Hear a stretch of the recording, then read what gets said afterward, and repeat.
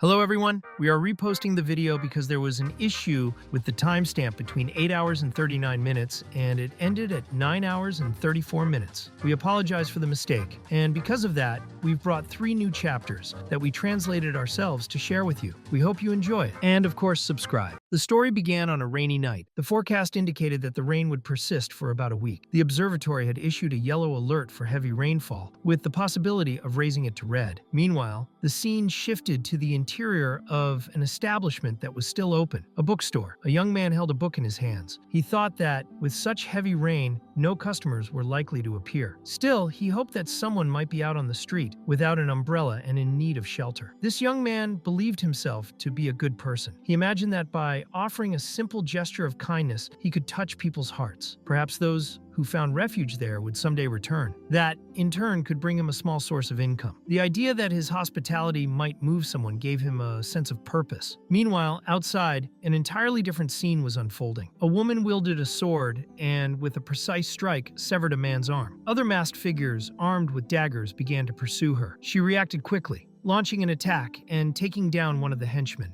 Moments later, she appeared behind another and snapped his neck in a swift motion. But she was wounded. She had started to bleed. Though she had won the fight, she felt her body had reached its limit. 4 of her ribs were broken. She considered that a light injury, but recovery would be slow. Her blood was contaminated. She would need at least an hour to regain basic function. She knew that if she didn't find a place to hide soon, she would be in serious danger. What she needed most at that moment was time. So she began to walk, using her sword disguised as a cane, leaving behind several bodies sprawled across the ground. Moving forward, her eyes caught sight of a faint light glowing amid the storm. It was a bookstore. She found it curious that among all the closed shops, that one alone remained open during such a violent downpour. She didn't know whether it was coincidence or a trap. Either way, she needed shelter to buy some time. She decided to enter first and observe. Upon entering, she saw the young man with a book in his hands. He smiled when he saw her, seemingly genuinely happy about the visit. With kindness, he welcomed her and called her the beautiful customer who had braved the storm. To him, that woman carried many stories. He felt compelled to serve her in the best way possible, ready to use every technique he had learned as a bookseller. He mentioned that a warm towel was available and offered to help her get comfortable. The woman, surprised by such preparation, noticed that everything seemed arranged specifically for her. That was not normal. A simple bookseller wouldn't be so well prepared. She started to grow suspicious. Perhaps he knew something. Still, she accepted the towel, dried herself off, and thanked him. She let him handle the heater as he pleased. In her mind, the important thing now was to figure out which organization this man belonged to. She considered possibilities like the Tower of the Secret Instrument, the Society of Truth, or Walpurgis, the Chosen of the Night. Nothing about him seemed ordinary. He definitely didn't act like a mere bookstore owner. She needed to confirm whether he had truly said he was expecting her. Lynn, the young man, explained that yes, he had been expecting her. He said he believed destiny was sometimes magical, capable of uniting 2 strangers in unexpected ways. He thought she was going through a difficult time. Lynn commented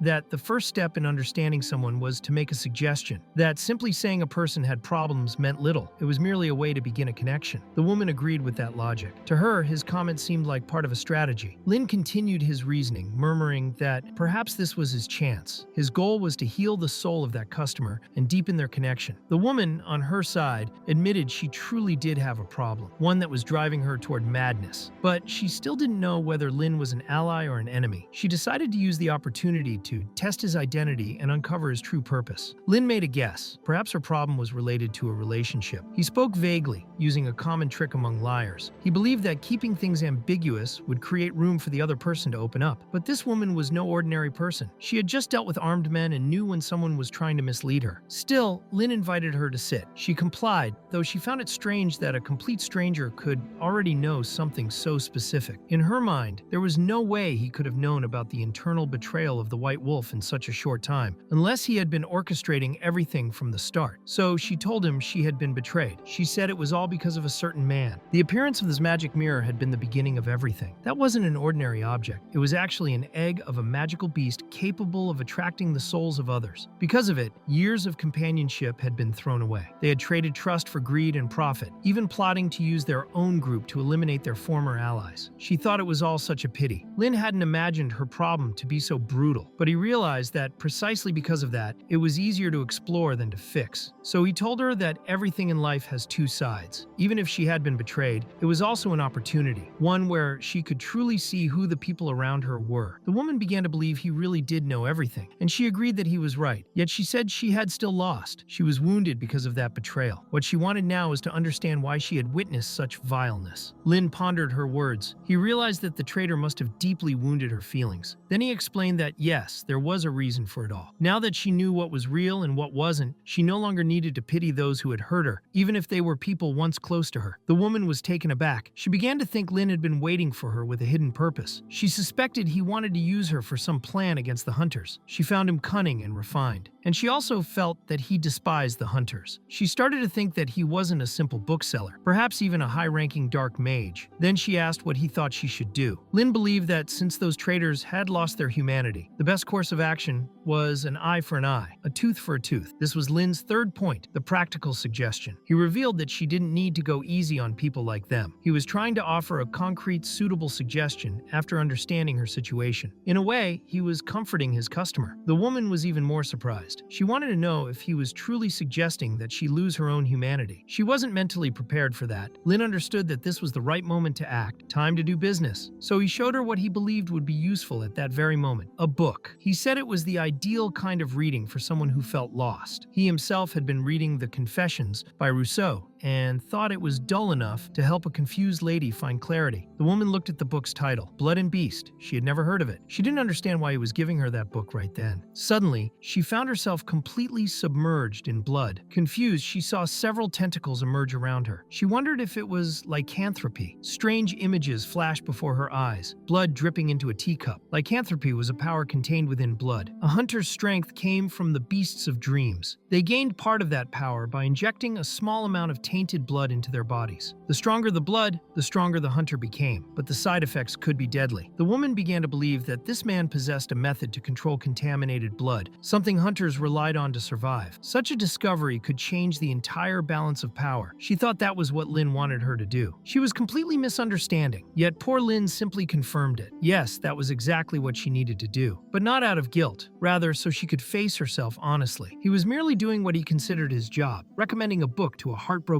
girl. She took the book in trembling hands, frightened. He could have offered comforting words, but instead, he gave her a book. Still, it looked as if she were on the verge of tears. Then Lynn placed a hand on her shoulder. He wanted to say something to strengthen her resolve. He declared that, on the day the final trumpet sounded, he would stand before the supreme judge with that very book in his hands and proclaim aloud, "This was my thought. This is who I truly am." To Lynn, every person harbored a primitive, bestial desire. He encouraged her to confront it and to trust him. If she did, she would be reborn. That was Lynn's fourth point, the decisive conclusion, the moment when he guided his customer onto the right path, a path only possible after unlocking the deepest emotions. Lynn used the customer's own trust to help her take action. Smiling, he said it was all for a new tomorrow. He invited her to share a toast with him. The woman thanked him for the advice and said she would move forward. Without hesitation, she drank from the cup. Lynn was startled. It was only hot water. He had merely wanted her to warm her stomach. Still, she seemed fine. At that moment, he asked her to fill out the library's registration form. She wrote down her details. That was when Lynn saw her name, Ji Shu.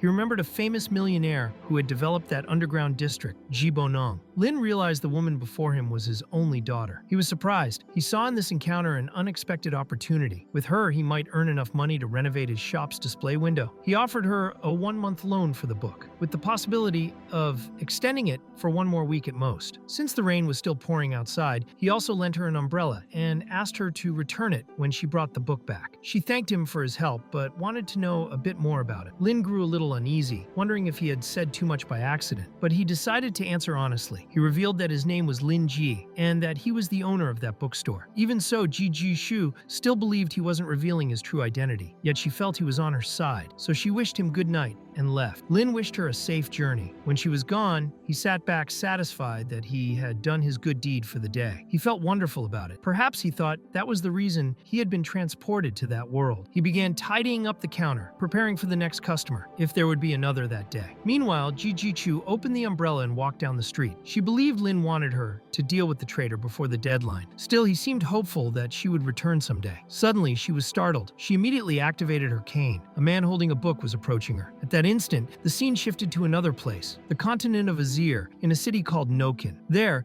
Lin Jie picked up an old book titled Rituals and Folklores. Looking at it stirred old memories in his mind. He remembered his past life. He had lived in a city called Noken and claimed to have transmigrated to this world. It had already been 3 years since then. The story then returned to the year 2017. In Lin Jie's original world, he was a folklore professor. He was at the University X library. A student reminded him it was closing time and asked if he wasn't leaving. But Lin Jie said he wanted to read a little longer and told her to go ahead. He would close everything himself. She agreed, left him in charge, and went out. Outside, another girl was waiting for her. She asked if Lin Jie was still inside. The classmate said yes, that he loved books deeply. She also mentioned having heard rumors that he was a book maniac who spent all his salary on rare editions, taking it far too seriously. Inside, Lin Jie heard all that and just sighed. Night had fallen when he finally locked the library door. In the dark room, an enormous magical rune was drawn on the floor. The ritual preparation was complete. He knew that fulfilling such a wish seemed only a dream, but a faint spark of hope remained, and for that, he was willing to try, even knowing the pain and price it might bring. He placed his hand on the floor and made a simple wish, to possess all the books in the world, but nothing happened. Frustrated, he expected as much. He should have known it was an illusion. He had heard that this was a magic circle capable of granting any wish at a price, but he thought it was all nonsense. Yet something bizarre occurred. A strange creature appeared behind him. He felt its hot breath near his ear and froze in shock. When he turned around, he saw a door and with a huge eye at its center. It was at that moment he understood. If he opened that door, his wish could come true, but the price would be steep. He could never return to Earth. He didn't hesitate. He stepped through without looking back. The scene shifted again. Lin Jie now held his teacup. After passing through the door, he had arrived in the city of Noken. Time there seemed to fly. Drinking tea in that world wasn't much different from before, but he thought such rituals must have consequences. What knocked at his door every day was simply a peaceful, quiet life. Still, he no longer wanted to think about it. He was free to update his library whenever he wished and could read an infinite number of books. From time to time, he healed the souls of his customers through simple conversations, feeling like a teacher of life. He loved living simply. His only concern was the lack of new customers. Still, his conversational skills remained sharp. He imagined that the young lady who had visited his bookstore must be doing well. But in reality, Ji Jishu was in shock. She saw an old bearded man standing right before her. The man passed her without a word. She froze, unable to react. Her hands wouldn't move. The old man realized the cause of it all was the book. He thought Ji Jishu was merely a lucky woman. Soon she felt herself being enveloped by an invisible serpent. The man, who was also carrying a book, vanished. Weak, Ji Jishu leaned against the wall, trying to understand whether that man was really who she thought he was. The old man walked on toward Lin Jie's bookstore, where Lin greeted him calmly. Lin Jie knew him as Old Wild. He asked if Wild had come to return a book. Wild smiled oddly and requested to be called by his real name. He also asked whether Lin Jie had gotten a new customer. He guessed Lin had lent her one of his more popular books. Lin Jie explained that he had chosen that book because he thought it suited her. Wild then returned the borrowed book. Lin Jie thought the old man shouldn't have read that title.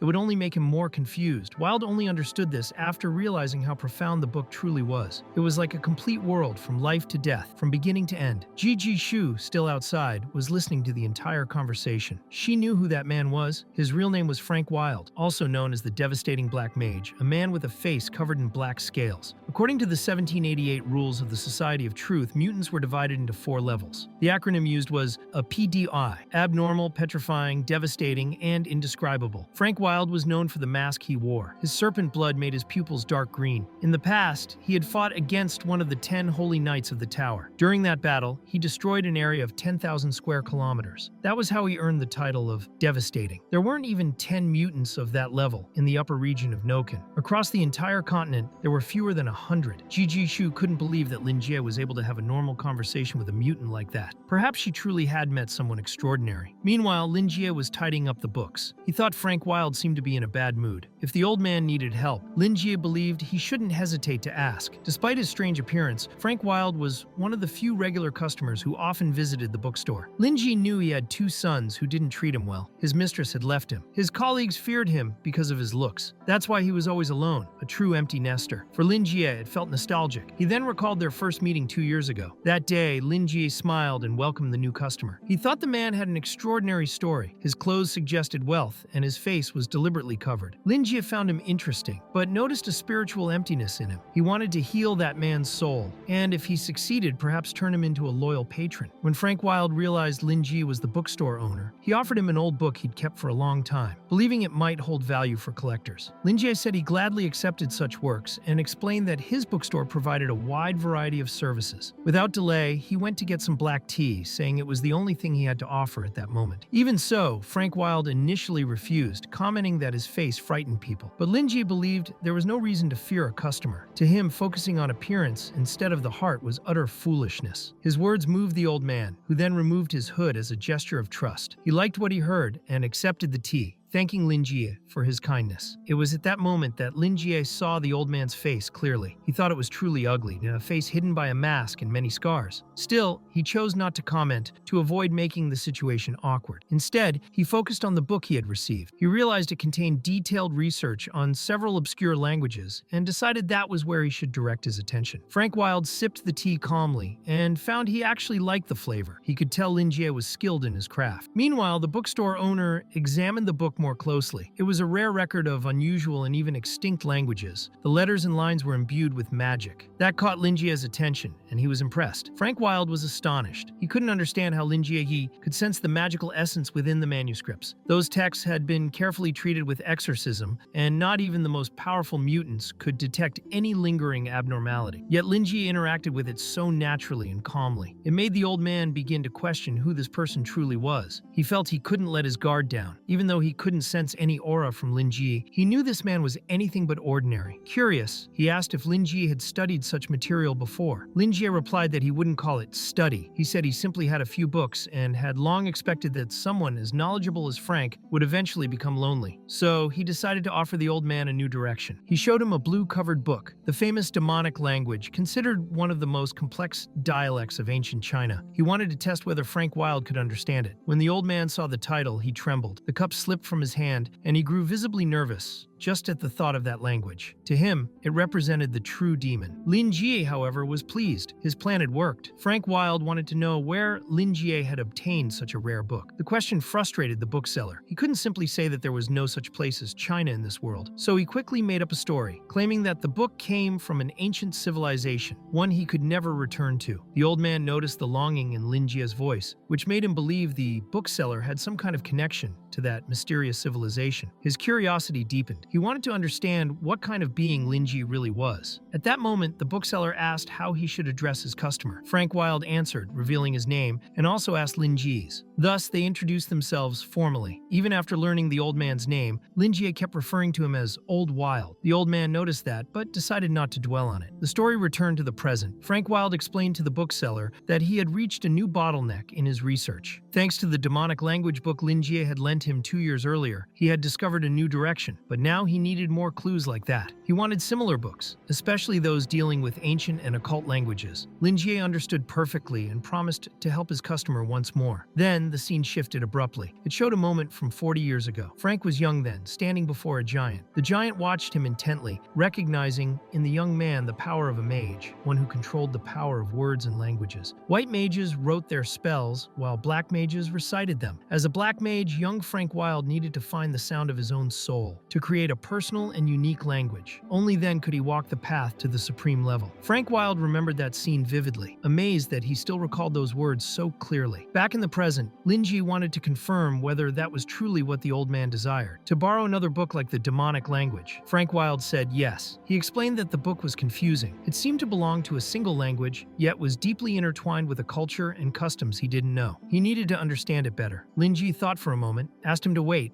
and stepped away, leaving the old man alone for a while. Frank Wilde still believed Lingi was a generous and selfless man. He remembered vividly how 2 years ago he had been humiliated in defeat by Joseph, someone he despised. His research path had become clouded, but Lingi had guided him without hesitation, gifting him a rare treasure without asking for anything in return, all while concealing his true power completely. Deep down, the old man was convinced that Lingi was some kind of hermit, a supreme-level scholar. 2 years had passed since then, and with the remaining knowledge from that book, he had uncovered crucial clues about forbidden spells. All of this was thanks to the help of that mysterious bookseller. Now he wanted to express his gratitude somehow. Lingi then returned, apologized for keeping him waiting, handed him the new book, and confidently recommended it. He apologized again, saying he didn't mean to sound pretentious, but confessed that he felt confident in that field. Frank Wilde's surprise was immediate. The book he was receiving had been written by Lingi himself. The bookstore owner explained that it was merely a humble piece of work. Frank found that unexpected. He was familiar with the three major religions, those who worship the Society of Truth, the moon cult connected to the Church of the Dome, and the Church of the Plague, which worship the mist surrounding the Great Walls. But this ghoul cult described in the book was something entirely new to him. He had never heard of it before. He could feel a sinister aura emanating from the text and thought that whoever had written it must be a dark and twisted person. He wanted to understand it better and began to suspect that Lingi might be trying to found his own religion. Frank Wilde wanted to know if that was truly Lingi's area of study, if he devoted himself to rituals. Lingi calmly confirmed it, explaining that this field of study had changed his fate in the past, even though it was something old and not worth mentioning until now. That only made the old man more curious. He began to believe that Lingi was in hiding precisely because he knew too much. He asked if the book had been hand-bound. Lingi then revealed that he had suffered an accident in the past and, because of it, was unable to officially publish his work. He said he only had that one copy but was lending it to the customer anyway, trusting him enough to do so. If the old man didn't trust his work, he could recommend another similar book instead. Even so, Frank Wilde was deeply grateful for his generosity. To him, it was an honor to have the chance to read something created by Lingi. He thought that book was priceless. It felt like the true life's work of the bookseller. At the same time, he felt a bit uneasy receiving something so important, wondering if he was being used as a test subject. Lingi, however, believed the old man was just being overly polite. Even though it was a unique copy, Lingi tried to reassure him. He placed a hand on the customer's shoulder and told him not to worry. He was certain the old man would value the book even more through his unique perspective. He also explained that the book wasn't that important to him. He had an entire forest of books around him and could reprint the content whenever he wished. The knowledge he carried in his mind could not be stolen. At most, people could take away his fame or fortune, and to him, those were the most useless things of all. He asked if Old Wilde understood what he meant. The old man was caught off guard by those words. Lingi only wanted to heal his soul. He believed that could only be done through companionship, by making the old man feel like he had a friend. But the old man, much like Ji Shu, interpreted everything differently. Even so, he thanked Lingi for his teachings. Lingi said he would be glad if the old man could recommend the bookstore or the book to others. Frank Wilde was more than willing to do so, believing that was the price the bookseller wanted him to pay. Or at least, that's what he thought. Thus, he promised to help spread Lingi's work. Still, he felt it would be best to keep the bookseller's identity a secret. He decided to study the book's contents carefully first, then only speak about it verbally and with great caution. He opened his magical inventory and thanked Lingi once again for all the wisdom he had received over the years. As a token of gratitude, he offered the bookseller a gift, a kind of gargoyle. Lingi was surprised to receive such an object, but Frank quickly assured him it wasn't valuable and didn't come close to what he had received in return. Still, the gift was sincere. He explained that he had been given the gargoyle by his professor on the day he graduated. The professor spoke highly of the creature, saying it had strong magical resistance and tough skin. Its claws and teeth were as sharp as knives, and it could sense murderous intent on its own. In combat, it was no weaker than the most feared elite knights. Lingi remained surprised by the old man's kindness. He examined the gargoyle closely, finding the craftsmanship so detailed it seemed almost alive. In truth, he didn't even realize that the creature was real. He thought it was just a precious keepsake. To him, that alone was enough. Lingi also felt that the object seemed capable of repelling evil. Since it had been offered by his customer, he gladly accepted it, saying it was a beautiful piece of art and that it suited him well. Frank Wilde was overjoyed to see that the bookseller liked it. As the visit came to an end and the old man prepared to leave, he couldn't hide how impressed he was by Lingi's kindness. He made it clear that next time, he would prepare a much greater gift, something worthy of a supreme level. Lingi smiled and said he would be waiting eagerly. After that, he bid the customer farewell and closed the bookstore. As he locked the door, his gaze fell upon the decorative gargoyle. He wondered if the old man could find another one to make a pair. However, he had no idea whether the gargoyle was male or female. Observing the sculpture once more, he concluded that it had a revitalizing aura, with a noble kind of intimidation. Feeling tired, he decided it was best to rest for a while. But before he could leave, he noticed a strange black liquid on the table. Shocked, he saw that the liquid began to move on its own, forming words. It said it had been a long time since they last met. Lingi was startled, but soon recognized the presence. It was the same entity that had sent him to that world. It had been 3 years since his last contact with the being. At that moment, Lingi believed its appearance meant it was time to pay the price. Still, he only wanted to know what he needed to do. He wasn't afraid. That mysterious entity had fulfilled his greatest wish, and for that reason, he considered it a benevolent spirit, something like a genie. He believed whatever the creature asked for wouldn't be unreasonable. When he read the words, his eyes widened. The entity explained that he had already paid the price. That was why it had awakened. Lingi wondered if this had something to do with him lending his book to old Frank Wilde. The mysterious creature confirmed that was exactly the reason. He then asked whether having the customer recommend the book to others somehow benefited the creature. Again, it confirmed. In the end, Lingi concluded there was no problem with that. He felt he had already done his part. Suddenly, the liquid vanished without a trace. The scene then shifted to a man named Jack. He was speaking through a communicator, saying he had discovered the whereabouts of the so-called Faceless Scale, referring to Old Wild. He reported seeing him on 23rd Street in the city of Noken and believed he was involved in an internal conflict among hunters. He also mentioned that the old man had stayed inside a bookstore for an entire hour, which Jack found extremely suspicious. He thought the bookstore might actually be a Black Mage's hideout. The person on the other end of the line was shocked by the information, calling it highly valuable and promising to gather the data to report directly to Joseph, the same person Frank had mentioned earlier. However, Jack didn't realize that Frank Wilde himself was standing right behind him. The old man found it amusing how that young man was such a brave little mouse. Without wasting a second, Jack drew a knife and tried to attack the supposed dark mage with everything he had, but Frank was faster. He grabbed Jack's face with one hand and snapped his neck with ease, killing him instantly. On the other end of the line, the man who had been speaking with Jack panicked, not understanding what had just happened. Frank, meanwhile, crushed the communicator under his foot, finding it audacious that someone had dared to spy on him in a residential area. In his opinion, death was a light punishment for such a crime. The rain continued to pour relentlessly. The scene then shifted to the secret instrument tower. The man who had been in contact with Jack earlier was now rushing down the hall toward the Situation Room, the director's office. When he arrived, he knocked on the door to report what had happened. The director of the secret instrument tower immediately granted permission for Claude to enter. As soon as the subordinate stepped inside, the director asked whether something had happened to the magic mirror. Showing deep anger, he abruptly stood up and slammed his fully mechanical hand onto the desk. The impact was so intense that a huge crack spread across the wooden surface. He was furious with the Nokins, whom he considered a true plague. According to him, if it weren't for those people, he would already be at home, enjoying a peaceful retirement. Now, all he wanted was to use the tombstones of the Noken families as punching bags. Claude, startled by his superior's outburst, only wished he would calm down, but the director wasn't in the mood to listen. Then he noticed that Claude had left the door open. Immediately, the subordinate turned and closed it as fast as lightning. He then apologized and said that a new case had just come up. The director couldn't imagine what could be more important than the crimes committed by the Nokins. However, Claude explained that the spy responsible for monitoring 23rd Street had been killed. Before dying, he had discovered the whereabouts of Frank Wilde. Upon hearing the Dark Mage's name, the director's eyes widened, and his fury returned in full force. Claude continued, explaining that Frank had vanished after the Battle of the White Hills 2 years earlier. At the time, everyone believed he was dead, so much so that a bounty had been issued for his capture. No one expected him to have survived. In truth, the only one who had believed that was the director himself. He knew Frank very well and even felt a strange thrill upon learning that his enemy was alive and so close. Determined, the director swore to crush his enemy's head and utterly destroy him. The problem, however, was the lack of information since Jack had been killed. Even so, Claude reported that Frank Wilde had spent over an hour inside an ordinary bookstore. It was possible that he had bought or borrowed a book. The director found all of that suspicious. It made no sense to him that Frank, a powerful dark mage who used words as a source of power, would simply walk into a common bookstore to get any random book. Still, Claude insisted that the store was registered as a property of the Ash Tree Merchant Group. According to records, it had been active for 3 years, and though it had few customers, it enjoyed a good reputation. Claude also mentioned another curious detail. The bookstore's owner was not a native of that city. That raised suspicions that the place could, in fact, be a hideout for dark mages. But he made it clear that they still lacked conclusive evidence. The director, irritated, couldn't understand the doubt. In his view, the Ash Tree Merchant Group belonged to the Druids, and Druids were known for their devotion to nature and the forests. Getting involved with dark magic would be completely inconsistent with their principles. Claude, realizing where the conversation was heading, began to fear the consequences. If they acted rashly, they could damage diplomatic relations with the Druids and provoke retaliation. The director's anger only grew. In another fit of rage, he punched the wall, shattering part of it. Enraged, he shouted that Druids were nothing but watermelon eaters. Claude found that strange since, as far as he knew, Druids didn't even eat watermelon. The director noticed his subordinate's puzzled look and sensed he was being judged as irrational. That made him step closer to Claude, attempting to intimidate him. Amid the tension, the director demanded that Claude repeat the mission of the Order of Knights. Trembling, the subordinate answered that it was to eradicate evil and bring peace to the world. The director agreed with the answer and made his point clear. They could not not allow any evil person to remain alive, nor could they tolerate anyone who collaborated with evil. To the director of the Secret Instrument Tower, it made no sense that Frank Wilde had stayed inside that bookstore for more than an hour, just to chat, drink tea, or read a book. It sounded far too absurd. He looked at Claude suspiciously, wanting to know if his subordinate truly believed such nonsense. If the answer were yes, he would have no choice but to use his mithril curtains as an excuse to kick Claude's dignity. Nervously trembling, Claude tried once again to calm his superior down. He explained with difficulty that the Ash Tree Group still funded 40% of the tower's reconnaissance department. Upon hearing this, the director finally paused to think. That information made him hesitate. Without another word, he grabbed a coat. He had decided to personally visit the bookstore to find out what was so special about that place. The director, whose name was Abraham Joseph, began walking through the tower's corridors. As he passed, various staff members greeted him. The tower's structure was enormous, so he had to use an elevator to move more easily. In his hands, he carried a report containing information about Lingi,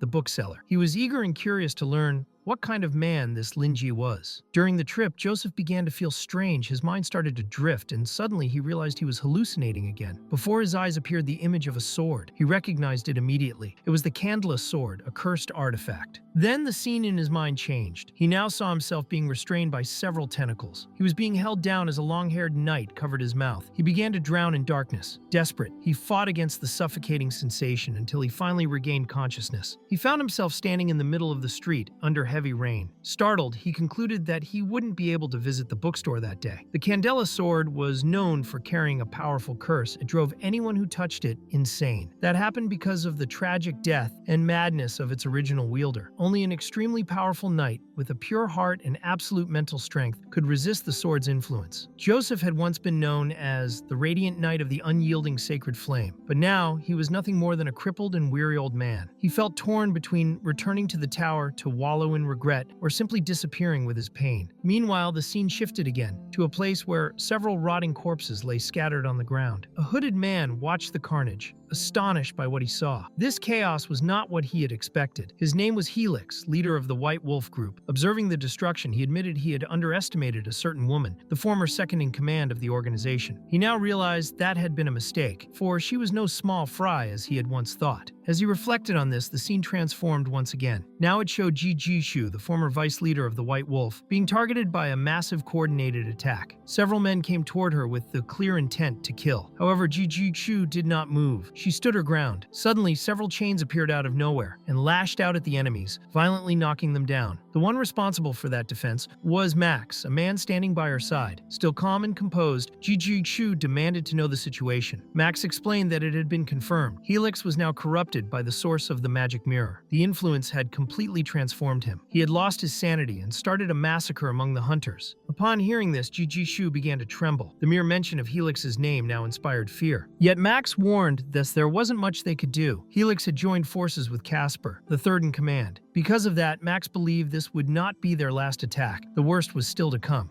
At that moment, Kay appeared, covering the rear. She was a loyal ally of Jishu and brought vital information. Kay explained that Helix was far too powerful, the member closest to the state of panic within the White Wolf. Since Casper had trained most of the hunters, this was likely a well-planned scheme from the beginning. The only reason Jishu had been betrayed in such a way was that she was being hunted because of a cursed enemy. Jishu felt deep gratitude toward Kay, for she had swapped clothes with her to confuse their pursuers and had held off most of them alone. Without her allies' help, Jishu knew she would never have escaped on her own. Kay, on the other hand, saw Jishu as someone extraordinary. She didn't know exactly what Jishu had gone through, but since her return, it was evident she could suppress the side effects of cursed blood. Even in extreme states of transformation, Jishu maintained her sanity, something beyond the capacity of any normal hunter. To Kay, the way Jishu combined pure agility with lethal destruction was something worthy of a goddess. Suddenly, another figure appeared, a man with a sinister little mustache. He made it clear that although Helix and Casper were strong, they were only close to the panic level. In his view, the true panic level hunter was Jishu herself. He believed that both Helix and Casper would eventually fall to her. That man was Ryan. known simply as Ryan, the strategist and intelligence officer of the White Wolf. His flattering words left Jijishu a bit embarrassed, but she recognized she needed people like him around. Despite everything, she trusted Ryan's loyalty, for a magical rune of fidelity had been etched into his soul. The same enchantment placed by a white mage of their house protected both Kay and Max, allowing them to resist the mental corruption caused by the source of the magic mirror. Knowing this, Jijishu made it clear that everyone there shared the same cursed blood. Hunting the cruel beasts of dreams was a path they had all chosen willingly. There was no turning back. Max understood and accepted that truth. Kay only wished Jijishu would be careful. Meanwhile, Ryan, the cunning strategist, observed everything with analytical eyes. The group then began to move. The scene shifted to the gate of a church. With her brutal strength, Jijishu smashed the entrance as if it were made of paper. Inside, they found Casper, the third in command of the White Wolf. However, something was off. He was alone. That immediately raised Jijishu's suspicion. She wanted to know where Helix was, but Casper gave no answer. Jijishu stepped closer, sensing that something wasn't right. When she touched his shoulder, she got her confirmation. Casper was dead. Acting quickly, she called Max, who pulled out a vial of medicine. Kay, nauseated, struggled not to vomit. Swiftly, Jijishu applied the liquid to Casper's body. Within moments, he began transforming into a werewolf. Even faced with the grotesque sight, Jijishu remained focused. She wanted answers. She needed to know where Helix was and whether he had taken the source of the magic mirror with him. Casper, now in a beastly state, looked like a deranged creature, disheveled, with marks and symbols covering his body, somewhat resembling the singer Post Malone. His eyes glowed a deep crimson, and his skin was marred with pulsating black veins. In the midst of his collapse, he uttered in a distorted voice that Jijishu's holiness was about to arrive. Moments later, his body convulsed violently, then went limp. He died before their eyes. Jijishu froze, her gaze lost for several seconds, unable to process what had happened. Then, overwhelmed by frustration, she struck the wall with a brutal punch, cracking the concrete. The impact echoed through the church hallway. She deeply regretted not being able to prevent that outcome. Max, trying to stay level-headed, suggested they ask for help from Haywood, the white mage of the house. He believed Haywood wouldn't refuse assistance, especially under such dire circumstances. However, Jijishu rejected the idea. She said it wasn't necessary and instructed Kay to continue investigating Helix's whereabouts together with Max. Meanwhile, she turned to Ryan, the group's strategist, and ordered him to follow her. Ryan, confused, didn't immediately understand the reason or their destination, but Jijishu's look made it clear. She was heading to Street 23, the very place where all the recent tracks led. The scene changed once again. Lingi was in his bookstore, sitting behind the counter with a tired expression. The shop was silent. Another day had begun with no customers. It had been 3 days since he had last seen Frank Wilde and Jijishu, and business had been quiet ever since. Still, he remained optimistic. He thought about how much his life had changed thanks to the help of a mysterious dark-skinned woman. It was through her that he had secured funding to keep the bookstore open, obtaining a formal business license and a temporary residence permit. While organizing the books, Lingi reflected on Jijishu. He hoped that the book he had recommended had truly helped her in some way. He never imagined that the violence within academies and schools could be so brutal. He pondered better ways to share his collection, since he couldn't rely on coincidences like that to attract new customers. Lost in thought, he suddenly heard the sound of the door opening. When he looked up, he was surprised. It was Jijishu. The woman walked in calmly, and he instinctively greeted her with a polite smile. It was an uncanny coincidence. He had just been thinking about her. She looked beautiful, her hair neatly arranged, her cheeks slightly flushed. She seemed nervous and apologized softly. Lingi felt a little embarrassed, but kept his professional composure. He warmly welcomed her, though inside he was surprised. He never expected her to return so soon. In his mind, he thought Jijishu was a good woman, and, in a way, a beacon of hope for the bookstore's success. He believed that if he could help her, perhaps his shop would thrive as well. He commented that he hadn't expected to see her again so soon, and noted that she was the first customer to return in such a short time. Jijishu, however, misunderstood. She thought he was disappointed by her return. Feeling insecure, she worried that she was being a burden to him. She wanted to ask for help again, but didn't want to seem like a useless client, someone inferior to others. As they talked, she noticed something on the librarian's desk, a small gargoyle sculpture crafted with exquisite detail. The piece seemed almost alive, radiating an intimidating aura. Even though it was motionless, it exuded presence. Jijishu was intrigued. He thought Lingi was pretending to be just an ordinary man, but by showing something like that, he revealed a more mysterious, hidden side. He imagined that he was trying to send a message, perhaps some kind of symbolic comfort to her. However, interpreting it that way made her feel even more vulnerable. She thought the librarian saw her as a fragile child. Embarrassed, she apologized again for having disappointed him. At that moment, the door opened again. Ryan entered the bookstore with an expression of total disbelief. He looked at Jijishu and couldn't believe what he saw. To him, it was unthinkable unthinkable that she, the panic hunter, would stop everything to visit a simple bookstore. The rat became even more frightened when he realized Lingi was a completely ordinary person. Lingi himself showed curiosity about who that fellow was, and it was Ji Shu who explained that the rat was one of her subordinates, trying to reassure the librarian. Even so, Lingi suspected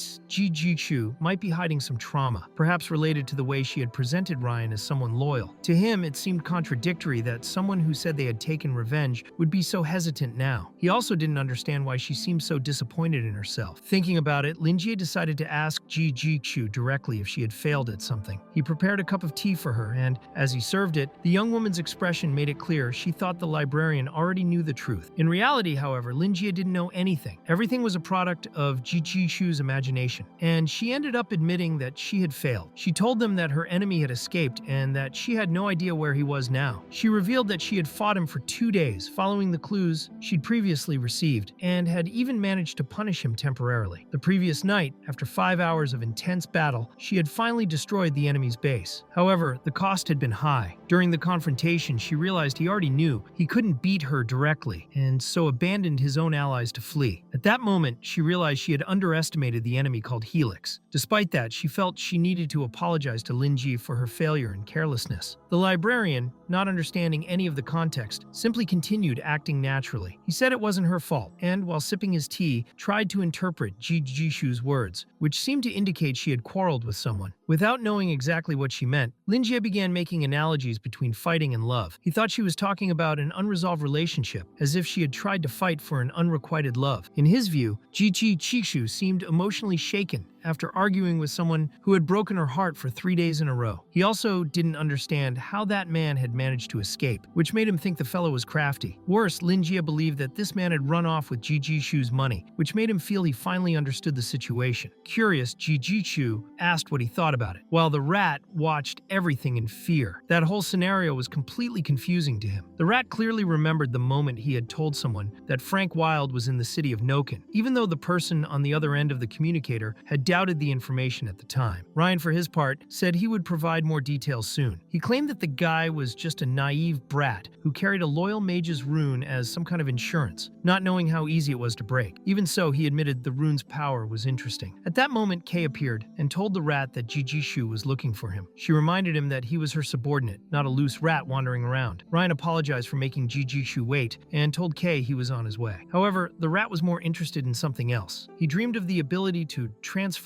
freely between man and wolf. If he found the way to obtain that power, he believed he would have the key to defeat the hunters and get the information he needed. For him, even a wild rat like him could become a king, so he didn't want to disappoint his leader, Ji Shu. He also didn't understand why she treated the librarian with so much respect, as if she were facing an indescribable deity. Ji Shu sought guidance from Lingi, who calmly explained that she didn't need to worry so much. According to him, everything was simpler than she imagined. The enemy she was facing was no longer a specific person, but other fears, something more internal. What paralyzed her was, in fact, fear itself. Lingi said that if she just waited a little, good news would come soon. As he spoke, the rat looked visibly confused and shocked. To him, everything Lingi said seemed false, like empty words said with a gentle smile. He recognized it, tricks of an experienced liar, and the rat believed he knew this type of behavior very well. Then Lingi apologized to Ji Shu and asked her to wait a few minutes because he needed to take care of something. He said he would return in about 5 minutes. In truth, the reason was simple. He had drunk too much tea, thinking no one else would come to the bookstore, and now needed to go to the bathroom. Meanwhile, outside the conversation, Ryan grew impatient. He wanted to know what his boss was doing. To Ji Shu, that tone was disrespectful, and she thought he was being clueless. She explained that she had brought the rat there only because his information might be useful, not because she trusted him or valued his presence. She made it clear the rat didn't even understand basic rules of behavior. To her, he was reckless. Hearing that, the rat was outraged. He felt offended to be called reckless. To him, Lingi might be resigned and elegant, but he wasn't as special as he seemed. The rat believed that if he wanted, he could find at least 3 people at the librarian's level. He couldn't understand how Lingi had left his leader so confused, so lost. But before he could continue, Ji Shu pulled the hidden blade from her cane and pointed it at him, ordering him to be quiet. She said she knew she shouldn't have brought him. To her, malicious people only saw malice in others. Angry, Ji Shu declared that if he had no use, she would kill him right there. The rat felt the weight of the threat, but tried to stay calm. He thought she was too naive, easy to manipulate. He imagined that if he made her trust him, everything would work out. In the end, he guaranteed his loyalty to her and said that one day she would understand. At the same time, he discreetly drew a hidden blade from beneath his wrist, the kind seen in assassin games, wanting to prove his worth when Lingi returned. Outside, the rain fell without stopping. Thunder split the sky and the atmosphere grew heavy. Suddenly, the gargoyle mage moved toward the rat, as if it had sensed something. Lingi began to go down the stairs at that exact moment. Jijikshu, seeing this, thought perhaps the librarian had warned the gargoyle. The attack happened so quickly she didn't even have time to react. In an instant, the rat had already been eliminated. If she had been the target, nothing would have been left. That moment made Jijikshu tremble. For the first time, she felt what it was to stare death in the face. It was a chilling, terrifying, definitive sensation. She believed Lingi already knew Ryan's intentions and his recklessness, but had chosen not to act directly. Instead, he made an excuse to go upstairs, letting the gargoyle deal with the problem. To her, it was a brutal yet elegant tactic. Even so, she didn't know what to do. She couldn't think of how to fix the situation and deeply regretted having brought the rat to that place. She decided there was no use asking for help anymore. Now she was worried about what the bookstore owner would think of her. Upon returning, Lingi noticed that something was off and asked if there was something wrong with the madame. He saw that she looked pale and suggested she relax a little. He said the bookstore should be a cozy place for its customers and that there was no reason for her to look so frightened. With a smile, he assured her that he wasn't going to devour her. Jijichu's reaction became even tenser. Frightened, she apologized and began to explain that her assistant had been extremely ignorant. She admitted she shouldn't have brought him there and only wanted the librarian to believe that it hadn't been intentional. Faced with Jijikshu's reaction, Lingi was completely confused. He didn't understand why she had been so scared. In reality, he had only made a joke to lighten the mood. Gradually, he considered the possibility that Jijikshu truly believed he could devour people, which sounded absurd for someone so warm and friendly as him. He began to think that she was more naive than he had imagined. Now it made sense why she had been emotionally hurt by trusting someone bad. For Lingi, all of this was related to romantic disappointments, and so he decided to administer another round of soul healing. After all, she had placed her trust in him by asking for help, and he would use that trust, not out of malice, but to calm her as a client. Sincerely, Lingi apologized for his joke and admitted that he wasn't very good at that kind of humor. He said he preferred her to express her ideas clearly, so he could do his best to help. Jijikshu felt relieved by his forgiveness and thanked him once more, feeling slightly embarrassed for bothering him. Then she asked for a book recommendation, as her willpower was weak. Lingi thought for a few moments. He still didn't understand why she was so shaken, as if she had lost something important. He suspected that the recent departure of her subordinate might be related to that emotional wound. Remembering Ryan, Lingi commented that the young man didn't seem very trustworthy, and that it might be better to avoid topics like absolute loyalty when it came to him. This surprised Jijikshu. She believed the librarian wouldn't say such a thing without reason, and began to suspect that something was wrong with the loyalty rune implanted in Ryan. The rune had been created by Haywood, a trusted mage of her family, supported directly by her father. According to magical rules, only white mages know how to break the loyalty spell embedded in a rune. If that rune had failed, then Haywood could be involved in manipulating the zones and attracting others suspiciously. With a trembling voice, Jijikshu realized she no longer knew whom she could trust. The insecurity was real. At that point, Lingi calmly explained that she could only trust herself. People, he said, are naturally flawed. No matter how hard she tried to understand others, the human heart would always hide unknown things. If she wanted to be truly invincible, she would need to become as strong as steel. With that, Lingi offered her a book. The title was How the Steel Was Tempered. He wished for her to enjoy reading it, regardless of how she interpreted its content. Somehow it would help her. Before she left, Lingi gently placed his hand on her shoulder and quoted a passage from the book. It said that a person's most precious asset was life itself. And since we live only once, one must live in such a way that, when looking back, there are no regrets. To live without carrying useless scars and without feeling ashamed of having had a purposeless past. Jijikshu left the bookstore knowing she possessed her own destiny. Outside, she noticed something strange. The book's title had changed. It now read Steel Will. Upon opening it, a powerful flash burst from its pages. In seconds, she began to feel its effects. The force contained within the book was intense. The infinite will of steel touched her very soul. The impact was so strong that she began to bleed from her nose. Yet she smiled. It was as if she were awakening from a long sleep. She remembered everything: the gargoyle incident, the betrayal, the breaking of the rune. And now she was certain The rune implanted by Haywood had been failing for a long time. Then, a vision appeared. A massive eye, brimming with strange energy, advanced toward a house and grabbed Ryan by the neck. The power of that gaze struck her as well. She didn't fully understand what was happening, but she knew it was the book's effect. Even without full comprehension, she felt that Lingi had done something extraordinary. He had reshaped her soul with ease and granted her a large amount of mana. This gave her the chance to rise to the panic classification, a new level of power. That kind of boost made her nearly overflow with satisfaction. For Ji Shu, this wasn't a punishment. It was a blessing, a second life, and it wouldn't be an exaggeration to say that Lingi had given her exactly that. Ji Shu truly believed Lin Jie was trying to build his own power through the hunters. She thought he wanted to gradually transform the ranking system and the ecosystem in which these hunters operated. That's why she believed he had decided to help her. As for his intentions, she felt she fully understood them. From that moment on, she would dedicate herself completely to him. She would give her body, her loyalty, and her obedience. Above all, she didn't want to disappoint him again. Meanwhile, Lin Jie looked out the window and saw Ji Shu outside, being hit by the rain. He also noticed her bleeding nose, which confused him. Deep down, he hoped she wasn't some unbalanced girl, especially after having been abandoned by a past love and now visiting his bookstore so frequently. Despite everything, he didn't want to think anything impure. Moreover, she was very wealthy and for that reason could not be interested in someone ordinary like him. Therefore, he thought he should stop acting like a beta and begin thinking of better ways to attract more customers to the bookstore. The scene then shifted to Joseph, who held a piece of paper with information about Lin Jie. He was standing right at the bookstore's door. After checking the data, Joseph believed he had found the right location. He found the bookstore suspicious and didn't understand why Frank would visit such a place. Nevertheless, he knew he couldn't let the opportunity slip now that he had a lead. What bothered him was having to verify everything personally, when he preferred to rely only on spy reports. But as a knight, he still believed his mission was to deliver justice with his own hands. With that in mind, he decisively entered Lin Jie's bookstore, where Lin Jie was at that moment reading a children's book called The Little Prince. Though it seemed simple, the book contained deep reflections and touching lessons. Lin Jie thought it would be a perfect bedtime read, but he was startled by the sound of the door opening. He was surprised and even pleased to see another customer arrive that day. Deep down, he thought Ji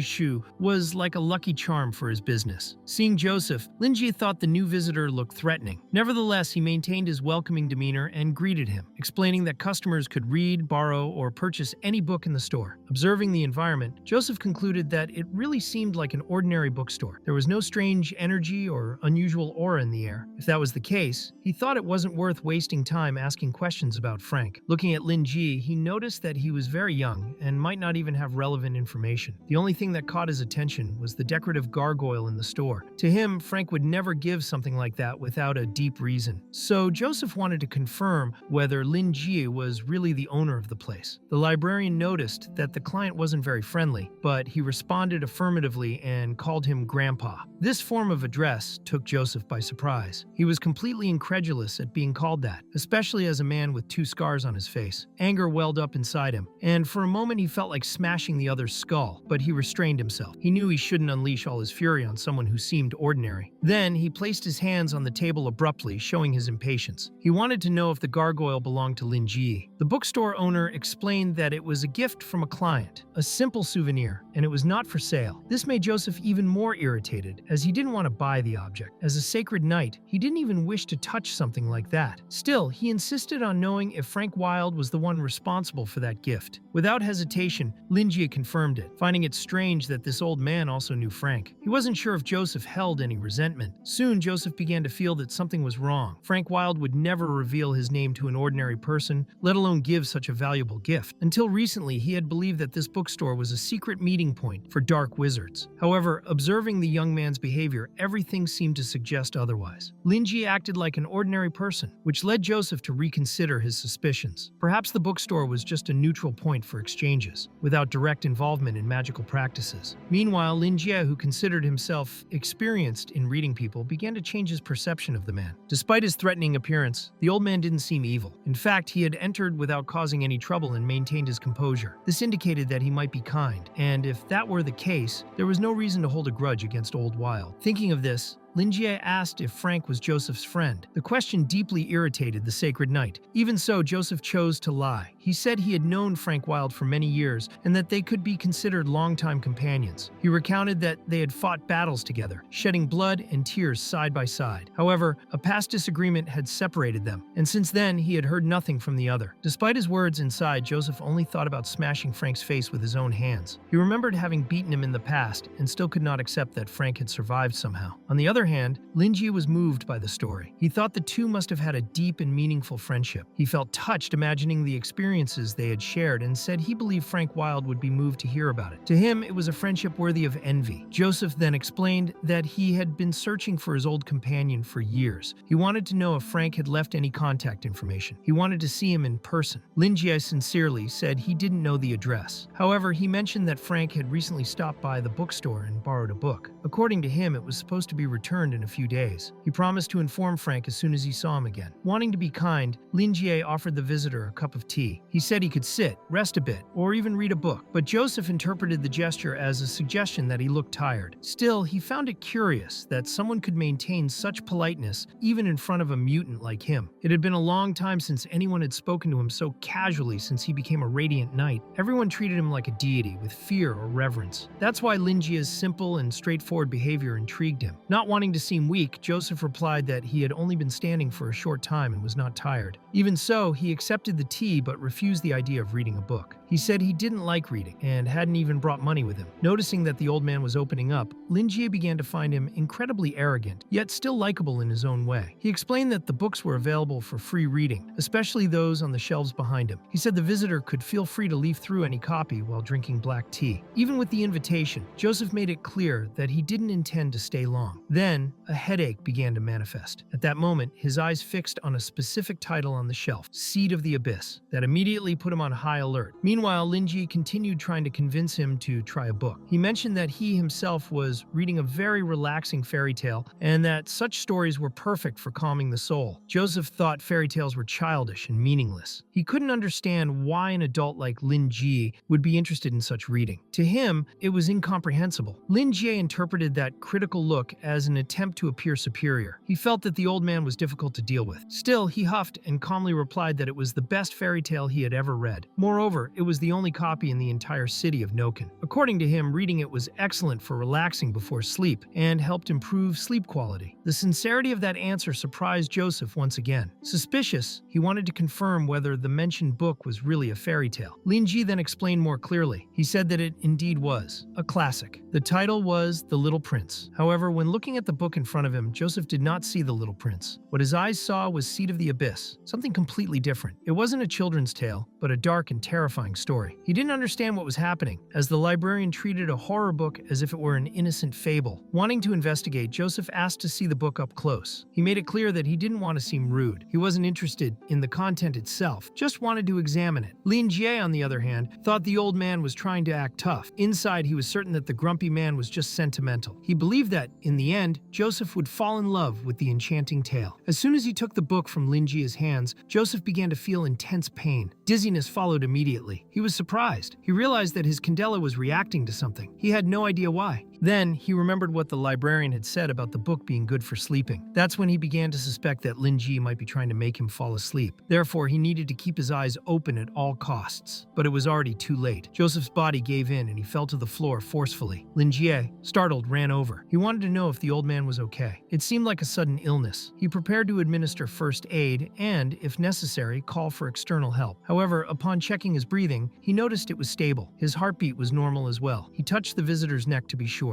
That's when he couldn't believe it. Joseph hadn't fainted due to a medical problem. He was simply sleeping. Lingi found it incredible. The old man had a healthier pulse than his own, despite being much older. Yet, he couldn't understand why someone would fall asleep so suddenly. It made no sense. Nobody slept like that just by looking at the little prince. Nevertheless, it was the reality before his eyes. The man had fallen asleep right there in his bookstore. With nothing else to do, Lingi decided to make him more comfortable and wait until he woke up to ask what had happened. He tried, with some effort, to drag the old man man's body into a better position, but it was useless. Lingi was weak. He had imagined Joseph to be heavy, but not this heavy. To him, the knight seemed like a true brown bear, muscles on every part of his body. That was completely unexpected for someone of his age. If Joseph were lean like Frank Wilde, it would have been much easier to handle. However, in this situation, Lingi needed someone else to help, maybe a customer, but there was no one nearby. With no alternatives, he sighed deeply and looked at the sleeping body. With respect and resignation, he silently apologized to the old man for what he was about to do. Then he began dragging him as if he were truly handling a corpse. It was at that moment he noticed something unexpected. Old Joseph had a mechanical arm. This made Lingi realize that the elderly man was disabled, just like old Wilde. The arm was confusing, complex, with a design that no ordinary person could operate. This made Lingi imagine that the old man might have been a high-ranking military officer, now retired. That arm reminded him of veterans he had encountered before. They had the same aura, cautious behavior, imposing presence, and clear signs of post-traumatic stress. In Lingi's view, this type of elderly person was always difficult to deal with. He was therefore unsurprised by the old man's arrogance. Now everything made sense. He also knew that mechanical arms were prone to malfunctions and short circuits, especially when exposed to moisture. Given this, he believed the old man's fainting had been caused by an electric shock. When he paused to think more carefully, he realized that the whole situation seemed very strange. The image he imagined was disturbing. It was as if he were carrying the body of someone he had just secretly killed and was now bringing it to his store to hide the crime in a macabre way. However, he pushed these absurd thoughts aside. He knew he was a good person, and no one would think such a thing of him. Even if the scene were misinterpreted, he was not at fault. Then a black cat entered the store and was startled by the scene. Lingi noticed that the old man was holding the book firmly, even unconscious. This indicated that he had really enjoyed the reading. Lingi thought the old man was stubborn, but deep down, just wanted him to have a good night's sleep, despite his arrogance. Suddenly, Lingi heard a sound coming from outside. He noticed a paw print on the ground, left by the cat, and quickly went outside to investigate. Upon leaving, he discovered it was just a cat. He told the feline to go back home, as staying out in the rain was dangerous. Meanwhile, the cat seemed restless, as if deeply shaken by everything it had witnessed. As soon as it moved away from the bookstore, its form changed. It shed the metamorphosis and revealed its true identity. A man visibly in shock, crying.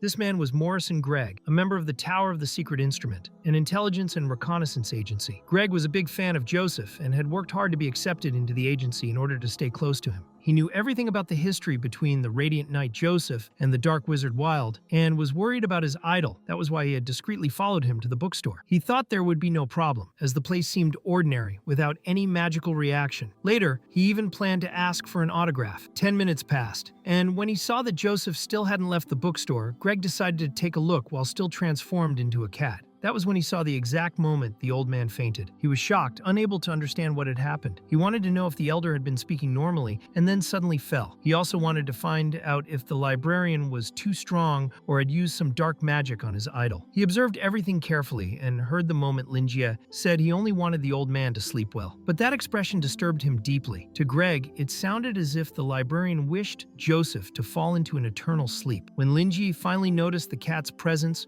Gregg panicked. He thought the librarian was a very dangerous person, perhaps even someone impossible to defeat. Gregg was extremely frightened. He could still hear Lingi's voice telling him that wandering out in the rain was dangerous, and that he should go home. Now, Gregg sat on the ground, soaked, his heart racing. He felt as though he had just experienced a near-death moment. He believed Lingi could have captured him easily, but had chosen to let him escape. He thought perhaps the librarian wanted him to return and report everything to the tower. With no other option, Gregg transformed back into a cat to continue his mission. After all, he was just a novice, working at the post for only a year. Still, he was willing to do anything to impress his idol. He believed this was the most important mission of his life. Soon after, the scene shifted. Joseph awoke, confused, trying to understand where he was. However, he realized that this was another of Candela's cursed illusions. What surprised him most was that, this time, he did not feel pain. He heard a voice saying that when one gazes into the abyss gazes back and recognizes him as one of its own. Joseph thought this was a quote taken from a fairy tale. The words began repeating in his mind, invading his thoughts. He felt completely anguished, wishing it would stop. Deep down, he heard a voice saying it was happy to finally meet him. He saw a sword but didn't understand why it seemed to be shrinking gradually. He wanted to know if it had any connection to Candela. Everything seemed to mix with that old fairy tale. In front of him, he saw the image of a long-haired elf, which confused him, because fairy tales, to him, were exclusively children's stories. Then he suddenly woke up. He was startled, still holding the book. He looked at the cover and then sat up, trying to calm himself. Lingi felt relieved to see that the old man had awakened. In the end, Joseph simply thanked him. In the end, Lingi didn't want the old man to worry. He just wanted to know if he was all right. Joseph quickly stood up and said he was feeling great, better than ever even. Lingi found that obvious, since the man's physique was monstrous. He believed no one would ever doubt that Joseph was a retired soldier. He also thought his ability to judge people was becoming increasingly accurate. He even suspected that the old man could kill an ordinary person with a single punch. In Lingi's mind, if Joseph ever struck Old Wild, part of the elder's torso would go flying. The fact that the two were friends was excellent news. Deep down, Joseph only wanted to apologize to the librarian for accepting his hospitality and being a burden. But Lingi saw no problem with that. He made it clear that he enjoyed making his customers feel as comfortable as possible. Joseph realized that the librarian genuinely wanted to help, as he offered his hand to any customer regardless of their affiliations. The only thing that mattered was being a client. That unwavering kindness reminded Joseph of the elves. The elven race was ancient and long-lived, always exuding elegance and wisdom. Because of that, Joseph thought it made sense that the owner of the bookstore could be an elf. Having lived for so long, he might have abandoned the very notions of good and evil, choosing instead to help anyone and treat everyone with respect and warmth. Joseph believed Lingi had opened the bookstore because elves valued knowledge. In his mind, humans no longer cared about books. Ancient legends said that Candela was once the prince of the old elven kingdom and would later become the moon king of the elves. He was the source of the plague and the first to lose his sanity. He took his own life with his sword, sealing his soul within it. The soul became a curse, and the long sword that shared the king's blood turned into a maddened magical weapon. Since then, every bearer of the sword would lose their sanity and eventually die. Before entering the bookstore, Joseph believed there was no hope left for him, but the book he now held could soothe Candela's spirit, and he had no idea how anyone who wasn't an elf could possess such a thing. He also believed Lingi had to be an extremely ancient elf to own so many books. He imagined that Lingi had used every bit of his magic over the centuries to maintain his longevity, which had cost him the ability to generate magical energy. The wild story spinning in Joseph's head seemed to make perfect sense now. He worried that the book might be the only existing copy and wanted to know if he could really borrow it. Lingi saw no problem with that. He wouldn't have recommended it otherwise. From the moment he saw Joseph, he knew that book was meant for him. He understood that many people suffered the same pain Joseph did, carrying confusion and remorse. Those emotions made them feel weak, doubt themselves, and sometimes even lose their sanity. Joseph knew that the effects of war always left deep scars. Those scars haunted warriors for the rest of their lives. Lingi understood that what destroyed such people wasn't pain itself, but the fragility hidden within kindness. Meanwhile, Joseph pondered deeply about what it meant to be kind and remembered all the blood he had seen along the way. He had watched former sword bearers fall to the feeling of imperfection, and now he wondered deep down whether it was wrong to be kind. Lingi explained that the key word in such situations was weakness. He spoke about how people with great expectations and a strong sense of responsibility often tried to project confidence, security, and support to others as a way to hide their own vulnerabilities. That tendency to save others but not oneself was to him true weakness. Joseph was astonished. Everything suddenly made sense. He now understood that the true cause of madness wasn't the sword's curse, but the silent corruption brought about by the relentless pursuit of perfection. That realization made him even more melancholic, lamenting that no one had ever noticed it before. He wondered how long this sense of peace would last, though Lingi didn't quite understand what he meant. Still, Lingi doubted that the fairy tale's effect would be permanent. He thought it would be great if psychologists existed in that world. So, he warned Joseph that the calm he felt now wouldn't last forever, but that he could help him achieve a more stable result. Joseph was stunned by those words. It sounded as though the bookstore owner wanted to take upon himself the burden of Candela's curse. At that moment, he remembered the many comments over the years that called him the longest surviving bearer of the sword. But now he realized he had been sinking into his own flaws long before the curse had taken hold. Everyone saw him as a sacred, invincible figure, but he no longer embodied that image. He was on the verge of collapse. He paused to reflect and felt he had done the right thing by retiring. Perhaps this way he could find the sword's true bearer. Still, he wanted to know if Lingi was really sure about what he was suggesting, since it wasn't something simple. skeptical. Lingi, on the other hand, was starting to believe that Joseph truly was a friend of Old Wild, since both shared a genuine concern for others. That made Lingi feel good, as if everything was going to be fine. He remembered being a professional life coach once and saw no reason to worry. Then he asked Joseph if he was still holding up, since it didn't seem so apparent. He offered Joseph the chance to keep the book, saying that he had carried heavy burdens for far too long, and that, for his heroic deeds, he deserved to rest. Joseph widened his eyes, deeply moved by the bookseller's altruism and elegance. He began to smile and replied that he didn't need to rest yet. He would only do so when the world was finally at peace. For now, he needed some time to reflect on everything, and would like to borrow the book for a few days. Lingi agreed without objection. He only asked the old man to register his contact information right there, and that was that. At the same time, Lingi felt genuinely happy. He believed he had gained another loyal customer. Lingi explained that Joseph only needed to make a small deposit, sign his name,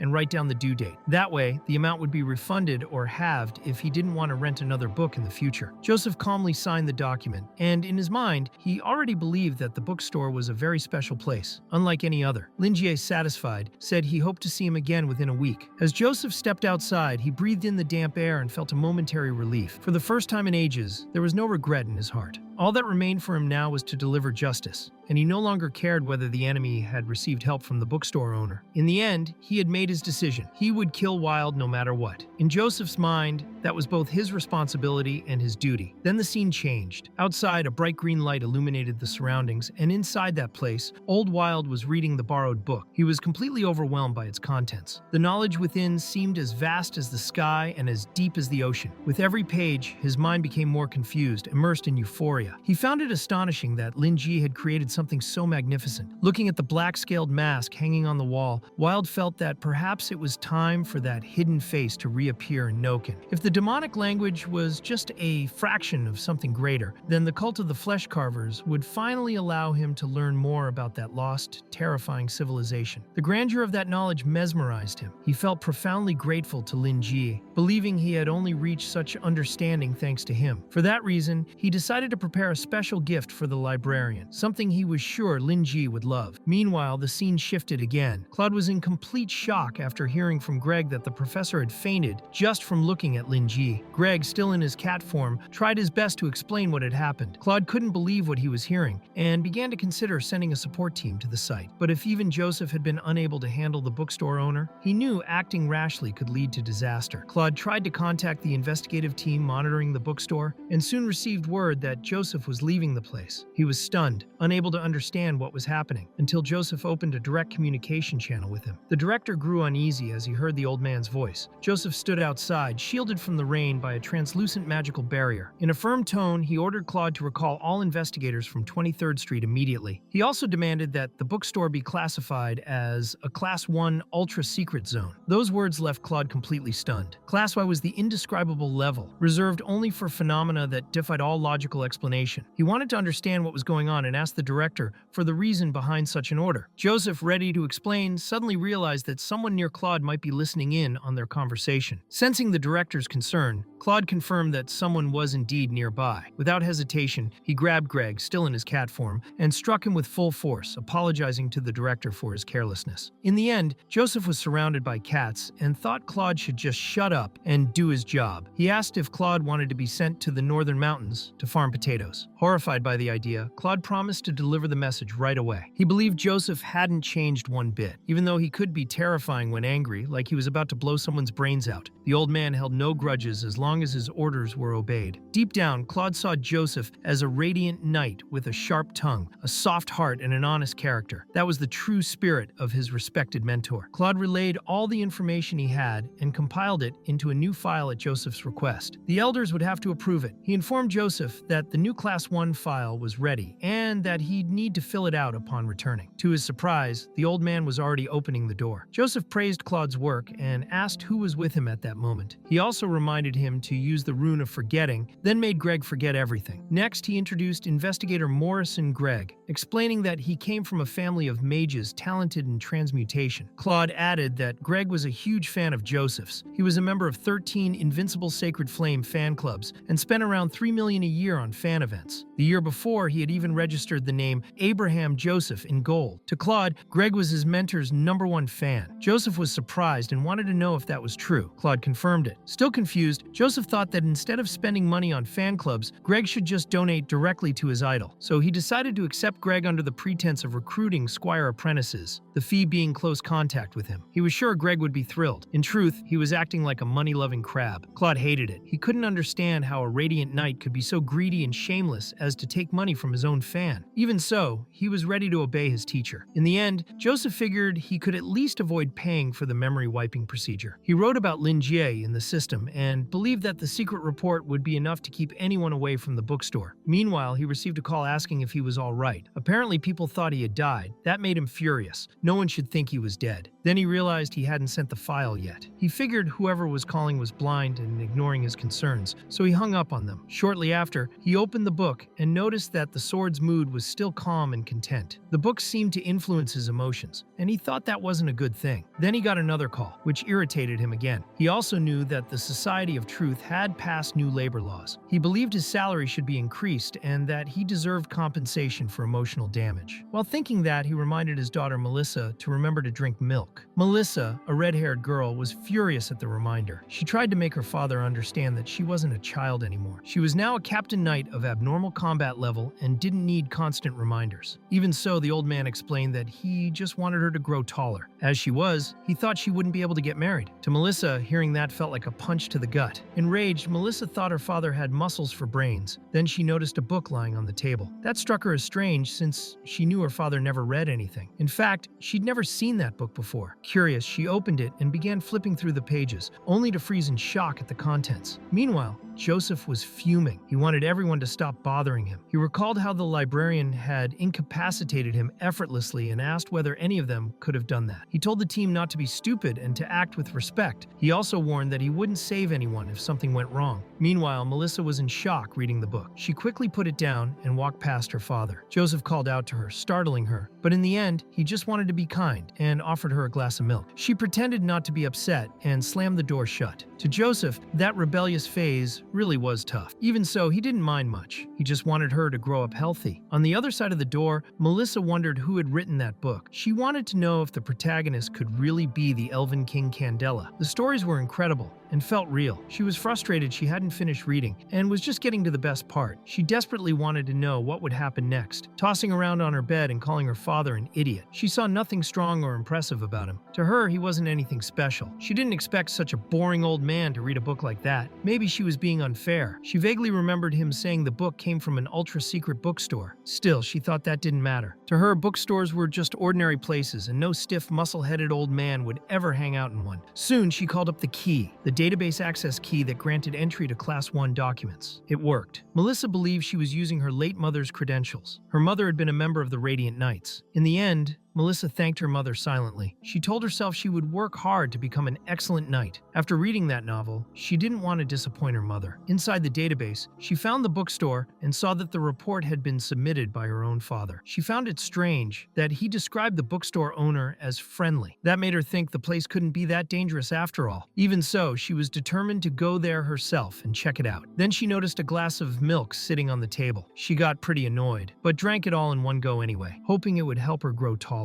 Meanwhile, the observatory raised the heavy rainfall alert level to red. The roads leading to Noken's lower district were temporarily closed. All drainage systems were operating at maximum capacity. According to one expert, if the downpour continued for another week, 1/3 of Noken would be completely flooded. Analysts reported that the rain originated from a cold air mass over the northern mountains. The scene then shifted to Lingi, who was mopping the floor of his bookstore. He was worried it had been raining non-stop for a week. If it kept up, he was thinking of buying a boat. He was tired of that chore and felt he should stop worrying about customers. Just living normally was already hard enough in that weather. When he saw the ground floor completely flooded that morning, he thought maybe it was time to move. Luckily, all his books were still intact. After much effort, he managed to clean everything up. The floor shone, and he felt proud of having done it all by himself. He flipped the sign to open and wondered if the little cat had managed to get home. It was dangerous to wander around in such awful weather. The scene then cut to Morris and Greg, who was overjoyed to be in Joseph's office. Seeing everything with his own eyes was like a dream. Joseph's scent was everywhere, and that made Greg even more emotional. Meanwhile, Lingi kept wiping the bookstore windows. The scene shifted again to a furious man. He was enraged because his television had stopped working due to the heavy rain. In desperation, he called out for God's help. After thinking for a moment, he realized the problem wasn't with the TV or the wiring. The fuse must have blown. The circuit breaker was outside, and he didn't want to go into the rain. He thought about asking his next-door neighbor for help. The guy seemed nice and always willing to lend a hand. He even figured the neighbor would be happy for the chance to be useful. So he knocked on the door and asked if his neighbor was home. The neighbor was Lingi, who promptly replied and asked how he could help. The man explained that his TV was acting up and that it was probably the circuit. He said he was busy and couldn't go out at the moment, and asked if Lingi could go to the back of the shop and check the breaker. He explained that it was behind the back door on the right-hand wall. Lingi agreed to help without a second thought, but as soon as he left, he was caught by surprise. He felt something strange and then saw a creature standing right in front of him. He remained calm, thinking it only wanted him to lend more books, but the creature pointed toward the outside. Lingi asked if it wanted to help him with the circuit breaker, and that was exactly it. He found the creature polite and cute. It went to the back, fiddled with the breaker, and the television came back on. The man was very happy and thanked his neighbor, saying he would ask for his help again if needed. Lingi watched as the creature turned into a black liquid and vanished. The man kept watching TV calmly, still surprised by his neighbor's kindness. Then something happened. The creature appeared right in front of the TV and attacked the man, who was eliminated on the spot. For Lingi, it was just another normal day doing good deeds. He only wished that the shop owner, the chubby guy, would promote his bookstore. Then the door opened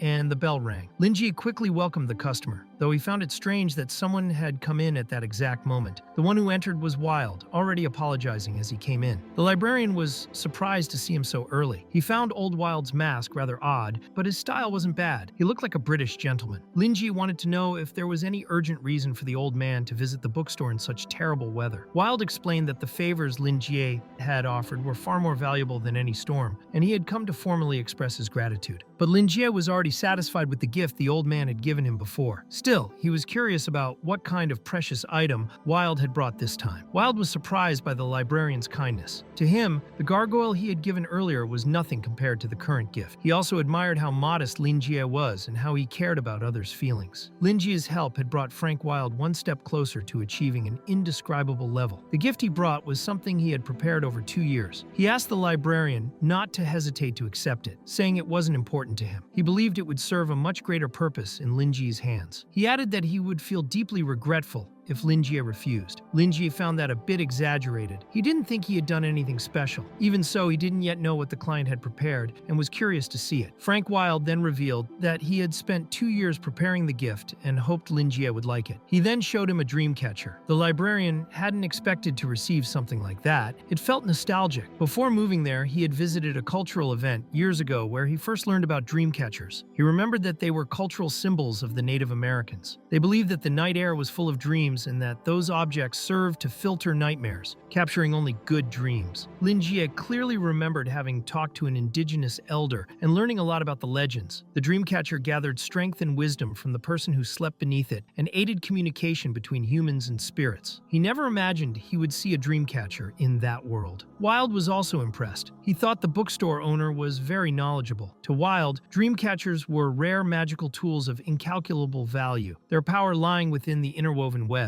Lingi examined the gift carefully. It was clearly handmade. Since the storm had been seriously affecting his sleep, it was indeed a valuable present. With great joy, he thanked his customer. Frank Wild replied that it was an honor to bring him such an item. As he left the bookstore, Frank Wild believed that the dream had been a pleasant one. To him, it was as real as any other, though it carried terrible danger. Without an indescribable willpower, it could crush anyone's soul. Still, Lingi was powerful enough to handle it, and Wild felt immense joy, sincerely wishing the bookstore owner good dreams. The scene then suddenly shifted to a massive explosion. Kay was thrown into the air, but was quickly caught by Max, who used his sword and a chain to save her. Kay thanked him for the help, and Max only told her to be more careful, since he hadn't expected there to still be more mages attacking. Soon after, he spotted one preparing a spell and warned his companion to stay alert. The mage cast his spell toward Gigi Shu, but she ran straight at him, unafraid. Suddenly, a gigantic serpent appeared before her. Without hesitation, she thrust her paw into the creature's mouth, for she had already transformed into a white-furred werewolf. The mages panicked upon realizing that she could maintain control over her transformation. They were furious that Helix hadn't warned them about it. The mages knew that the wolf of the Silent Court feared fire, so they decided to use nitro and sulfate, though the rainy weather made everything more dangerous. Jijichu made it clear that they had all dug their own graves. While Kei was worried, she also felt admiration. For any hunter, that was the kind of power they always dreamed of, and perhaps Jijishu was capable of leading them all to a new world. Even so, Kei still wanted to know more about the man who had helped them, referring to Lingi, and tried to understand what his true goal was. Max appeared and told her to forget any such thoughts for now. According to him, they only needed to move forward and share the glory later. That was the only mission that mattered. Kei agreed and continued, as the battle was far from over. The mages then used fire spells, and Jijishu, still transformed, tried to dodge them. Even when hit, it wasn't enough to defeat her. Another explosion occurred, completely darkening her once white fur. As if that weren't enough, Jijishu was electrocuted by another group of mages. Kei watched in worry for her mistress, while Max fought the enemies with all his strength. Helix realized that someone was helping Jijishu and wondered who those powerful people in Noken were. Controlling the beast form was something even Wild couldn't do. He also wanted to know if Yuen had managed to see Wild, since the members of the Tower of the Secret Instrument claimed he had appeared on 23rd Street. However, Wild had not yet been seen by Yuen. Meanwhile, the wolf suddenly appeared behind one of the mages, who realized too late that he had been careless. The creature of dreams, known as the Wolf of the Silent Court, was famous for its ability to travel between dimensions. The mage didn't even know how it had discovered his coordinates to teleport there. The beast knocked him to the ground and began chewing his arm as if it were a hamburger. Desperate, Helix shouted for Yuen, who responded with a dizziness spell, followed by a flash of light. Jijishu recognized the refined style of that magic and realized it was the work of a skilled dark mage. She quickly began to slow down, giving Helix the chance to escape and counterattack, but Jijishu reacted with her ability called Iron Determination and managed to tear off the dark mage's arm. Even wounded, the mage didn't give up. He began casting a dangerous spell called Son of Decay, a powerful fire magic. Jijishu knew that spell was extremely dangerous and doubted she could withstand its impact. In that situation, her only option was to escape at any cost. Yuen ran to Helix to see if he was alright. Though he had lost an arm, Helix was alive and still standing strong. He believed that the man from 23rd Street was far stronger than anyone imagined. Without wasting time, Helix used his ability to grow another arm in place of the old one. Yuen asked if he meant that because of the woman's teleportation power, but Helix explained it wasn't just that. She had managed to extract information directly from Ryan's soul. Moreover, she had precisely located their hideout and dispelled their mental protection spells. That caught Helix's attention, as it showed a rare and advanced kind of power. Even so, he was busy with other urgent matters and asked Yuen to investigate in his place. To Helix, the man from 23rd Street, Lingi, was more important than Wild himself. At that moment, Helix showed an egg he was holding in his hands and asked Yuen what he thought might come out of it. Upon seeing it, Yuen was shocked, thinking it was a dream beast, but Helix made it clear that, somehow, it was a true god. The scene then shifted again to Lingi, who was closing the bookstore. He went upstairs, slightly concerned because of the heavy rain. He thought that when the weather improved, he would go out to buy some daily supplies. In his room, he took a hammer and nailed a hook into the wall to hang the dream catcher he had received from Frank Wild. He looked at the object for a few minutes, admiring the old man's craftsmanship. Just like the gargoyle he had received before, this dream catcher was also exotic and intriguing. Lingi wondered how Frank managed to make such unique things and promised himself he would ask during his next visit. Soon after, he lay down in bed, hoping the dream catcher would really work and help him have good dreams. As soon as he fell asleep, he began to dream. In the dream,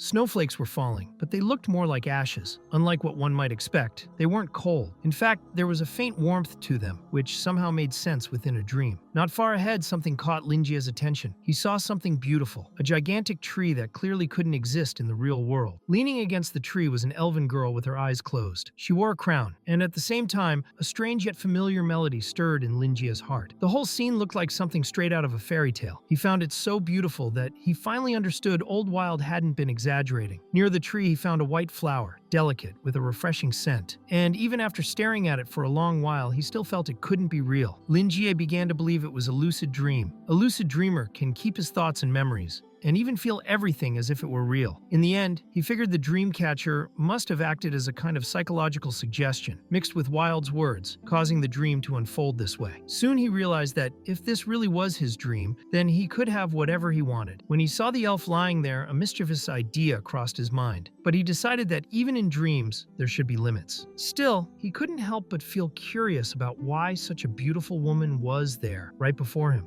After all, it was just a dream, and nothing could actually happen, so he decided to approach her for a closer look. When he got near, he was sure it had to be a dream. The elf's beauty was like a flawless work of art, as if she were a goddess that couldn't exist in real life. Since it was only a dream, Lingi decided to allow himself a bit of freedom. Though he was romantic at heart, he felt like leaving a gift for the elf. He placed the flower beside her as a sign of admiration for her divine beauty. He felt a little bold for doing it, but since it was only a dream, and she was asleep, he saw no harm in it. But then, suddenly the elf opened her eyes. That caught Lingi completely off guard. The elf stood up, and he was even more shocked. He hadn't realized that even lying down, she had been enormous, at least 2 meters tall. In his mind, all of this was impossible and could only happen in a dream. The elf then asked who he was. That surprised Lingi, since people in dreams were usually just reflections of the subconscious. He found it interesting that she had spoken first, and thought it might be a great chance to talk directly with his own subconscious. He introduced himself as a dreamer, and the elf confirmed that if he was in a dream, of course he would be a dreamer. Still, Lingi found it strange that she was aware of this. People in dreams usually seemed simple or predictable, but she was full of surprises. Delighted that his assumption had been right, he said it was now his turn to ask a question. He wanted to know who she was, but told her she couldn't use the same excuse and say she was also a dreamer. At the same time, he felt he might have been a bit rude. The elf replied that her name was Silver. Lingi thought it was strange for someone to have only one name, but she insisted it was the truth, and that it was now her turn to ask something. He was taken aback by her boldness. He hadn't expected her to be so straightforward.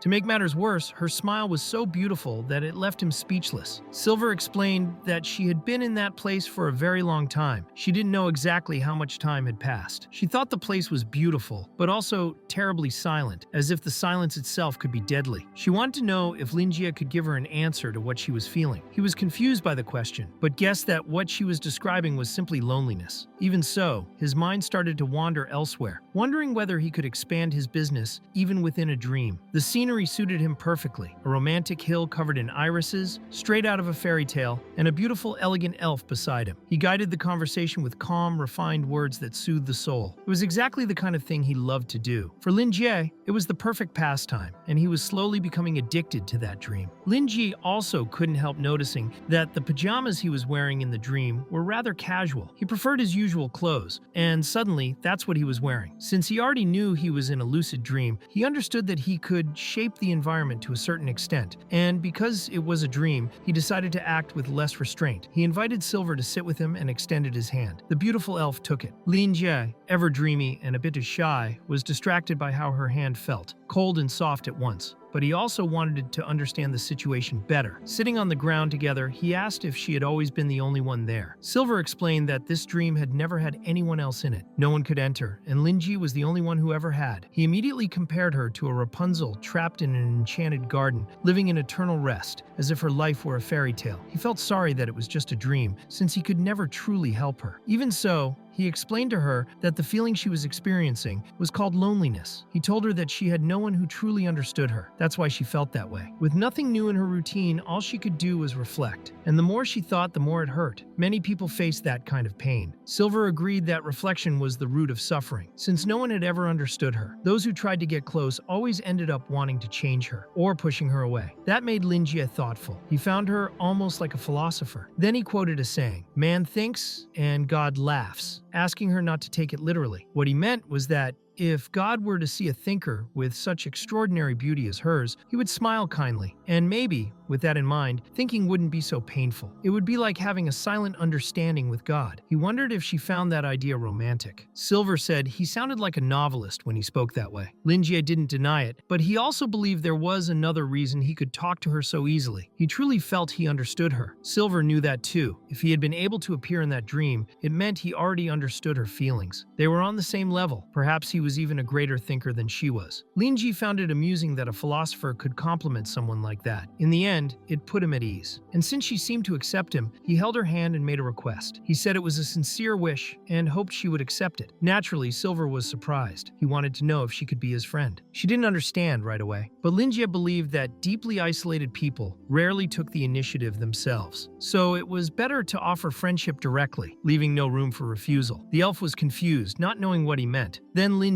explained that no matter how beautiful that place was, the scenery would always stay the same. Sooner or later, she would grow grow tired of it. Friends share stories from their daily lives. That can bring more happiness than solitude. But Lingi had a restless mind. Talking about sharing made him think of advertising. Thinking about advertising made him think of recommending books. He felt he wouldn't be himself if he didn't do it. Even outside the bookstore, he believed he could recreate a book from memory, just as he had done with his clothes. With that thought, he quickly created a book before her eyes. He offered it as a gift from a friend, saying it marked their first meeting. Silver took the book from his hands and explained that it had been a very long time since anyone had given her a gift. No one had ever taken the time to speak with her. She clarified that she had nothing besides that tree, its fruits, the flowers, and the honey. So she offered him one of each, saying that would be her gift in return. Lingi then noticed that the tree bore golden fruits. If that was a gift of gratitude, he realized he hadn't yet given the tree the appreciation it deserved. Just like with the flowers, he thought perhaps he could obtain some rare items from this unique experience, and wondered whether those fruits could be eaten raw. Silver smiled and handed him a golden fruit. Lingi felt that this dream was like a box of surprises, and the fruit looked as exotic as a painting. His curiosity to discover its taste was immense. He took a bite and noticed it was sweet, crisp, and seedless, not very different from an ordinary apple. Silver asked if he liked it, and he replied that he did, that it tasted sweet. Suddenly, the dream began to fade away. Lingi believed he was waking up and thought it strange, since it didn't feel like much time had passed. He then told Silver that he had to go. Silver held his hand, pulled him closer, and lightly bit his ear as a friendly gesture, making it clear that she hoped to see him again when night came. The scene changed abruptly. Yuen smoked his cigarette in silence, lost in thought. He felt that choosing Helix this time might have been a mistake, yet he also believed that choosing anyone else would have been worse. He had already betrayed his teacher and murdered his student. There wasn't much else left to do. A hooded figure stood beside him, and Yuen couldn't understand why such a simple mission required that person's direct involvement, especially since Yuen himself was a high-ranking individual. Yuen remarked that Jijishu had grown much stronger in a short period of time, and that neither he nor Helix together could defeat her. As for Frank Wilde, even after surviving a severe injury, he had gone into hiding to preserve his pride. Still, rumors said he had resurfaced. Yuen believed Wilde's power now seemed even more terrifying. He also knew that both Jijishu and Frank Wilde had ties to the bookstore owner on 23rd Street. To him, it was as if their fates had been rewritten. For that reason, he wanted to confirm whether the hooded one remembered the mission. The hooded figure confirmed that the task was to investigate the bookstore and its owner, simply to gather basic information such as the owner's appearance, the store's layout, and its exact location. Yuen wished for him to return with good news. Regarding the reports of Frank Wilde reappearing stronger than before, Yuen hoped they were false. The scene shifted to the hooded man arriving at the bookstore on 23rd Street, number 412. He entered easily, blending into a shadow. Upon inspecting the place, he noticed there was almost no magical reaction. Judging only by his senses, he would have said it was just an ordinary bookstore. He began to think his superiors had been mistaken, but decided to check the second floor. He passed the gargoyle, which merely watched him. After examining several rooms, he felt that only one carried an ordinary aura, nothing like that of a mutant. He already felt triumphant before finishing the mission, thinking he had worried for nothing, and that this was an extremely simple task. He believed Yuen had been overly cautious. Then he decided to open the bedroom door to see the bookseller and later report everything back. He intended to eliminate Lingi to ease Yuen's concerns. However, as soon as he opened the door, his eyes widened. Lingi was asleep, holding hands with himself, while the entire room was covered in flowers. At that moment, the hooded man was attacked. One of his eyes fell out. Desperate, he ran down the stairs, thinking that he had to destroy anything that threatened his lord's existence. Deep down, all he wanted was to serve him. Outside the bookstore, Yuen believed half an hour had passed. To him, his subordinate, named John, was far too efficient to take so long on such a simple, non-violent mission. This made Yuen start to suspect that the bookstore was anything but ordinary. In the end, he thought sending someone had been the right choice. Yet he still preferred to believe things weren't that bad. Even if something had happened to John, he trusted his abilities. Half of John's blood came from a shadow briozone, allowing him to merge into shadows twice as fast as normal. John could merge with shadows, conceal his aura completely, and infiltrate or escape with ease. For that reason, Yuen believed he could leave if necessary. Even so, worry grew. He began to suspect that John might have alerted the bookstore's owner. While thinking that, he noticed his cigarette had gone out. That struck him as odd. There was still a shadow standing there in the dark, rainy alley. Then he realized the danger. He hurled his cigarette case with full force and triggered a massive explosion. Yuen noticed that the rain had weakened his fire spell and decided to retreat. He still didn't understand why John was betraying him, but was already determined to kill him. He prepared a spell called Scorched scorched earth. John appeared in front of him, using his shadow to attack, piercing Yuan's arms with tridents. In response, Yuan set John's body ablaze and triggered his metamorphosis, warning that he was well aware of betrayals and ready for them. To Yuan, John's behavior was naive and foolish, but then John said that everything was already over. The words caught Yuan off guard. A massive skull appeared, rushing toward him. In that instant, Yuan realized this wasn't John. Confused, he demanded to know who the creature was. The being called Lingi, its lord, and referred to itself as his servant, vowing to remove any obstacle for him. Yuan couldn't understand. John had never been devoted to any church. In the end, Yuan believed this was some kind of warning from the bookstore owner. The scene abruptly changed again, to Helix receiving news of Yuan's death. He was completely caught off guard and wanted to know what had happened. His subordinate explained that there were photos from a magical forensic analysis of the scene. The culprits were dark mages from the Scarlet Cult. Helix was shocked by the records. He then understood that Yuan had sent someone to investigate the bookstore on 23rd Street, just as he himself had ordered. However, Helix soon realized that some creature had manipulated John's mind upon his return from the mission. That made him reflect on what to do next. The dark mages were gathering evidence and taking everything to the Scarlet Cult headquarters. One of them, Murphy, known as the Cleric, would be responsible for analyzing the materials. It was also suggested that they abandon the bookstore investigation and focus instead on incubating the Mirror Egg. Helix ordered that the White Wolf would cooperate fully and alone. Even so, he wanted to know whether this attack had been a direct warning from the bookstore's owner. He hadn't expected the answer to be so brutal. It was a critical moment for the Mirror Egg's incubation. They couldn't afford any mistakes, as the final result was approaching. Helix didn't care what kind of creature the bookstore owner might be. All he wanted was for Lingi not to interfere with their plans. The scene then shifted to Lingi himself, who had just woken up. He hadn't expected it to already be morning. Feeling refreshed, he was grateful to Old Wild, since using 2 portions of the dream herb had indeed given him very pleasant dreams. He truly hoped that everything was as Silver had said. Quickly, he went to the bathroom to brush his teeth, but as he brushed, he felt something odd. Looking in the mirror, he noticed that, somehow, he now had 8 more teeth than before. He had no idea what had happened, but decided he'd investigate once he could dream again. For now, he was just excited about the possibility of serving a new customer that day. Then he noticed something unusual. His neighbor always played the morning news at full volume at that exact time, but now everything was silent. Lingi thought maybe the neighbor had blown a fuse again, or perhaps the video store owner, known for being quite timid, was sick and locked inside. He decided to knock on his neighbor's door, the one everyone called Fatty, and was startled by a loud scream from inside. Lingi wanted to know if something had happened since he hadn't heard the usual news broadcast. Colin, Fatty's real name, was shocked that the bookseller had noticed something was off. To him, in horror movies, the characters who noticed strange things always died right after. So he pretended everything was fine and said he'd turn on the TV right away. The bizarre creature, however, was still inside Colin's house. As soon as the TV turned on, the news started playing, and Lingi learned that there had been an accident. The atmosphere also felt strange, confirming his suspicion that Colin was genuinely frightened. Even so, Lingi told him he should rest to improve his quality of life. To Colin, those words sounded like a typical horror movie warning, as if Lingi were telling him not to do anything stupid if he wanted to stay alive. Though he felt young, Colin didn't want to die and thought it had been wise not to ask the priest for an exorcism. When Lingi called for him again, Colin didn't answer. He accidentally sent a message to Father Vincent from the Dome Church and panicked. He began to believe his life was completely ruined and that it was too late for repentance. All he wanted at that moment was for the priest to save him, for he saw himself as a poor lamb in danger. Still, he tried to reassure Lingi that he was fine. Lingi decided to leave Colin alone, though he still suspected he was hiding something. He wasn't sure whether he should buy a conciliatory gift or simply visit his neighbor again. Before he could decide, the bell above the bookstore door rang, and he quickly went to greet the new visitor, a young, energetic girl. The young woman was Melissa, and she had come to see the bookstores mentioned in the documents left by her father. Lingi wanted to know if she needed anything, but she just observed the place in silence. She thought it was nothing more than an ordinary bookstore, and was surprised to find out it was classified as level 1. Directly, she asked if Lingi was the owner, and he confirmed, saying she could ask anything she wished. He also explained that the books were available for purchase, borrowing, or research. Even so, Melissa wasn't particularly impressed by him. She didn't think Lingi was as remarkable as her father had described, even suspecting that her father might have exaggerated in his praise for the bookseller. Melissa felt frustrated for having walked through the rain only to find an ordinary bookstore. She wanted to know if Lingi would really do whatever she asked. He found the situation quite strange, but replied that he could, as long as it wasn't something outrageous. Without hesitation, Melissa asked for an arm wrestling match and wanted to know if that was too much. Lingi was completely stunned. He began to wonder if she was really a normal girl. No ordinary person would ask for an arm wrestling match inside a bookstore. He started to feel that something strange was going on. He remembered that Melissa had wiped the mud off her shoes in a puddle outside, which made him think she had good manners. Her neatly kept red hair also suggested that she came from a well-off family. Still, she looked disappointed. He wondered if she had just come in to escape the rain. It all seemed intentional, yet it only made him more confused. It was very odd for a girl to suddenly walk in and ask for an arm wrestling match. Lingi thought that maybe some previous customer had been spreading rumors about the bookstore. Then he noticed something. She looked slightly similar to Joseph. At that moment, he had no more doubts. She must be related to him. While Melissa stared at the bookseller, she felt a strange pressure in the air and asked if something was wrong. To her, an arm wrestling match shouldn't be such an extravagant request. Lingi realized he had been staring at her for too long and said that he didn't mind accepting the challenge, but first, he wanted to ask a few questions. She agreed. His first question was whether she was there because of Joseph. The girl was startled and asked how he knew that. Lingi realized he had guessed correctly. He asked her not to be so surprised, explaining that the two of them looked quite alike. From her manner of speaking, Lingi assumed she was Joseph's daughter, which made her angry. She couldn't understand how anyone could make such a claim based on just a few words. Lingi's second question was why she wanted an arm wrestling match in the first place. Melissa explained that Joseph had told her that whenever she was bothered by something but couldn't act because of certain restrictions, she should challenge someone to an arm wrestling match. Lingi found that oddly specific. She added that, according to Joseph, refusing such a challenge made one appear weak. Even if the opponent declined, it was still possible to pressure them into accepting. And besides, it created a good excuse to beat someone up if they got angry and fought back. Lingi was dumbfounded by the kind of things Joseph taught his children. To him, that was pure military thinking. In the end, he didn't know how to react. Melissa was excited and declared that whoever won twice would be the overall winner, finding the rule fair. Lingi thought she just wanted to take out some frustration toward Joseph and had chosen him as her target. He no longer thought she had good manners and decided that he needed to correct this kind of attitude. Mentally, he apologized to Joseph and resolved to act for her own good. Thus, the two began their arm wrestling match. Melissa was worried. If Lingi wasn't a Class 1 individual, she didn't know how to hold back against an ordinary person. When they began, Melissa lost instantly. She was completely shocked and just wanted to understand how that was even possible. Up until that moment, Melissa had believed Lingi possessed only the strength of a normal man. He looked at her with a calm confidence, which irritated her. How could someone like him defeat her when she was at such a terrifying level? Meanwhile, Lingi commented that she was very strong and that it was genuinely impressive. He admitted that he had struggled a bit during the match and initially thought they were evenly matched. In the end, he seemed to be sincerely apologizing, but Melissa thought he was being sarcastic. Even so, as an apprentice knight, she still had her pride. She refused to lose so easily and made it clear that whoever won twice would be the true victor. She was determined to go again. Lingi was alarmed by her ferocity. The expression on her face seemed to say she wanted to devour him, and it no longer felt like a simple game. They took their positions again and counted down from 3 to 1. Melissa put all her strength into it, her arms trembling, while Lingi found the sight contradictory. She was straining with all her might despite her delicate appearance. He began to laugh and won again, quickly. For Melissa, that second defeat felt like the end of her life. She thought it was all over. Lingi, on the other hand, said it was just an arm wrestling match and couldn't understand why she took it so seriously. He wanted to remind the foolish girl that if it had been a real knife fight, she'd already be dead. He flicked her forehead to snap her out of it. Melissa thought he was being cruel, but deep down, Lingi only wanted her to remember that lesson and be more careful in the future. Since she was still young, he worried that if she continued acting that way, she might grow up to be a delinquent. He even pictured her that way for a moment. In the end, he had fulfilled her wish, and now wanted to know the real reason she was in his bookstore. Melissa then explained that she had come to borrow a book. That made the bookseller excited. He quickly shifted into an animated, almost greedy merchant's demeanor, like Mr. Krabs, and asked why she hadn't said that from the start. Melissa explained that she had already read half of the book her father had borrowed, but hadn't been able to finish because Joseph almost caught her. That's why she wanted another copy, to find out how it ended. Even so, she worried that the bookseller wouldn't want to help her because of the earlier arm wrestling commotion. Lingi thought the issue between her and her father was just a matter of misunderstanding, and that the book, The Little Prince, had been the cause of it. He wanted to understand why she hadn't tried talking to her father first. Melissa replied that Joseph would be furious if he knew she was reading that kind of book. She was sure he would never allow it. Lingi found that odd. To him, it was a completely ordinary book, but for the people of that world, the words it contained held mysterious effects. Still, Lingi believed it was just a matter of understanding. He thought that if she explained things calmly, Joseph would come to understand understand. But Melissa shouted that her father had never understood her. Melissa felt frustrated that Joseph was always busy with work. To make matters worse, even when he was home, he would find reasons to scold her. Whenever she tried to show the results of her training, he would reprimand her, saying it wasn't enough, and then start comparing her to his own younger days. No matter how hard she tried, Joseph never seemed satisfied. He never showed pride. Lingi began to think this was a typical case of a strict father reacting to poor grades. If that was the case, he believed he could help Melissa impress her father. In Lingia's mind, it seemed like a classic situation. A workaholic father who had neglected his daughter's upbringing, and when trying to reconnect, only managed to criticize her. To him, that was the pain of fatherhood, trying to do the right thing, yet ending up doing everything wrong. Then he thought of the perfect book for the occasion. He believed that when a child behaved rebelliously or rudely, it was because they weren't studying enough. So he picked out a book called 5-3, which, according to him, could cure anything. Lingi took a quick look at the school subjects of that world and realized they were quite similar to those on Earth. So he decided to enrich the girls' knowledge with a few natural science books. It was a different world, but with the same kind of nightmare. He placed 4 books on the table. Melissa wanted to know what those volumes were. Lingi explained that with them, she could impress her father. Melissa, however, thought that impressing Joseph was simply impossible. She told him that she had been training in combat since she was very young. She had always done it tirelessly, but never received any praise. All he ever did was mock her. No matter how hard she tried, people always expected too much. After all, she was Joseph's daughter. Everyone said she had to be excellent. Her own father often said that at her age, he was already at a terrifying level. Comparing herself to that past was what discouraged her the most. Meeting his expectations seemed impossible. Lingi calmly said that none of that mattered. To him, her father just wanted to see his daughter grow. All she needed to do was follow the path of honesty. If he noticed she was trying to improve, he would be happy. The librarian explained that if Joseph saw progress, he would only scold her for small things, no longer for big ones. Melissa grew even more frustrated. She didn't understand why the bookseller acted as if he knew her father so well. Still, she found his words convincing. She wanted to know if he really believed those books could help her become stronger, if they were truly capable of earning her father's approval. She wanted to understand what kind of books they were. She wondered if they were manuals on bodybuilding techniques or secret skills for mana control. In the end, Lingi thought the girl wasn't as foolish as she seemed. He knew that knowledge was power and wanted to know if the girl desired that power. As long as she could understand the books and endure the pain, they would be the key to opening the door she sought. The book began to glow in Melissa's hands. To her, those books were clearly different. The work transformed into the key to the origin of the void. It was as if a massive gate had appeared before her. Instinctively, she tried to open it and began to fall. There, in that strange space, she began to grasp, in her own way, the same lesson all of Lingia's other customers had learned. It was the price to be paid for knowledge. Her future self would surely thank her for it. It was as if the world were disintegrating and rebuilding itself before her eyes. She wanted to find the only correct answer. Suddenly, she was back in the bookstore, panting. She didn't know whether she had died or experienced something beyond ordinary life. The lingering feeling seemed to come from the very essence of her soul, but now from a new origin. Even without understanding what had happened, she wanted answers. She felt it was the pillar of creation, a master key capable of opening all doors. As a knight, she realized she could use that power directly. She could draw strength from other knights without facing barriers. That was something only a god could do. And now she wondered if this was the true power of an indescribable level. She had never dreamed of anything so absurd, but Lingi had surpassed all limitations and created a new version of her. It was terrifying. Melissa began to believe that the librarian was a demon. Lingi, on the other hand, thought he had merely awakened her psychological shadow. He remembered that she wasn't good at math and thought he could help her with the basics. Wanting to check if she was okay, he gently touched her shoulder and said he could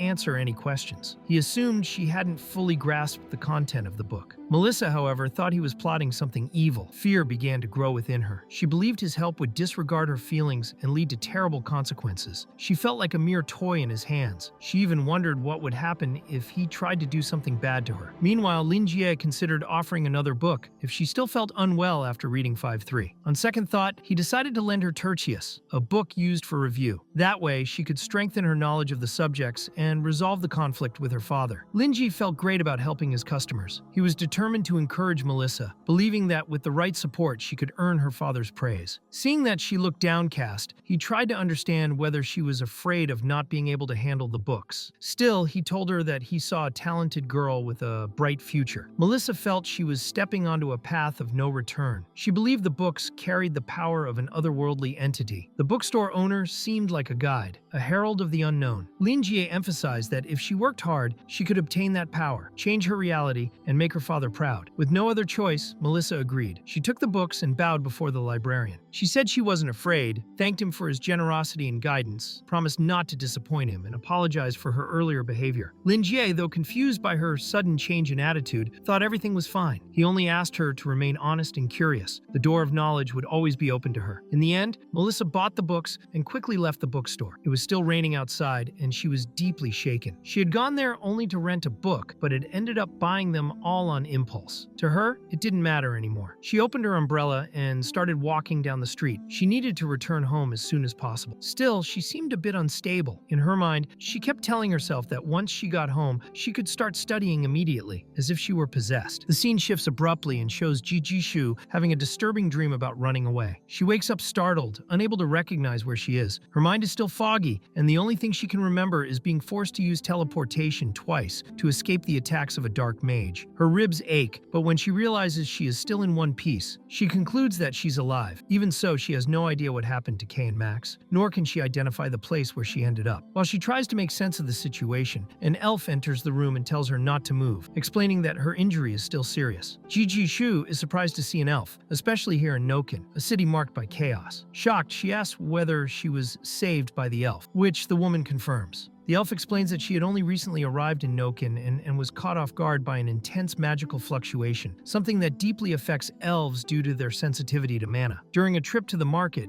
she saw Jijishu unconscious and covered in blood. Fearing that someone might be hunting her, she decided to take her in despite the risks. She trusted her skills as a hunter and tracker to shake off any pursuers and said she did not need any thanks. Even so, Jijishu insists that the elf saved her life and promises to repay the favor. She asks how much time has passed since the incident, and the elf estimates 5 to 6 hours since the last teleportation, judging by the state of the dried blood. Jijishu considers herself lucky to still be alive, since teleporting while exhausted is extremely dangerous and could have been fatal. However, she knows her survival is not just luck. The true reason is the influence of Lingi, because the iron will ability he granted her strengthened both her body and mind, allowing her to withstand consecutive teleportations. Convinced that the librarian had foreseen all of this, she understands that the battle is far from over. The putrid blood had sealed her wounds, but her body was still overworked and needed time to recover. Curious about the identity of the elf who rescued her, Jijishu decides to ask, especially because the woman seemed to find her regenerative abilities extraordinary. When she introduces herself, Jisoo asks what an elf is doing in Noken, such an isolated and unstable place. The answer surprises her. The elf's name is Doris, a pure-blood elf of the Iris family, considered the oldest and most sacred lineage in the entire continent of Azir. Her goal is to restore the lost glory of her bloodline. Jijishu is stunned, remembering the ancient legends of the Elven Kingdom. Destroyed after King Candela went mad, some elves made a contract with the witch Walpurgis, receiving a new guardian. Since then, elves have asked the witch for aid during the Night of Walpurgis in May. The people of Noken refer to these elves as blessed spirit beasts, and to the witch as a participant. Doris reveals that she is searching for that very witch, Silver, one of the 9 original witches. According to legend, she sleeps in a snowy dream world, surrounded by white irises, and a tree formed from the bones of an ancient dragon. Jijishu is surprised, as she always believed Silver was only a myth. She doubts that an original witch could be in Noken, especially with the constant surveillance of the Truth Society. Even so, Doris mentions an ancient prophecy from the Great Sage, predicting that Silver, the controller of snow,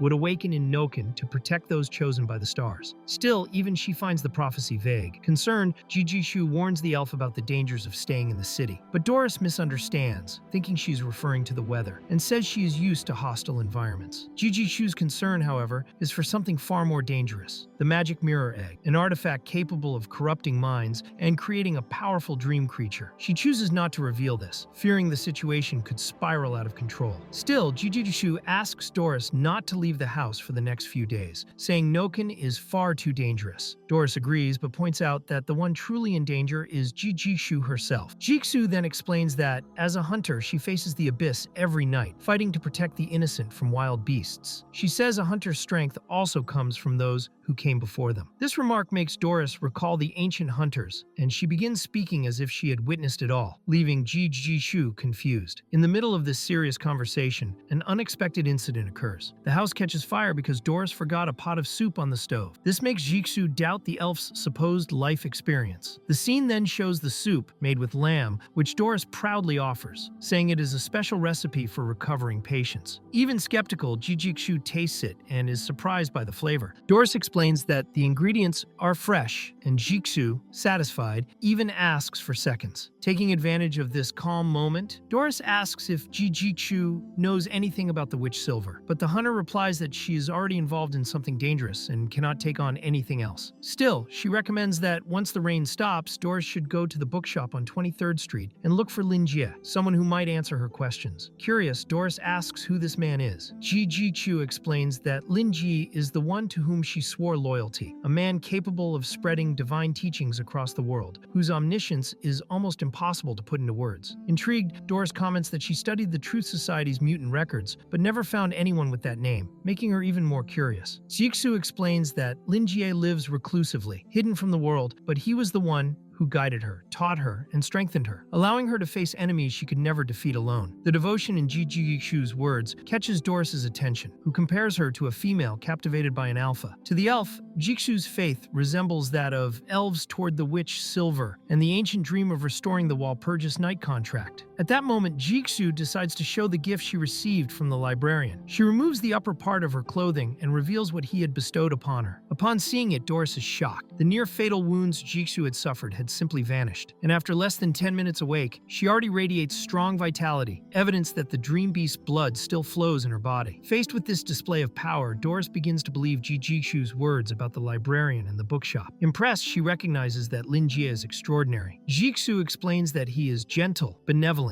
powerful, and that the gift she received is something trivial for him. Convinced, Doris says she will visit the bookshop as soon as the rain stops. In gratitude, she offers her home for Jigsaw to rest more comfortably, prepares a warm bath, and provides clean clothes. Jigsaw thanks her for the hospitality, apologizes for the trouble, and begins wondering how she might contact her subordinates. At heart, she also feels touched by Doris's kindness, enjoying the bath to relax and recover. Meanwhile, alone in the kitchen, Doris reveals a more skeptical side. Although impressed, she still believes that only the original witches are truly omniscient. To her, the rest are merely talented frauds. In her mind, those who deceive others shouldn't be surprised when punished by powerful clients. Thinking this, she decides to make use of the food she had forgotten cooking earlier, avoiding further waste. The narrative shifts focus to Helix, who interrogates one of his subordinates about the disappearance of the scout Barker, who vanished during a mission. Not even the Scarlet Cult has information on the man's whereabouts, which infuriates Helix. He grabs the subordinate by the neck, furious at the lack of answers. The man tries to explain, saying all traces were erased perfectly and not even forensic mages could find anything. Out of patience, Helix orders the investigation to continue at all costs, even if many lives are lost. He then asks about Charles, another person of interest. The subordinate replies that Charles has awakened, with his body preserved by UN. Helix knows that the evangelist Murphy, one of the Scarlet Cult's members, brought Charles back to life, injecting him with memories useful to their cause. Based on reports left by Ryan, known as Rat, Charles was Wild's favorite disciple, which explains why UN killed him. Now Helix wonders what Wild will do when he sees his apprentice return from hell, burning with vengeance. To him, Charles is the key to generating the energy needed to hatch the magic mirror egg. The scene then shifts back in time, revealing Wild's past. He appears young, wielding a colossal scepter in a snowy landscape. Before the skeleton of a giant dragon, Wild celebrates having reached the correct location and begins invoking his master, the giant King Slater Augustus, also known as the Black Emperor and the last descendant of the giant race. Speaking his name with reverence, Wild requests an audience with the ancient king. Wild knelt before the sleeping Colossus and asked the giant king, Slater Augustus, to bless his disciple and witness the fruit of his work. The ancient king replied in an enigmatic tone, saying that Wild no longer needed magic, even as a living fossil. Among dark mages, his body had not yet been fully taken by petrification. Suddenly, the colossal skull of the king expanded, revealing a new head that rose into the air as if awakening from a long slumber. The giant manifested his presence before Wild, saying it had been a long time since he last saw his pupil. Curious, he asked the reason for the visit. With reverence, Frank Wild explained that he had completed his mission and presented the creature he had created, a gargoyle. He asked his master to evaluate it. Slater Augustus examined the creation and was impressed, admitting it was nearly perfect. He then declared that the moment had been predetermined by fate, and because of that, Wild was now ready to be officially recognized as an independent dark mage. Overwhelmed with emotion, Wild bowed deeply, thanking him for the teachings and saying it was an honor to receive his master's approval. The king wished him luck, asked him never to forget his destiny, and revealed that he would be his last disciple. At the time, Wild didn't understand the true weight of the king's words. His heart was filled with pride and hope. He wished to embody the ideal of a classic dark mage, mysterious, elegant, and powerful, so he chose to walk that path. However, he would later realize that such youthful arrogance was the beginning of his downfall. The scene shifts to an orphanage. Wild walks down the hall, accompanied by a staff member. The man is surprised that someone so important would want to adopt a child, especially since there were so many orphans and so few resources. Wild observes the children carefully, then points to a newly arrived boy in terrible condition, nameless, dressed in rags and with frightened eyes. Approaching the boy, Wild introduces himself and offers him two choices: stay there and die, or go with him. The staff member reacts nervously, but the desperate boy cries, saying he doesn't want to die. Without hesitation, Wild lifts him into his arms and declares that from that moment on, he would be his disciple. He assures him that he would never die again and that he should take pride in that. Nameless until then, the boy is given the name Charles. Grateful, he begins calling Wild Master, and so Wild's first disciple was born. Among dark mages, teachings were passed down orally, and the bond between master and disciple was deeper than blood ties. Over time, Wild also adopted another disciple, Yuen. Thanks to his power and influence, he believed he could protect the two of them, but he was mistaken. Something terrible was about to happen to Charles, his first and most beloved disciple. Perhaps because he cared too much, Wild let his guard down, an error a dark mage should never commit. By the time he realized what had happened, it was already too late. Although he exacted revenge on the dark mages who killed Charles, he never managed to find the boy's body or soul. Without that, even seeking out Slater Augustus was useless. Resurrection was impossible. In the end, Wild knew he had lost Charles forever. That regret became a deep, lingering guilt, a weight he carried like an eternal sin. Suddenly, the scene shifts. Frank Wild jolts awake from an intense dream in which he revisited his master. The dream left him confused, but it also brought a foreboding sense of destiny. It felt as though everything had been predestined. Perhaps the professor had already known Wild would meet Lingi, deliver the gargoyle, and fulfill his final mission exactly as foretold. Now Wild was beginning to understand how his master had felt. If he had even half of the professor's wisdom, he would never have allowed Charles to die. Perhaps deep down,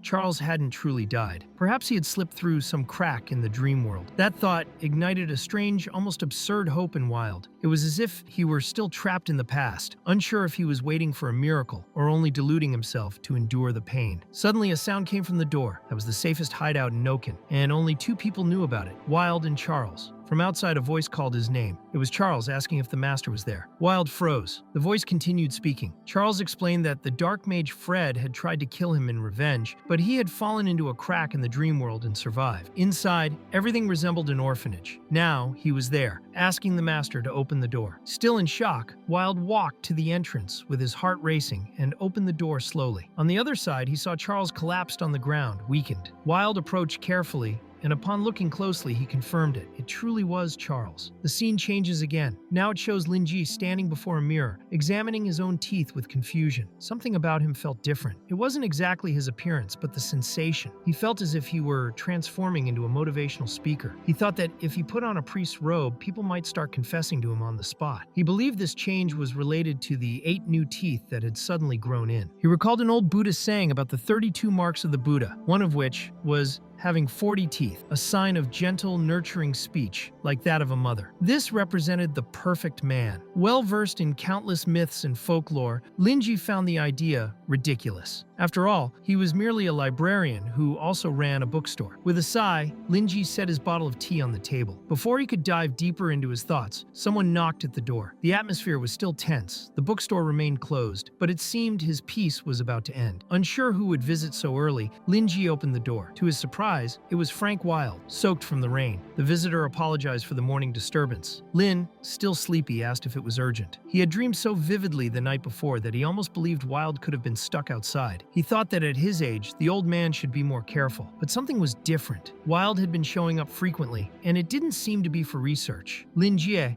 began to suspect something was wrong, something the mage wasn't telling him. He decided to give the man a moment to compose himself. He boiled some water and prepared black tea while the visitor thanked him quietly. Knowing Wild wasn't there to borrow books, Lynn thought it was a good moment to start a conversation. He asked whether Wild knew the tale of the farmer and the snake. When Wild showed he didn't, Lingi explained that it was a simple fable. In a harsh winter, a farmer found a snake freezing by the roadside. Out of pity, he held the creature against his chest to warm it. Revived by the heat of the man's heart, the snake's first act was to bite his chest, killing him. Lingi concluded that it was a short story but full of meaning. Then he asked Wild whom he thought was at fault, the farmer or the snake. He explained that it wasn't a fable about justice. The farmer acted kindly but died anyway. And when that happens, should he blame his own naive kindness or the snake's cruelty? Old Wild fell deep into thought. He already knew that the librarian Lingi was someone different, someone who saw the world in a unique way. Still, the fable he told felt like more than a simple story. It sounded like a direct warning, similar to those passive-aggressive messages ants share in family WhatsApp groups, the kind everyone ignores, but that sting the one who understands. To Wild, the farmer wasn't at fault. He was simply too kind. And the snake wasn't wrong either. It merely followed its nature. Lingi noticed that Wild answered without beating around the bush, but made it clear that the moral of the story depended on one's point of view. According to him, everyone should try to put themselves in another's shoes before judging. Then, without hesitation, he asked the old man how he would feel if he were the farmer himself. The question caught Wild off guard, and he replied that he might feel regret. But Lingi corrected him immediately, saying there was no room for might. The regret would come from not understanding people's true nature early enough. Too much kindness in the real world could be a grave mistake. In a world full of wicked people, trusting easily should be considered a flaw. Not everyone deserves compassion, and the farmer died only because he let his guard down. That gentle smile he gave before dying wasn't a sign of nobility, but of carelessness. Wild took his words in a more philosophical direction. He found it hard to believe that anyone could live without a heart. With that thought, he concluded that the real Charles had died a long time ago. Lingi wanted to know whether the old man had understood the message, and Wild confirmed that he had. The librarian was satisfied. He realized that telling a short fable at the beginning had helped relax the old man and allowed him to start confronting his own feelings and problems. Even so, Lingi knew the matter was serious. Wild had lived alone for a long time, and the very fact that he had rushed to the bookstore already indicated that something significant had happened. Perhaps it was a family issue. Though Lingi wasn't sure whether Wild even had any living relatives left. He only knew of 2 adopted sons. One had moved far away and cut contact. The other had reunited with his biological parents and had several falling outs with the old man. So Lingi asked if the reason for the visit had to do with Charles, and Wild, straightforward as ever, confirmed it. Charles had returned. Lingi interpreted it in his own way. He remembered how sensationalist TV programs loved exploiting inheritance cases and family disputes, and he knew when a missing person suddenly reappears, they don't always return as the same person they once were. Sometimes they come back only out of interest. He warned Wild that the Charles who had returned might not be the same one from his cherished memories. Wild began to tremble as he held his teacup. Lingi knew reality was harsh, but he wanted to understand how far the old man was willing to distance himself from the illusion. Would he keep attributing human feelings to someone who didn't deserve them? Did he still see an innocent farmer or a venomous snake? Wild took a sip and finally admitted that the librarian was right. He had been fooling himself. He recalled the times Charles would call him master, always smiling. The image that came to his mind was of Charles, cheerful, saying he had heard the master wanted to see him. But Wild scolded himself silently. He knew Charles should have knocked before entering the workshop. He had said that many times already. After all, a dark mage must always act cautiously. Even so, Charles seemed to understand the message, and Wild decided to set that rule aside for a moment. Soon after, he remembered that Yuen needed help with an experiment, bringing him back to reality. But even with his thoughts returning to the present, he admitted that his memories of Charles were far too beautiful. Even without being able to distinguish what was real from what was imagined, he kept clinging to those scenes. The longing was so strong that Wild preferred to deceive himself, reliving the good moments with his disciple in his mind. He understood that Lingia's warning was important, but at that moment, the old man was almost in a trance, lost between reality and memory. It was time to let the memories die. What needed to die would die, and anyone who tried to use that decaying body to manipulate his former disciple would face Wild's wrath. He already had that certainty within him, but told Lingi that he just wanted to stay a little longer in the bookstore, even if he was deceiving himself. Deep down, he knew that some dreams must come to an end, and so he decided that the one who had returned was no longer the real Charles. Charles. With that firm thought, Wilde turned his back and left the bookstore, thanking the librarian for yet another valuable piece of advice. Now, with a clearer mind, he knew what needed to be done. Lingi only wanted to be sure the old man was aware of the choices he would make, because handling the situation properly would require strength. Charles had been like a son to him. Even so, Lynn believed that if Wilde stood still, the regret would be even greater. He understood that facing the truth was painful, but someone was impersonating his disciple to take advantage of it, and that couldn't continue. So he left one last piece of advice for old Frank. Wilde agreed. He admitted he had been foolish and decided to act quickly, leaving no openings. He said he would call a meeting and share Lingi's words, which made the librarian a bit uneasy. Meanwhile, the rain continued falling outside. Elsewhere, the fake Charles communicated through red eyes, excited about the progress of the mission. He believed he had gained the old man's trust and would soon learn the secret spells Wilde had guarded so carefully. He did everything in the name of the Scarlet Cult and Madame Murphy. But in the midst of this communication, Wilde returned and interrupted it. The impostor pretended to be surprised, but Frank asked him to fetch the sacrificial dagger, believing the disciple knew exactly where it was. Frank Wilde explained that he needed to test an important spell and that he would make a few preparations alone, but would rely on the boy's help afterward. The impostor headed toward the dagger, thinking he was about to receive the special spells he coveted so dearly. If everything went according to plan, he would complete the mission swiftly, using his disguise as the beloved disciple to assassinate the old man. But unexpectedly, Wilde stabbed the dagger straight into the impostor's head, leaving him completely stunned. The old man did not hesitate. To him, this was a way of granting rest. Death, in his eyes, was a form of peace. Without wasting time, he cast the Eternal Rest coffin spell, and upon doing so, uncovered the truth behind the whole plan. Murphy was responsible. The scene then shifted to the Scarlet Cult's headquarters, a secret hall under the control of the evangelist. Murphy stood upon a blood-drawn pentagram on the ceiling, surrounded by silent prayers, when she heard a strange noise. Her eyes widened,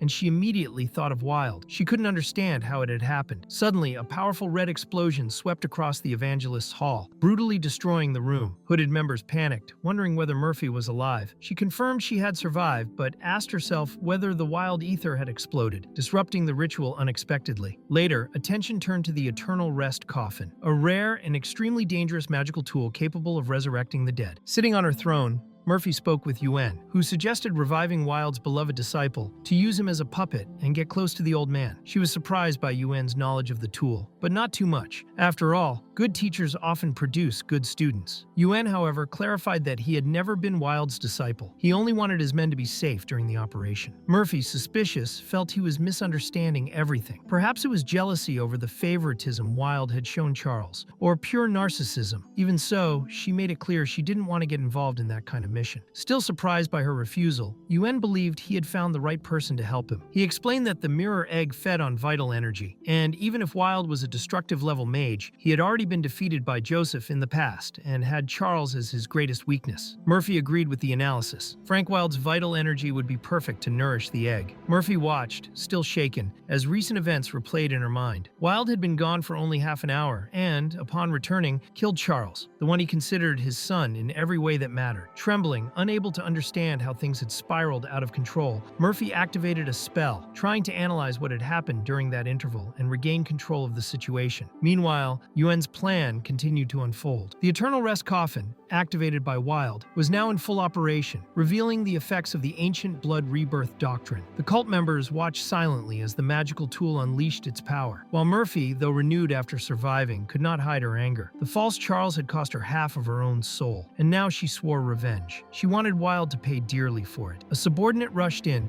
informing her that Helix, leader of the White Wolf Pack, wanted to speak with her. Initially irritated, Murphy ordered him to go away, but then she reconsidered and allowed him to enter. Helix approached, saying it was an honor to meet her in person. He explained that he had tried to request other audiences in the past, without success. But Murphy, tired of formalities, told him to get straight to the point. Under pressure, Helix confessed that he knew why her plan had failed. According to him, Murphy herself was the cause of the defeat. He mentioned the parasite from the dream world, the one that had taken over John's body long ago. It was an entity stronger than the terrifying level, but short-lived. Since it didn't seem to last long, Murphy didn't consider it a real threat and focused all her attention on the egg of the magic mirror. That miscalculation, according to Helix, was fatal. He revealed that during the time Wilde was away from the bookstore, only 30 minutes, something essential had happened, and it completely ruined her plan. Meanwhile, on the other side of the city, Lingi was having a peaceful day. He was alone in his bookstore, revisiting classics and analyzing analyzing the dreams left within the books. Then a new customer appeared. He hadn't expected so many visitors that day. He welcomed the girl as usual, following his routine, and offered answers to any questions she might have. The visitor, named Doris, became excited, but Lingi explained that the answers would only come within the limits of his business. He found Doris impressive. Her beauty made him think of a perfect elf, like those from anime or films on Earth. For a moment, he wondered if she belonged to a group of professional cosplayers, since her appearance was extremely realistic. Her image triggered nostalgia for past times, reminding him of the well-developed cosplay industry that existed in more modern worlds. Lingi was surprised to see something so professional in Noken. For a moment, he even thought she might be a real elf. Then he realized it made sense that the figure of Silver in his subconscious was represented as an elf, since that reflected what fascinated him most. Doris, in turn, quickly noticed she was face-to-face with the famous bookstore owner, the same man Jishu had spoken of with such respect. Even so,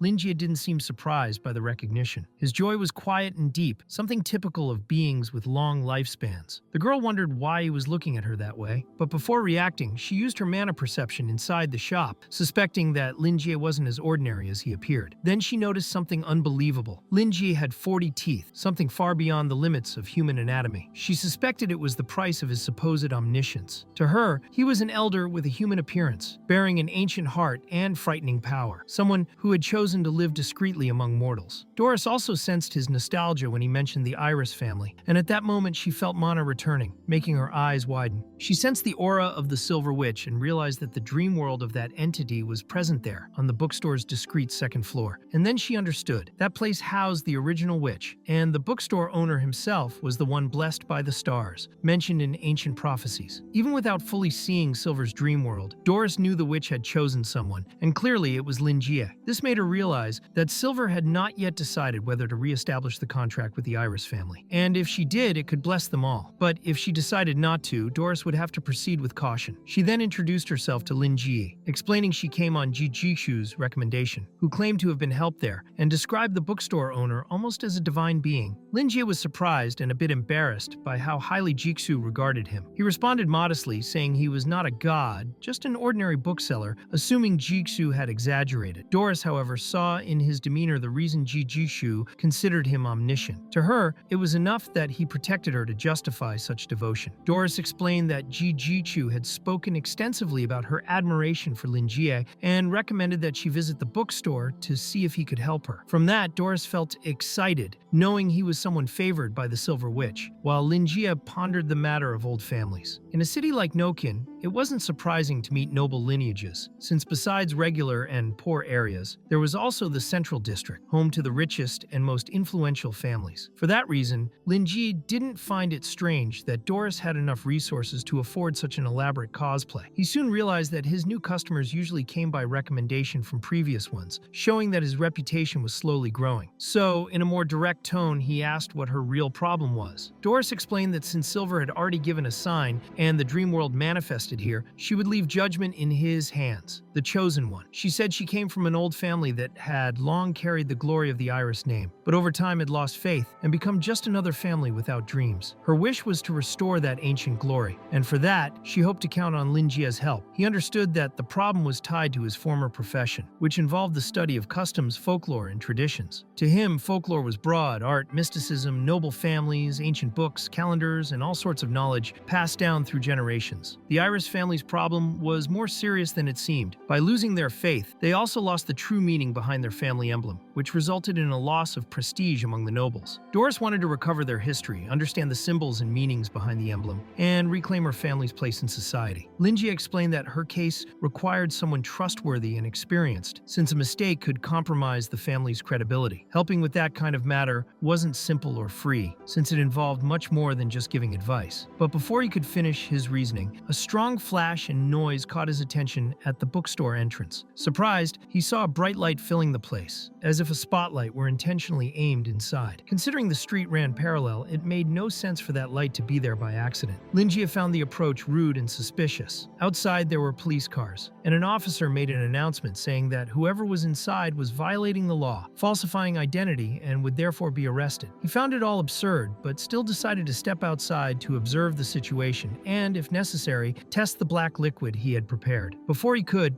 Doris stood up in anger, offended by the intruder's audacity, and said she would handle it herself. Lingi noticed she was more irritated than he was and understood why. Their conversation had been rudely interrupted, and the intrusion didn't seem casual. Standing in front of the counter, Doris could see more of the situation and, being a noble, likely recognized who the troublemakers were. Lingi realized she had every reason to be upset, and he soon understood the police were actually there because of him. He also noticed she strongly disliked the way the light was being forced into the bookstore. Even so, he knew he couldn't let his own problems affect his customers. Calmly, he asked her to let him handle the issue, believing he could hold off the intruders for some time and contact Joseph. But Doris refused his help. She said she didn't need anyone's protection, as she outnumbered those outside. Even if her identity risked being exposed, she no longer cared, because Lingi had accepted her request. That alone was enough for her to decide to fight for him. She guaranteed that they wouldn't lay a single finger on him and declared that defending the bookstore was an honor. Lingi was surprised by her dedication and realized that if he had refused her request, he would have been seen as someone who belittled the importance of the Iris family. With a sigh, he simply asked her to be careful. Doris went to the front of the bookstore, convinced that all that chaos was part of a test prepared by Lingi to evaluate how she would react to extreme situations. In her mind, when he said her problem wasn't a big deal, it meant he had already accepted to help and might even speak with Silver, since he was favored by her. The sudden arrival of new enemies, whom Lingi probably interpreted as customers, only reinforced her belief that everything was a trial meant for the Iris family. She then noticed that the source of the intense light was very close to the shop, and the narrative shifted to Murphy, who was above the clouds. Using the coffin of eternal rest, she was causing an absurd level of destruction. A subordinate appeared to warn her that the secret instrument tower had detected her presence and was sending a team, but due to the low number of agents, they would only be able to delay her for about 10 minutes. Murphy, completely calm, stated that there was no need to stop anyone, because the supernova death ray had already been released. Anyone who approached would suffer serious injuries, even Wild. To her, anyone who dared interfere in Noken would face that fate. Meanwhile, Doris observed the situation and concluded that the black mages were lunatics and criminals. Murphy's spell was capable of annihilating the entire region, but the fact that Lingi remained calm made Doris believe that such destruction was trivial to him. Convinced that he was testing her loyalty, she decided to keep proving herself to pass the test she had created in her own imagination. Up in the sky, Murphy performed her daily prayer, asking for salvation and blessings for the dead, a ritual she had repeated over the years. She remembered the day her life collapsed when a gentle priest tried to kill her. On that occasion, she prayed more than usual, and suddenly a chain blade pierced the priest's head. She never understood how she had been saved. She only realized that the instrument that protected her had come from the statue of God. It was then that Murphy understood that the coffin of eternal rest was her personal treasure, a magical tool capable of both resurrection and destruction. With such power, she established the Scarlet Cult as a symbol of strength and became a destructive-level black mage. Over time, Murphy grew increasingly arrogant, convinced she was God's chosen one, and that everyone should bow to her will. That was why the backlash caused by Wild awakened extreme fury in her. She didn't care if the secret instrument tower tracked her down. Her only goal was to send a direct message to the bookstore owner. The supernova spell would consume 80% of her ether, but she believed it was worth the cost to teach Lingi a lesson. Only individuals at the indescribable level could possibly survive such an attack, and she was certain he was not one of them. As the energy condensed, she smiled with madness, wishing he would regret opposing her desires. When she cast the spell, the energy descended from the sky like a colossal falling star, striking Noken with devastating force. Her followers were stunned by the power a high-level black mage could wield and began to worship her. The blinding light spread through the bookstore, reaching the area where Doris stood outside, feeling the overwhelming force of the impact. High above, Murphy noticed the presence of an elf and was surprised. She hadn't expected to encounter someone of elven race there. In response, Doris summoned the sage's staff, a radiant iris blooming at its tip. When she touched the ground with the staff, she shattered everything around her and asked Silver to grant victory's light to House Iris. She called upon the forest spirits, who answered her plea and raised the sanctuary of the forest in the middle of the city. A massive tree trunk rose up, blocking the supreme energy Murphy had unleashed on 23rd Street. The Black Mage's followers were completely shocked, unable to believe that a single trunk could withstand such a destructive spell. Murphy realized the elf before her was unbelievably powerful, a destructive-level mage. She quickly discovered that the woman was none other than Doris, the great sage of the Iris family, also known as Prophet Doris. The elf continued invoking Silver, her lady shrouded in frost, who wielded a long, gleaming bow. When Doris asked Silver to shine her light upon the chosen prey, a massive golden beam was unleashed through a technique known as Sacred Light of the Falling Stars, firing an enormous arrow toward Murphy, blocking any escape and ending the attack with overwhelming force. Faced with such power, Murphy fell into despair. She knew her true goal was to reach the teleportation gate, yet also knew her subordinates could not activate it in time. A colossal explosion occurred, and, even with her eyes wide open, Murphy could do nothing. The flash was so intense that she was forced to shut her eyes. When she regained her vision, all she saw were pieces of her allies' bodies scattered across the ground. She could hardly believe an elf was capable of such destruction, and now she had no escape. Although she believed her strength was close to Doris's, reinforcements were already on the way. The secret instrument tower and the Society of Truth would arrive shortly, leaving her no margin for error. With no options left, Murphy decided to gather all her magic power, planning to turn anyone who approached into fuel. The few surviving subordinates seemed honored, while she took advantage of the moment, even on the brink of collapse. Then a skeletal creature appeared, a Shantak, a beast of dreams. The coffin of eternal rest, controlled by Murphy, could revive dream beasts like this and force them into obedience. Her plan was simple: use the Shantak to invade the dream world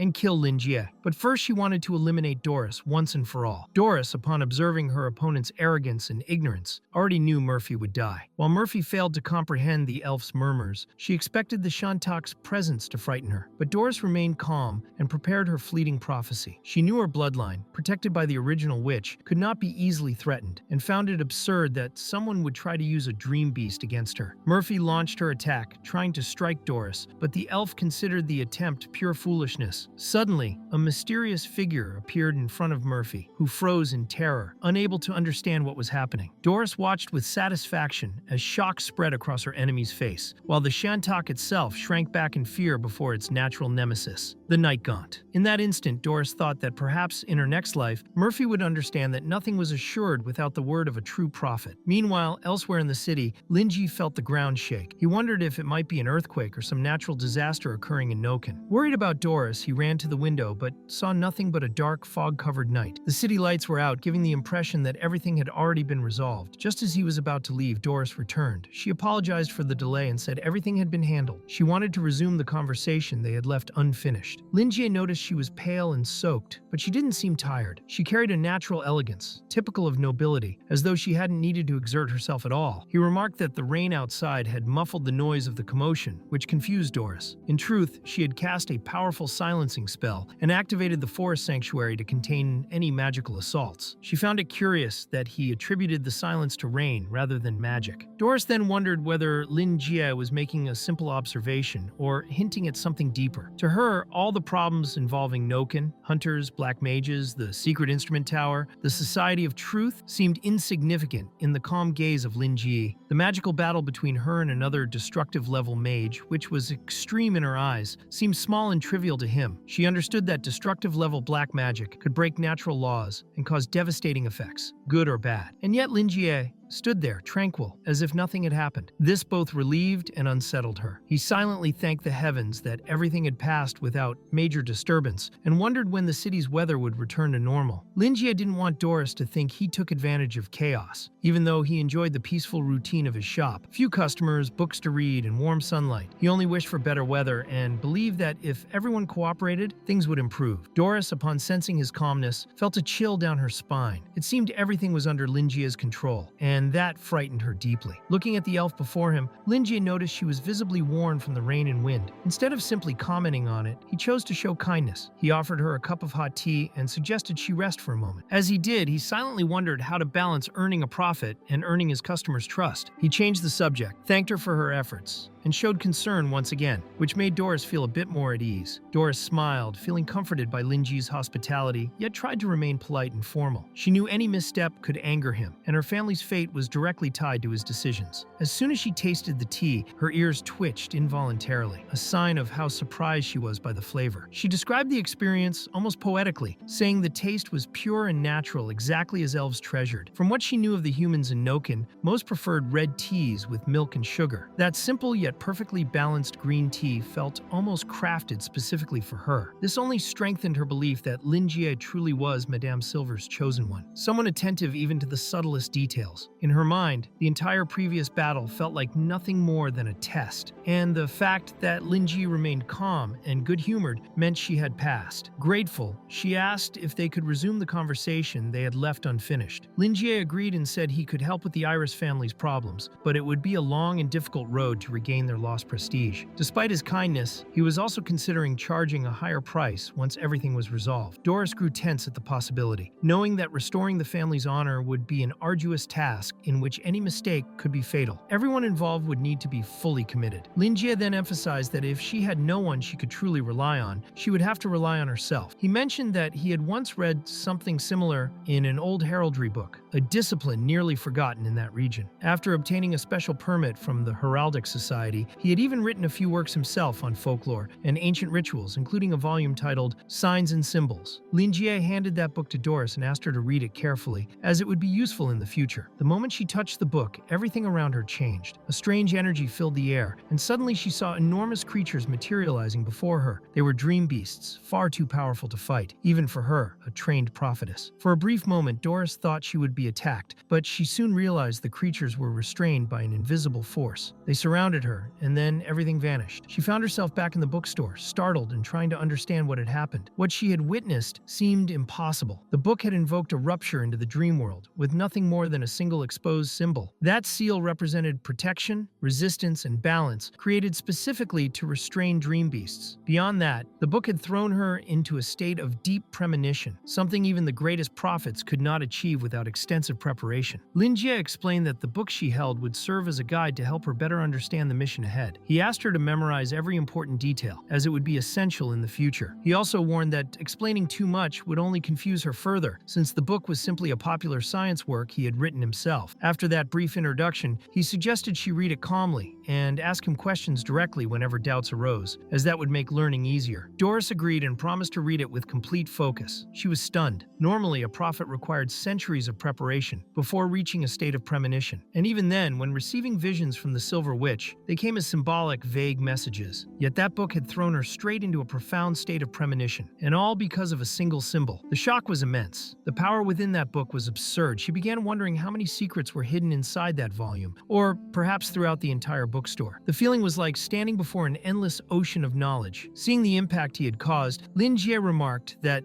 since this involved the Iris family's future, it would be better for all members to study the book's contents. That way, he wouldn't have to keep saving anyone from the brink of death. He reminded her that he had other customers to attend to, so he couldn't spend much more time with her. Those words made Doris nervous. She took them as a serious warning, as if Lingi's services were rare, expensive, and precious. This only increased her urgency to accomplish everything flawlessly. She wondered if, since the book had a price, there might be more copies. With that in mind, she decided to purchase all of them to distribute among the Iris family members. She promised to study with complete dedication, exactly as he had instructed. Lingi found her reaction a bit exaggerated. She seemed to have understood everything in a very different way than he intended, but he chose not to worry about it. He grabbed a box and, already considering that Doris might become a profitable customer, decided to show a bit of sincerity. He pulled a book from the shelf, and the empty space it left behind began forming a strange silhouette. That caught Doris's attention, making her even more curious. Lingi casually explained that there were 30 copies available and that he would pack them all for her. Doris was confused. She couldn't understand how an object with such immense power could be reproduced and sold like a common book. To her, Lingi's thoughts were completely unfathomable, worthy of someone with divine status. Next, Lingi offered her a small gift, some of the same tea he had served earlier. He said he was glad she had enjoyed it, and that she would always be welcome in the bookstore. Deep down, he hoped she would visit again someday. Doris, moved, gave a sincere smile. She thanked him on behalf of the entire Iris family for the guidance he had given. Finally, she promised that if their lineage ever regained its former glory, the Iris family would submit completely to Lingi's will and gratitude. The scene suddenly shifts to Joseph, who arrived exactly where the bookstore was located, and he was clearly not happy. Seeing the destruction in the area, he he assumed the perpetrators were nothing but lunatics. A green-eyed girl tried to explain that Andrew, a member of the Society of Truth, had informed them they were conducting a forensic magical study and had asked everyone to avoid walking through the area in order to preserve any traces of mana. But Joseph showed absolutely no interest in that study and, irritated, practically devoured the girl with his gaze. He pointed angrily at the surroundings, saying they had allowed a destructive-level dark mage to act freely in Noken, which he found unacceptable. He couldn't believe that this was the famous magical surveillance service the Society of Truth was so proud of. And if that was the best they had to offer, then it was the most ridiculous joke he had ever heard in his life. The Society members did not appreciate his words. One boy muttered that he'd like to smash a rock into Joseph's face if he had the courage, but his colleague explained that the retired Radiant Knight had always been this way, and all they could do was get used to it and keep moving the stones. Then Joseph appeared right behind them, startling everyone. Despite his anger, he seemed willing to cooperate with what he called idiots if it meant helping fix the damage caused in the area. He asked the girl whether the Intelligence Division intended to file a report. She informed her superior that they had discovered the bookstore had been the real target of the Dark Mages. But before she could finish the report, Joseph gave her a sharp look, and she immediately fell silent. He couldn't believe what he was hearing, and when he noticed the girl trembling into silence, she simply whispered that the Society of Truth had already left the area. Joseph's reaction was pure outrage. He demanded they call the team back immediately. At that moment, a young man crouched down and placed his hand on the ground, activating his forensic magic to locate traces of mana. Feeling the marks left there, he confirmed that the Dark Mages truly were lunatics, and he didn't even want to imagine what kind of spell of that magnitude they had cast inside the city. Moreover, the fact that the magical surveillance network hadn't detected anything beforehand proved just how serious the situation was. The young man was George Byron, 24 years old, a researcher from the Society of Truth. Despite being a civilian with no authorization for criminal analysis, he suspected that the Dark Mages might have developed a method to bypass the surveillance system, or that there was an infiltrator inside the society itself. George's specialty had always been logistical support for the alchemical tools used in the field, but now he found himself involved in a much darker scenario. Among the dead was the leader of the Scarlet Cult, known as Evangelista Murphy, along with several Dark Mages. Considering the scale of the attack, George believed it had been a large-scale retaliation by the cult, likely aimed at something that threatened their operations. One of the most probable hypotheses was the Tower of the Secret Instrument, as well as the Society of Truth itself, with whom the cult had maintained constant conflict. However, even with the recent alliance between the two organizations, the location of the Mirror Egg remained completely unknown. They were extremely cautious and immediately retreated via teleportation as soon as they achieved their objective. Even if captured, they would take their own lives instantly. Another cause for concern was that Evangelista Murphy continued creating zombies using her coffin of eternal rest. And although these zombies were weak, they appeared in large numbers and caused many problems as obedient puppets. In George Byron's view, the target of the retaliation had been a dissident group of the White Wolves known as Spider, an organization that intercepted Ryan's intelligence network and was under the leadership of their new commander, Jiji Shu. They had become a major threat to the White Wolves, even more so after the last battlefield encounter, which had been led by Murphy herself. The most surprising part was that the failure of the operation had not been due to the lower ranks, but to top-level figures, such as the Supreme Leader Evangelista Murphy, who ended up dead in what was supposed to be an infallible mission. The attack had a clear target. All the spells had been aimed at the bookstore on 23rd Street, but the Scarlet Cult had always longed for the Tower of the Secret Instrument and the Hunters. Now George could not understand why the bookstore was involved in any of this. The scene shifts to the inside of the bookstore, and George is surprised to find it looking completely normal. Even so, as he approached the place, he felt a peculiar power emanating from it, drawing people in, and he was determined to find out what was inside. Before he could enter, Abraham Joseph grabbed his shoulder and warned him to stop. He wanted to know what the Society of Truth's young researcher was doing there. George found the question odd and replied that he was simply investigating the bookstore, which seemed obviously suspicious to him. He explained that his job was to find out what had happened in the area and that the person inside the bookstore was clearly of interest. George needed to provide answers to the Society of Truth and believed he was doing his duty. Joseph, however, felt the scholar shouldn't get involved if he valued his sanity. But George responded firmly, saying that knowledge is what keeps the mind stable, and sanity is something every scholar must preserve. He would not be dissuaded so easily. He added that although Joseph was a destructive-level knight and a respected elder, he would not tolerate being mocked about his lucidity by him or anyone else. Joseph knew that trying to argue with scholars was always a test of patience. Those hard-headed types, once they decided something, rarely changed their minds. Deep down, he even considered considered punching George in the face just to shut him up. But ultimately, the Tower of the Secret Instrument still needed to purchase alchemical equipment from the Society of Truth, so he decided to leave the matter to Claude. Joseph then explained to George that the bookstore was classified as Class 1, which left the researcher utterly shocked. He couldn't believe there was a Class 1 entity in Noken without anyone knowing. Joseph clarified that the Tower of the Secret Instrument had recently classified the area as Class 1, but the Society of Truth's database had not yet been updated. He added that the owner of the bookstore was actively assisting in the investigation and that George shouldn't be foolish. He also mentioned that the owner likely wouldn't appreciate being interrogated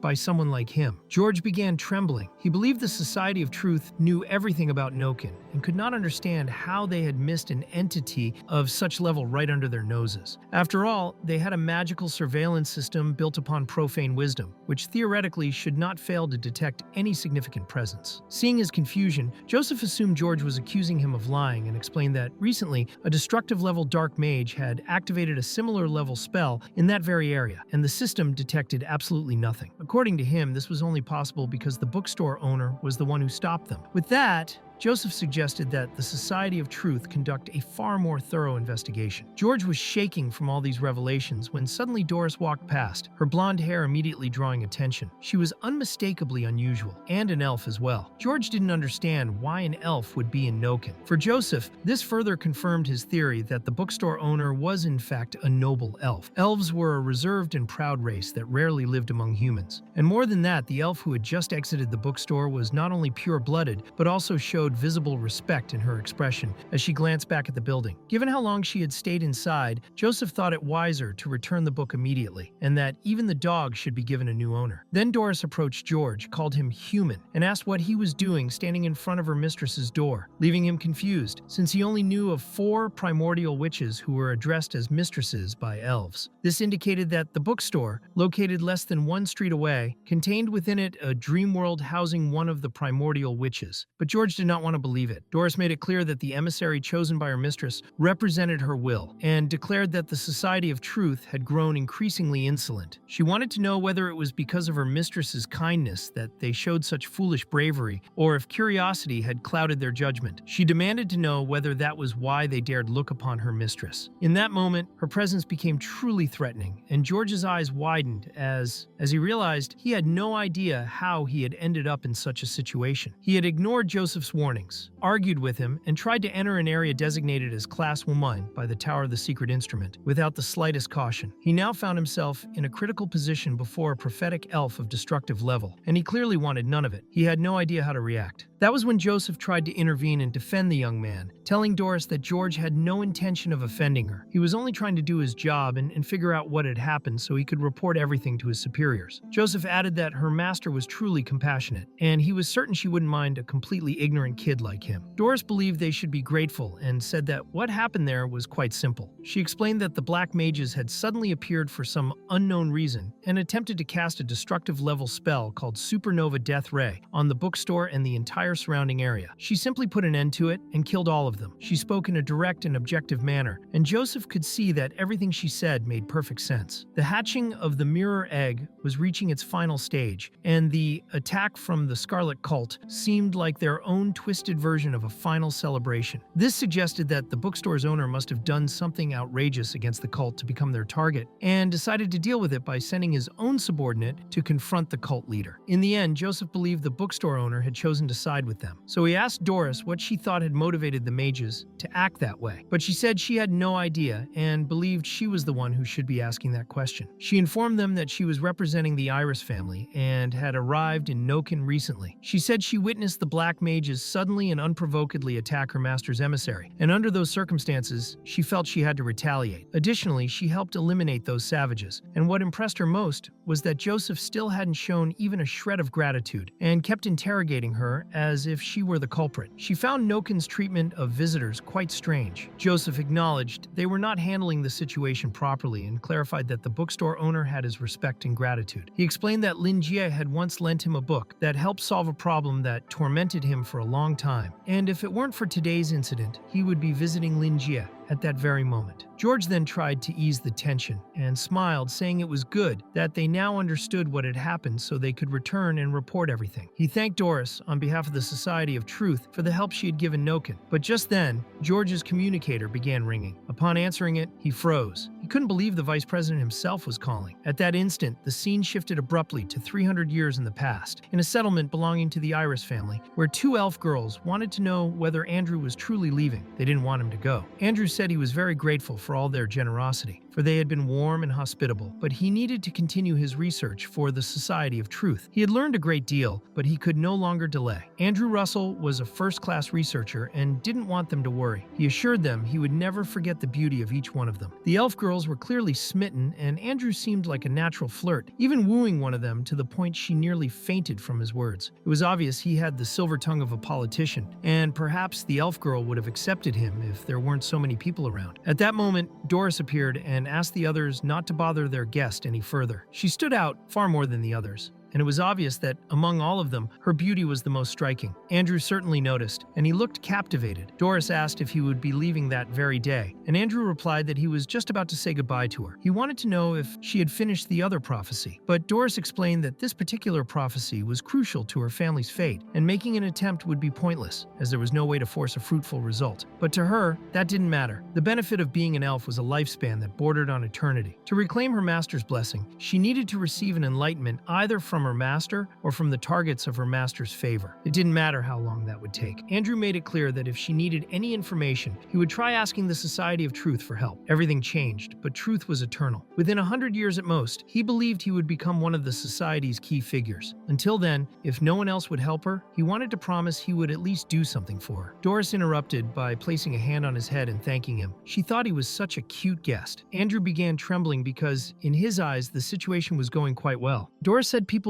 usually thought elves were proud and didn't interact with other races. But in reality, their longevity made them more considerate toward people and toward the things that mattered to them. In the end, there were few things worth remembering. She found Andrew's hair nostalgic. The last time she had touched it, he had been much shorter. Andrew told her to stop acting as if he were still a child, but Doris wanted him to give her a reason to stop seeing him that way. At that moment, she was willing to keep those memories until her body perished, but she wanted to know if he was willing to tell her his name. Then the scene shifted suddenly again. Andrew, now very old, was the vice president of the Society of Truth. He realized how much time had passed. The story continued in Noken's Central District. Inside the headquarters of the Society of Truth in Vice President Andrew's office, an old bald man was playing chess with another elderly man. This long-haired old fellow said it was unexpected to see the once glorious Iris family re-emerge after so many years. This man was Walter Leonard, the head of alchemy at the Society. The love of his youth had suddenly appeared again. It was a shame that the young man from before was now an elderly one. After a lifetime of womanizing, Andrew had failed to win the woman he truly loved. The bald man thought Walter should be careful not to lose his funding. He also believed the vice president was still coveted among the noble ladies of the Central District. 300 years had passed, and perhaps that once popular man had changed, but the bald man preferred to drop the subject. He knew someone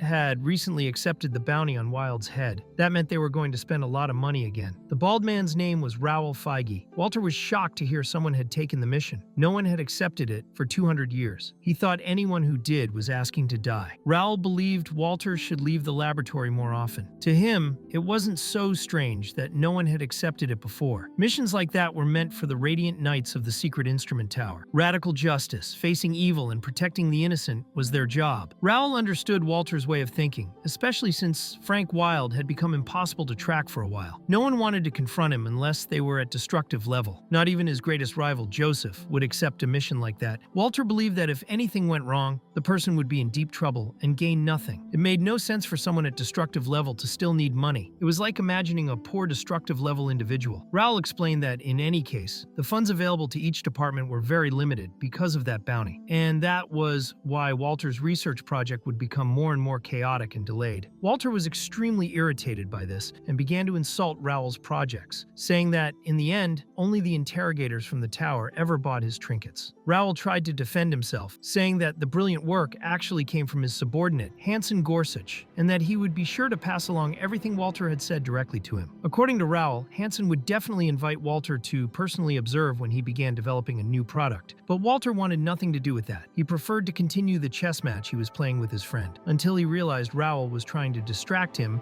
in order to cheat. Bald Feige denied it, saying Walter was falsely accusing him and that he still considered Walter his best friend. But Walter said that in the end, anyone could be his friend as long as they had money, believing Feige was nothing more than a ruthless and greedy schemer. Raoul insisted his friend was wrong and made sure to declare that his research was extremely useful. His plan, called Clay Idol, was in its final stage, and if he got the Philosopher's Stone, he could complete it immediately. All of it was only possible thanks to Doris's help, and the Philosopher's Stone taken from the Eternal Resting Coffin was far more powerful than anything the alchemical masters under Walter could ever create. Walter had heard that dozens of times, but the reports always came back with flaws, and a few weeks later, they were asking for more money again. Raoul tried to explain that this happened because the Philosopher's Stones were insufficient. The two began arguing, the tension rising more and more, but Walter, curious as ever, wanted to know who had taken the mission for Wilde's head, since Raoul still hadn't said. The bald man knew his friend wouldn't guess it, so he explained that this time it wasn't someone of destructive level. The one who had taken the mission was a hunter of dreadful level. The scene then shifted abruptly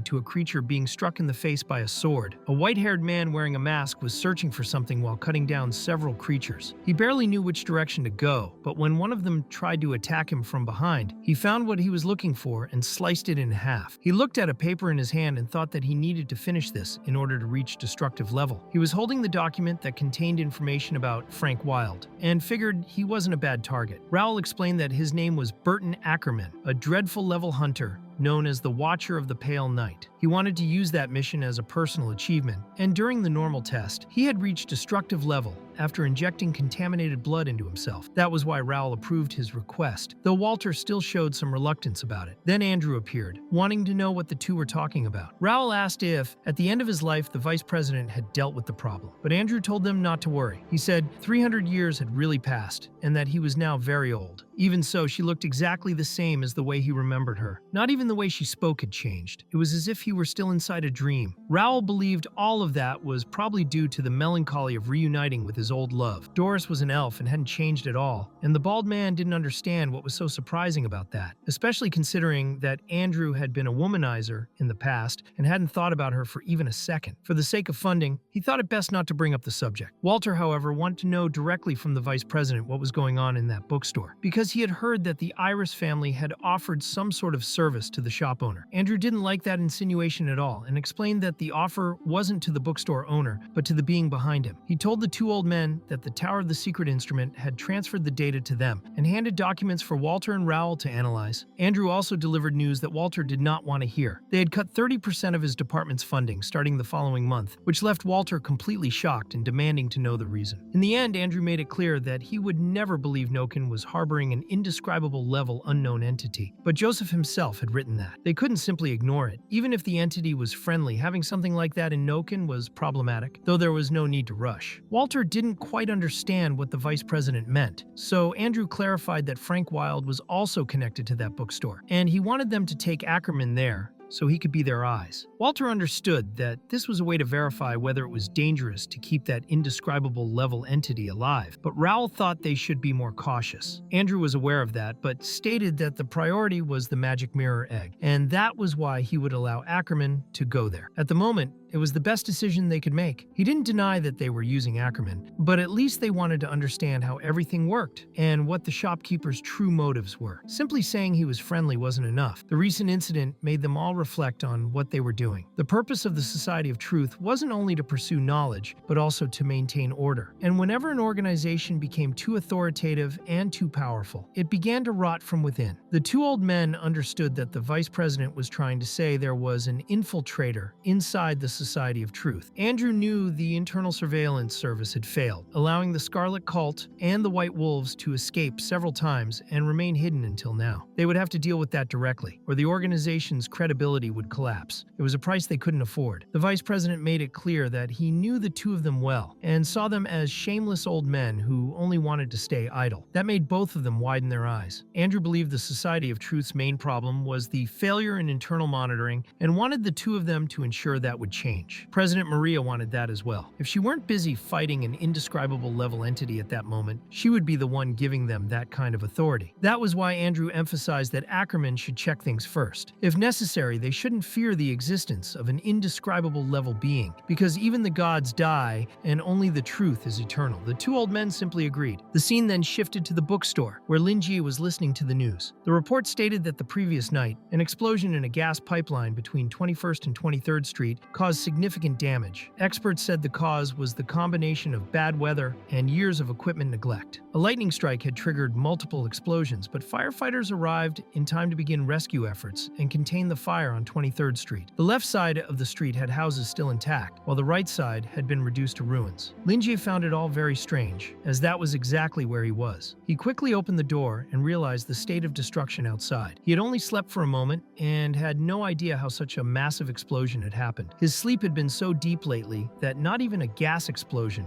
had been enough to wake him. He thought nothing important had happened besides Doris's visit. She bought 30 books and scared off some people who seemed to be looking for illegal immigrants. Now in the morning, there was even a police officer standing in front of the shop. He thought life was bizarre, but the good part was that everything stopped right in front of his door. If it had been any different, his life in that other world would have already come to an end. He thought about Doris again. And before leaving, she had insisted on giving him a potted plant because she couldn't accept his gift with empty hands. He thought she was overreacting. She gave him a seed she claimed was very valuable and explained that it had its own consciousness and fed on desires, but he believed it was just one of her fantasies. Since she wasn't that old, she still had the heart of a girl who believed in such things, and he found that understandable. So he began watering the little plant, thinking it would be great for purifying the air. It could also improve the appearance and atmosphere of his shop. He hoped it would grow into something interesting. The little plant was already starting to sprout, and 1 week later, it became a beautiful rose. Lingi felt like his week of hard work had been rewarded, as the seed had turned into a lovely flower. He had always wanted to grow plants himself, but they never lasted long. He finally succeeded with one, though he was still suspicious because it had bloomed in just a week. In his mind, roses were like bushes, so it was strange that there was only one flower. But Doris had told him it was a rare species, and he believed the plant had unique properties. In the end, she hadn't even said it was a rose, so it could be something different that simply resembled one. The flower grew quickly and seemed easy to take care of, which was great, since even someone like him, who wasn't good at gardening, could maintain it. He decided to display the plant's prettiest side to his customers. Keeping the bookstore nicely decorated, he believed, would put people in a good mood and maybe encourage them to buy more. Lingi was truly a bookshop owner who resembled Mr. Krabs. He loved money. He decided to open the shop because it was getting lonely not having anyone to talk to. That was when an eye appeared in the middle of the rows. The scene then shifted to Burton Ackerman, who had arrived at 23rd Street and noticed everything looked normal. He stood in front of the bookstore and thought the exterior didn't look very inviting. He believed the owner had never intended to sell books seriously and was trying to make the place look deserted. He hadn't realized it before, but now it didn't seem like a coincidence. Using his supernatural hunter's sense of smell, he tried to pick up a clue and managed to detect Frank Wilde's scent. It had been on some time, but there was still a faint trace of ether mixed with the rain, and it was clearly Wilde's aura. But it wasn't totally obvious to Burton. Even though he had truly sensed Frank's aura, which was quite polluted, Wilde still couldn't escape the keen nose of a hunter like him. However, Burton believed the source of that aura seemed to be some kind of conscious spirit that wasn't very strong. He concluded that maybe a less skilled mutant had passed by and been fooled by something. The aura seemed more prominent there than anywhere else, which made Burton suspect that the Society of Freedom might be right, and that Wilde was using that place as his headquarters. Despite that, it still seemed more like a temporary hideout. According to the information he had, Frank had visited that shop twice, and due to the lack of ether, he believed the place was frequented by other people more often. That's why he thought Frank Wilde would return, giving him the chance to confront him. Perhaps that was also why the Society of Truth hadn't made a move yet, since the White Wolves and the Scarlet Cult were occupying its efforts at the moment. Burton could also still smell the blood from the last battle that had taken place there. Besides dealing with the aftermath of the conflict, they had relocated everyone in the area. The secret instrument tower and the Society of Truth were experienced in covering up this kind of incident. But now that Murphy was dead, that shouldn't be a concern anymore. He only hoped she had understood her mistakes at the moment of death. Deep down, he thought she had simply been unlucky to cross paths with a wise elf. And even if Doris hadn't been there, he believed the group would have failed all the same. The magical mirror egg was truly powerful and capable of driving people insane. But as a hunter, he preferred not to be too curious, so he wouldn't jeopardize his mission. His objective now was to wait for the target to appear so he could earn his destructive level classification. He remembered what his senior always said about the greatest qualities of a hunter being patience and caution. So he decided to act like a normal customer and scout the place without drawing attention or allowing any complications. Carrying out the mission, he entered the bookstore wearing a raincoat so he wouldn't get wet. As soon as he walked in, he saw the place was exactly what he expected. The bookstore had a simple appearance, and there was no sign of any supernatural aura, until he saw the gargoyle and recognized it as one of Wilde's creations. A decent piece of craftsmanship capable of detecting killing intent and attacking on its own. As long as he didn't try to harm the librarian, everything would be fine. He knew that even if Lingi was just an ordinary person, he had still been chosen by Wilde, so extreme caution was required. With a smile on his face, Lingi welcomed Burton, happy to finally have a new customer. It had been a while since he had served anyone, so he wanted to take the opportunity to give advice and earn some money. He was determined to get as much out of Burton as possible to renovate his bookstore. He didn't have many customers, but he trusted his persuasive skills to convince people to spend more there. He wanted to know whether Burton was there to rent, browse, or buy books, and said he could ask anything he wanted. Burton replied that he was just looking around, and also felt that question was perfect for someone simply killing time.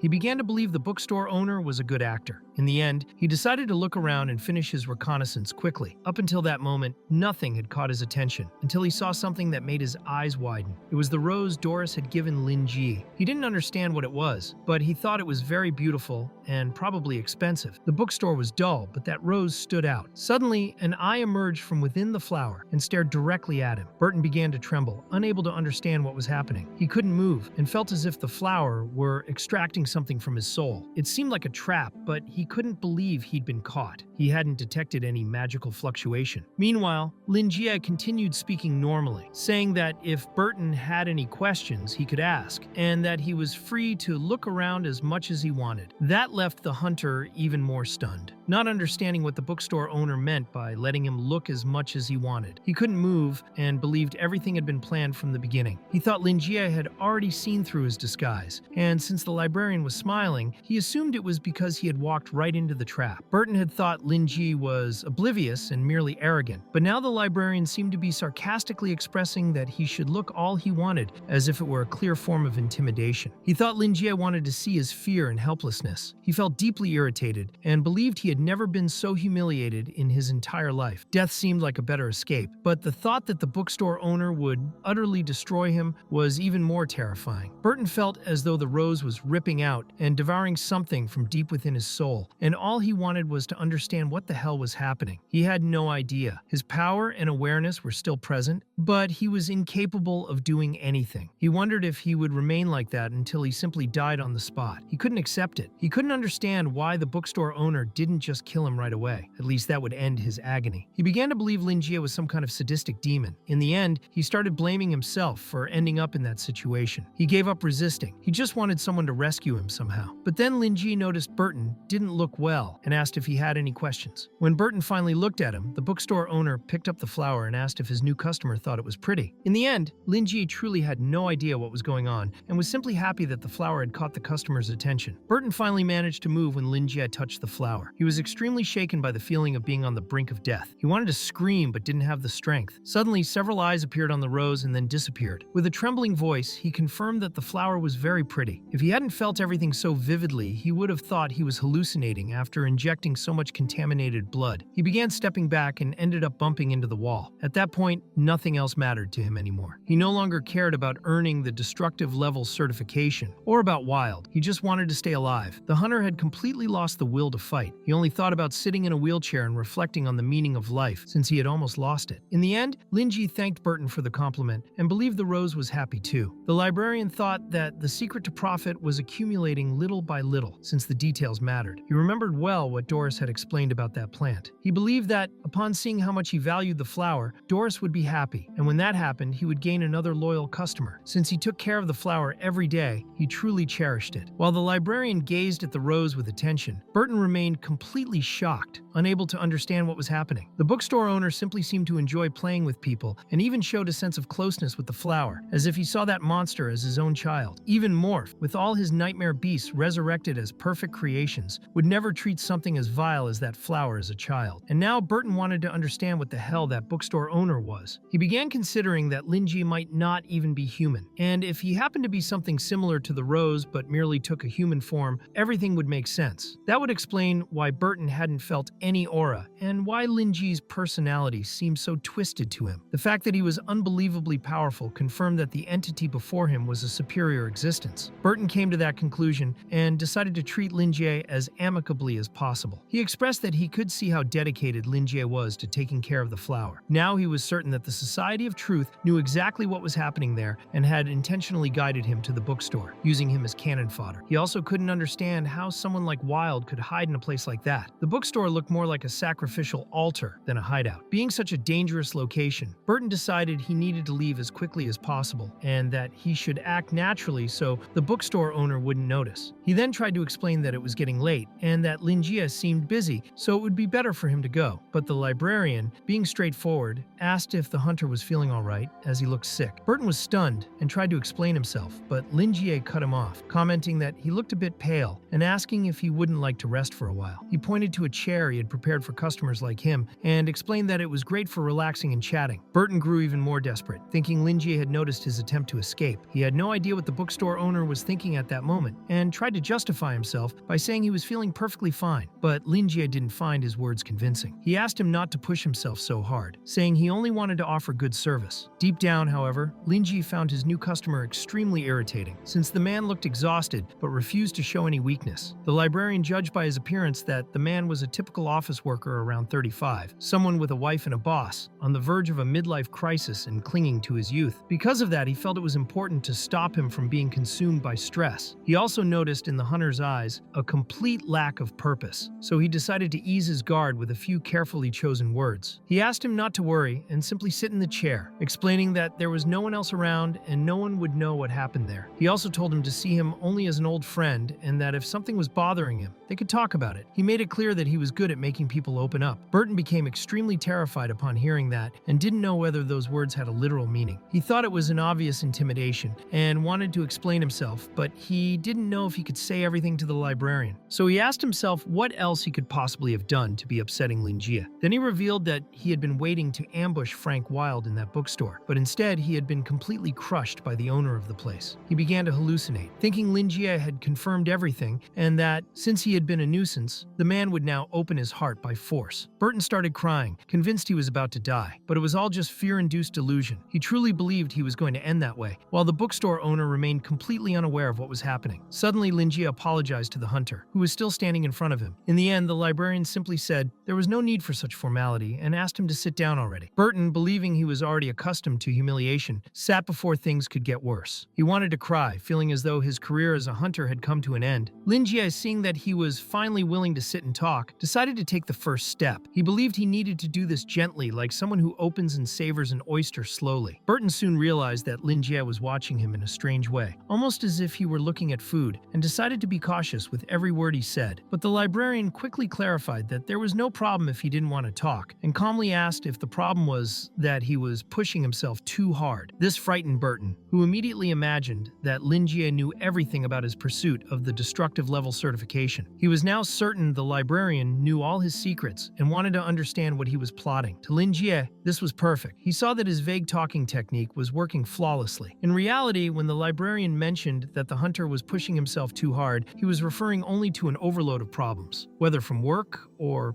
personal life. To him, it was clear that this customer was completely lost. Burton, realizing he had no way out, decided to tell the truth and hide nothing anymore. He said he had only been trying to earn approval for the destructive level rank. He had no idea how he could face someone as terrifying as Lingi. He explained that the hunter's source of power came from the corrupted blood of nightmare beasts, and that it didn't matter whether it was a dark mage or someone from the Society of Truth, they would never be considered human. He began to sweat and admitted he had given up. He said they were only using him as a disposable tool, and that he had finally realized it. Almost in a breakdown, Burton began explaining to Lingi that his superiors claimed the system was fair, but that he was constantly looked down on by those arrogant people. To him, it was all far too unfair. Lingi, trying to understand, interpreted it differently. He thought Burton was being exploited by his own boss, someone who made him work hard while promising a promotion that would never come. He thought the hunter was just another victim of near-slave labor, and therefore asked if Burton had tried searching for another path. The hunter grew even more frightened by the question, unsure what the bookstore owner truly meant by it. Burton thought the librarian had simply used a common expression, but it was as if Lingi had ignited something inside him. The bookstore owner then explained to the hunter that he had known for a long time that he was nothing but a tool in the eyes of those who used him. He said that now Burton could seek another path, instead of continuing to serve people who would never give him anything good in return, who would never recognize his real worth. To Lingi, Burton was an intelligent man, and would understand perfectly the meaning of his words. Burton, however, wasn't sure if it was truly worth it. He wasn't happy with the way he was treated, and knew that the hunter's power came from something impure. Their supernatural abilities originated from the corrupted blood extracted from various nightmare beasts. Not only was it borrowed power, it was also extremely unstable, and completely lacking any logic in its manifestation. As soon as a hunter activated his lycanthropy, he began little by little to transform into one of the creatures he had sworn to hunt, gradually losing his sanity until his soul was completely corrupted. Many of the strongest hunters ended up merging with the corrupted blood in their last moments of lucidity. Those were the moments when they finally lost control and turned into nightmare beasts, causing destruction not only for the Society of Truth, but also for the Secret Instrument Tower. Hunters, therefore,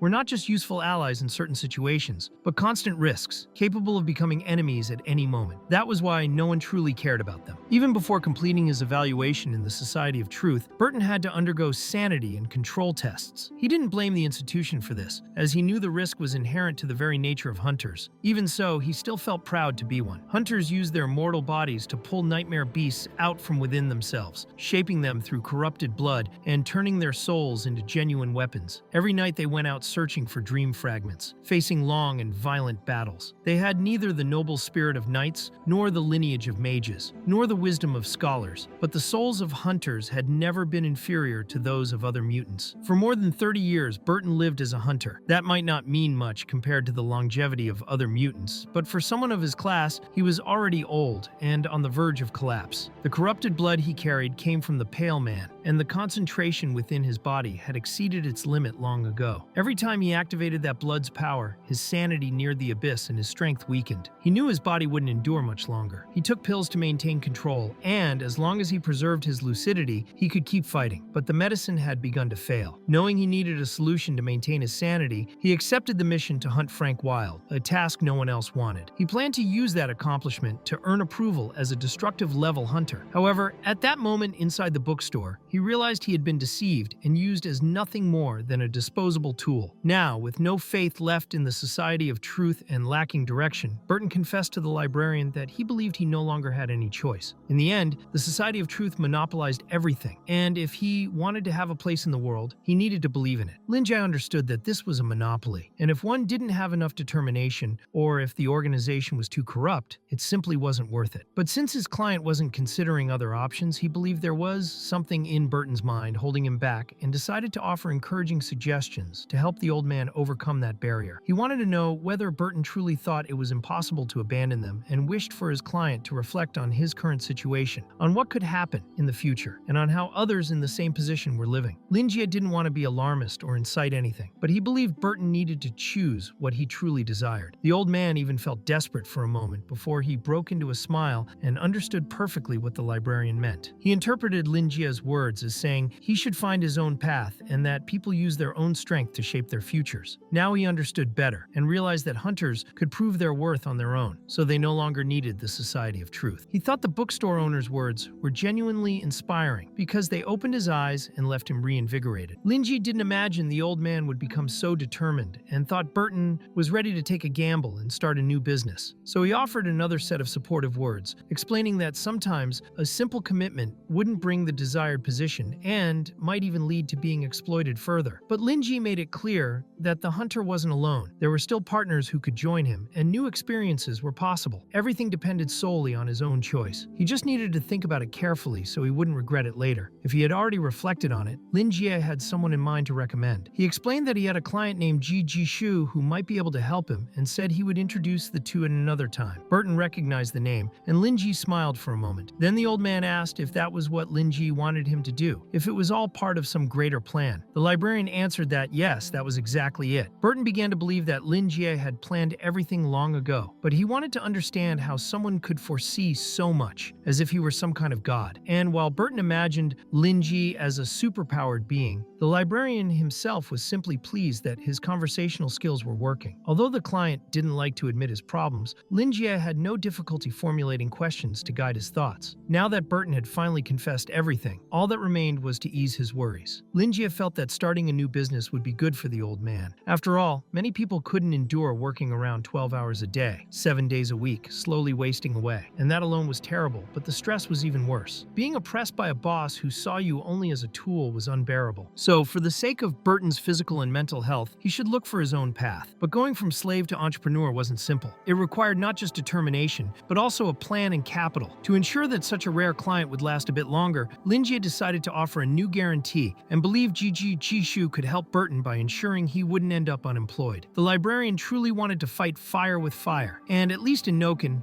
there shouldn't be any company more dominant than low resources. This corporation was controlled by Zixu's homeland and basically monopolized all mining rights in the lower district, as well as being involved in the region's main industries. In Noken, its influence was unimaginable both in daily life and in business, and anyone willing to investigate it thoroughly would always find the company's hand in something. Even though he had been a foreigner in that world for only 3 years, Lingi could feel the presence of that company in his bones. Shortly after arriving, he had briefly investigated its history out of curiosity and quickly found that it had existed for an impressive amount of time, considering that its predecessors had once controlled an army in the lower district.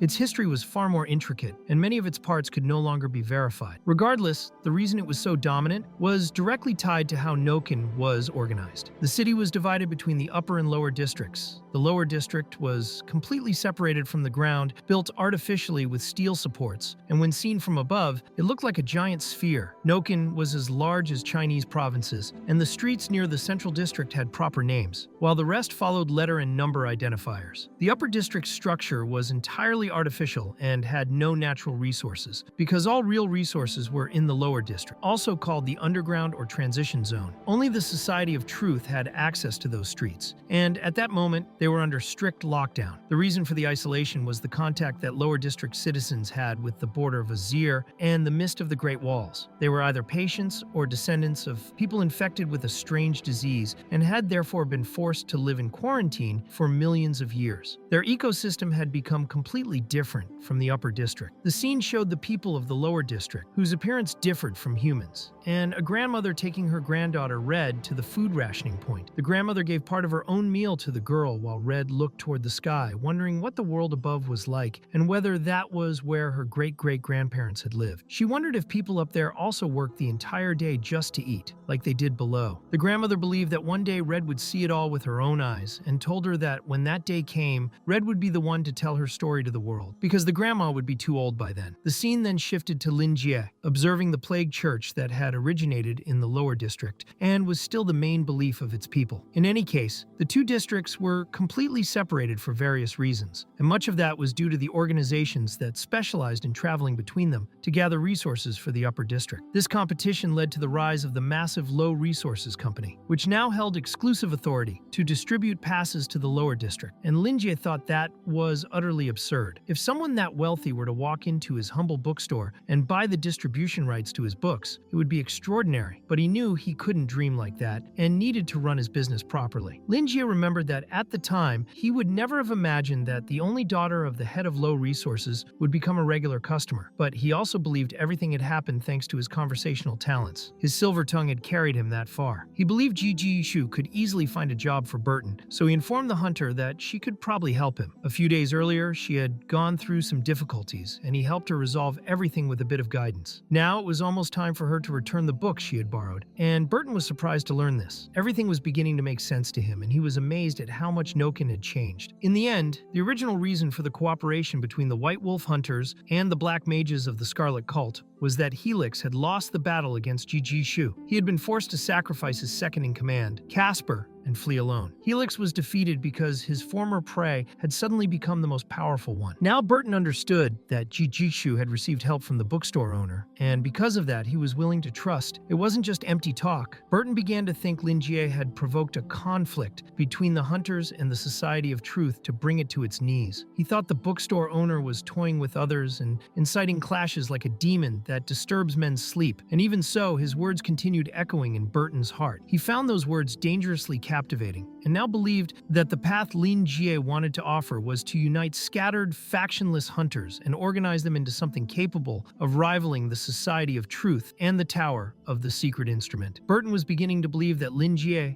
would completely change Noken. Everything seemed like a game to the bookstore owner, and Burton considered himself lucky to have become one of his pawns. Now he understood why Lingi had revealed all his intentions. The flower had drawn out his deepest desire, and in the end, Burton no longer wished to seek the Society of Truth's approval or to complete the destructive level assessment. Instead, he now wanted to test his new resolve and raise the banner of the hunters. He genuinely desired something like that. He knew it was dangerous, but he wanted to do it anyway, and that desire was driving him insane on the inside. Still, something made him curious. He wanted to know if Lingi really rented out books, and the bookstore owner was delighted by the question, making it clear he was just about to bring up that subject. He knew Burton would struggle since this was his first time doing something like that, so he picked out a book for the hunter, explaining that it was a good starting point. The book was about how to start a business with no capital. Burton kept thinking about how he had heard Lingi say that Shu had rented a book, and that was how she had received power from him and followed his instructions. The connection seemed obvious to him. Lingi had used one of his books to grant her power and guidance. In the end, Burton realized that all those books were filled with forbidden powers. The bookstore owner then explained that with that book, he too could find a new path and fulfill his own aspirations, so he would no longer be treated like a fool. Suddenly, the book handed to Burton turned into The Sacrifice of the Void. The title shocked him, and when he touched it, the pages began to fall apart and disintegrate. He then found himself wandering through a colorless universe, an eternal void. There he encountered several creatures before being struck by an energy that pierced his body and slowly began to destroy him. Panicking, he closed the book and started trembling, unable to understand if what he had seen was some hallucination related to lycanthropy. But he could still feel traces of that energy inside him and clearly sensed that a channel to the void had now been opened. The creatures he saw terrified him deeply because it felt as if they had noticed his presence. Now he understood what this new path meant, at least in his own way. Lingi then explained that if Burton intended to move forward, he had to be certain that being opportunistic was an essential skill. Everyone wanted to do business at no cost, but to Lingi, such rewards belonged to those who had reached the end of the road. In the end, Burton agreed, for now he could open the channel to the void whenever he wished after being pierced by it. He realized that he was at one end, and on the other side was an imperceptible void. By following the channel, he could offer sacrifices and, in return, receive rewards that would obviously depend on the mood of those creatures. Now he understood what true opportunism meant, and it seemed like the greatest deal of all, with no cost whatsoever. The beings within the void were indescribable, and he had no idea how powerful the bookstore owner must be to interact with such entities. Burton then stood up and thanked Lingi for the teachings, but the bookstore owner made it clear that the journey ahead would be long, and that Burton would need strength, mentally and in many other ways, because being opportunistic alone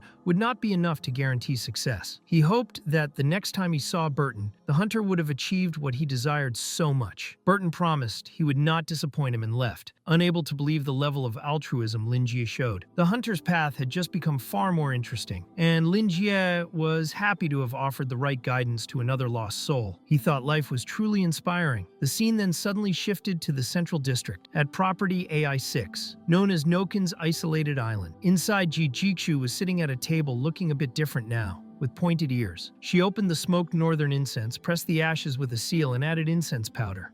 Her eyes widened as she removed the seal's mold and lit the incense, beginning to enjoy it calmly. Then she put on a pair of glasses. For the elf, the preparations were complete, and she could finally relax and read a book. The book she held had an intense aura, and when she opened it, a black liquid-like substance began gathering behind her in large quantities. The scene then cut to the outside of the property where two guards were keeping watch. Suddenly, a car arrived, and one of them walked over to it with an umbrella. A man stepped out of the vehicle, and several others positioned themselves around him, bowing formally. Meanwhile, the elf huffed in disbelief at the overwhelming energy she sensed. She would never have imagined days earlier that she could withstand such pressure. To her, it was proof that she had grown much stronger. As she grew stronger, she also began to control her own body better. She could now command the expansion and contraction of each hair follicle with precision and knew she should never expand her body beyond certain limits, or she would self-destruct. Most importantly, she had almost fully subdued the dream beast dwelling inside her. She was on the verge of becoming a destructive level mage if she succeeded, and she knew that none of this would have been possible without Lingi. The favor he had granted her far surpassed merely controlling the contaminated blood that had once been a burden. She believed that blood and beast were just different terms for spirit and flesh, the foundations of life. Ether was formed when these two forces flowed in harmony. Controlling her own blood was only the first step. The true method to achieve strength was to learn how to use the blood and convert the dream beast into her own power. She knew she needed to reach a new level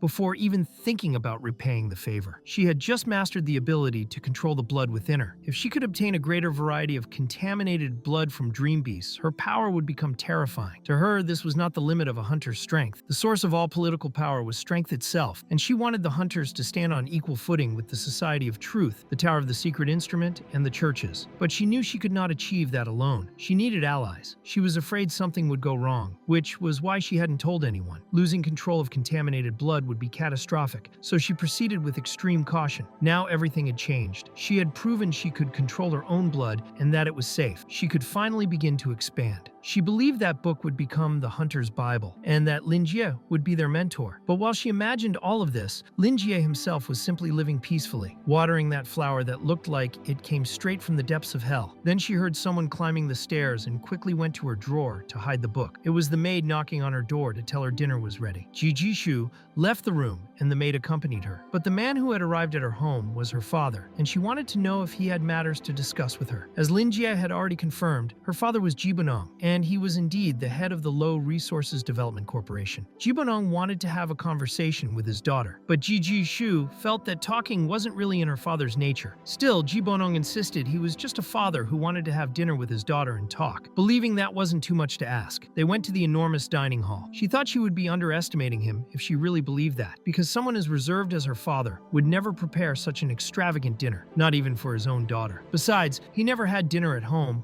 much less sent someone to inform her of the mealtime. He would only do something like this if he had something important to discuss. Pulling out his chair to sit, Jibunong asked if it had been that obvious, and his daughter confirmed it, adding that it was late already, and he likely had no patience for a long conversation. In the end, as he looked at his grown daughter, he remembered her as a little girl and commented that she had really grown. Jijishu was surprised that he truly wanted to talk. Jibunong admitted, somewhat embarrassed, that he still saw her as a small child, and her maturity had caught him off guard. Now that she was an adult, he recognized she had things she could decide on her own. But as her father, he felt it would be negligent not to offer at least some advice. In the end, she simply wanted him to say whatever he thought needed to be said. Jibunong had never asked directly what she did, because both the White Wolves and the Hunters Association were mere pawns to be used. He had assigned Kay and Max to her because he thought that would be enough, but now he realized the situation was different. If she truly got involved, she would be representing his company before everyone, and she understood that perfectly. Then her father dropped the knife to the floor, stood up indignantly, slammed the table, and demanded to know if she truly understood. Because if she did, she wouldn't act so recklessly. Jijishu replied that she did understand, and that was precisely why she had agreed to talk. She believed he had read her plans in her diary, and that was why he wanted to talk to her. She revealed that she had written everything on purpose. Her father was shocked and asked if she had done that deliberately, meaning the agents he placed with her would discover it and force him to bring her back. Jijishu explained that she knew her father's plan by heart and would never be fooled foolish enough to write something for others to read. If that were the case, she wouldn't even keep a diary. Jibonong paused for a moment and saw that his daughter had truly matured. He began reflecting on how he still saw her as a child. Jijishu thought it would have been difficult to deceive her father if he didn't see her that way. Jibonong acknowledged that if this was the case, she must be confident she could convince him. He asked what her bargaining chip was. She had already figured out he had sent someone to search her room for it. Jibonong widened his eyes, wanting to know how she knew, and Jijishu made it clear that they would never find the answer they were looking for. Suddenly, several tentacles began wrapping around her body. She believed everything in that mansion was under her father's iron will, and then explained that her plans, if that was what her father truly wanted to know, were all devised by her lord. She was nothing more than one of his pawns. As for what she intended to use for bargaining, she presented the book she had received from the bookstore owner. In Noken, everyone had heard the name Jibonong. As the person with the highest authority and lower resources, Jibonong had maintained contact with countless organizations and their upper echelons over the years. The Society of Truth, the Secret Instrument Tower, hunters, mages, churches, ordinary citizens, you name it. He had met them all and knew exactly how to deal with each one. It was rare for him to encounter a situation that made him lose control. Under his leadership, Low Resources not only monopolized all mining rights in the lower district, but also maintained strong ties with the secret world of mutants. In the end, Jibonong was actively involved in all of it. Among the many employees hired by the corporation, there was a large number of mutants. Someone once described Jibonong by saying that when he stared at someone with his chrome yellow eyes, it felt as if he could see straight through to the deepest thoughts of their mind. The scene shifts to one of his subordinates, a long-haired man with a black band over his eyes named Max, who informs Jibonong that the young woman had arrived. Thus, Jijishu's father enters and finds his daughter training intensely, lifting weights with her arms, completely drenched in sweat. Jibonong watches quietly for a moment. Soon, a subordinate named Kei, who had been overseeing the training, approaches Jijishu and praises her, saying she's doing well but should take a break. She hands the girl a towel, which Jijishu gratefully accepts and uses. Seeing the opportunity, her father starts a conversation. Jijishu is surprised to see him there. He asks how she's doing, and she replies that she's the same as always, exactly as he wanted, keeping up with her physical training. Jibonong says that's excellent and asks Max to bring the pouch. Max obeys immediately, surprising Jijishu because inside there was a syringe containing contaminated blood. She hadn't expected that and asks if that moment was really the right time. Jibonong confirms that yes, that was the most appropriate moment. Jijishu begins trembling as he tells her that from then on, she would become a mutant. Regarding the situation and the responsibility that came with this new power, he wants to know if she's prepared. Jijishu firmly confirms that she is, and her father finds that excellent. He explains that, due to their genetics, most Northerners were ordinary people, and that to become mutants, they needed to rely on contaminated blood and become hunters. This shortcut, however, carried risks, as it could trigger unpredictable reactions. As the director of Low Resources, Jibonong couldn't take the 10% risk of corruption. One mistake could destroy the entire company. Jijishu expresses concern, but her father explains that he personally sought out that specific blood, and that its quality was extremely high, minimizing the risks of corruption and lycanthropy. He believes that at most, the effects would manifest on the extremities, like ears, without significantly changing her appearance. He then reveals that he had prepared a personal gift for her. He gives his daughter a highly pure philosopher's stone engraved with a resurrection mark by a white mage of indescribable power. The stone was known as the Tear of Flames and had been sealed to prevent rejection by the mutant world. In Jibonong's view, his daughter was destined to thrive on that path. Jijishu understands her father's intentions and assures him he doesn't need to worry, promising she wouldn't disappoint him. With that, Jibonong orders Kei and Max to accompany his daughter from then on. But before that, he still had important information to convey directly to Max. In the end, Jibonong leaves with his heart anxious about his daughter's progress, while Jijishu sighs in relief. She is happy to finally become a mutant and tells Kei that she had begged her father for a long time for this day to come. He always said it wasn't time yet, but now he had finally agreed. She felt that good nervousness that comes before a major change. Kei still wanted to protect her at all costs, but Jiksu made it clear that it wasn't about that. She understood the weight of her father's name, knew he was respected among mutants, and deep down, he was still a businessman. If enough profit was involved, he wouldn't hesitate to take risks. And this time, the bet was on her. He had chosen his own daughter to enter the world of mutants and take control of the company beside him, because only then could the mega company that others admired grow even further and become something formidable, even to mutants. In the end, he fulfilled her wish, which was also his own wish. He wanted her to meet those expectations, and now she was facing the trial he had prepared. Kei understood it was indeed a test. and made it clear that to truly grow, Jijishu had to leave her immature past behind. Jiksu then asked Kei to help her pass the most important trial of her life. Kei held her hands and said she wouldn't hesitate to do whatever it took, even sacrifice herself, to fulfill her lady's wish. The scene shifts to Ji Bonong speaking with Max. He wouldn't be surprised by anything his daughter did. He expected great things from her. After all, she was his daughter. But he wanted to know whether Max had already decided which hunter group she should join in Noken. Since the intelligence network of the Society of Truth had gathered all relevant information on the groups, Max had chosen Helix's group, known as the White Wolves. Ji Bonong was pleased, as Helix was calm, sensitive, and strategic. Max knew his boss was sending him with Jiksu to observe her every move, but Ji Bonong wanted more. He expected Max to give everything he had to protect her. Max grew nervous at the responsibility. Ji Bonong knew his daughter was stubborn, but also patient and determined, and he believed she would become a great hunter. Helping her connect with an organization wouldn't be an issue. What he wanted was to prevent complications. He trusted Kei's loyalty and competence, but knew she could be difficult, which meant Max would have to endure when that happened. Putting a mutant in control of low resources could shake the major powers at the top. If this caused trouble, it would be the end of the company, and Ji Bonong wanted to proceed carefully. From that point on, he would begin distancing himself from her in public. The more rebellious she appeared, the better. She needed to focus on hunters, not the company. The less she seemed to care about the corporation, the better for the image of independence he wanted to portray. Accompanying her was only the beginning. It was just the starting line. That's why he asked Max to protect his daughter with everything he had. Max swore his life to Ji Bonong in that moment, and then the scene shifts to the girl's father examining the death elixir, something extremely secret. Knowing its contents, he had ensured the basic level of protection. It was natural for fledglings to leave their nests. This path was one of no return, and he simply wanted to know what kind of surprises his daughter would bring. He was excited. He wondered what expression he would have when he saw her grow. He hoped it would be a smile of satisfaction. Then, the scene shifts to the present. After showing the book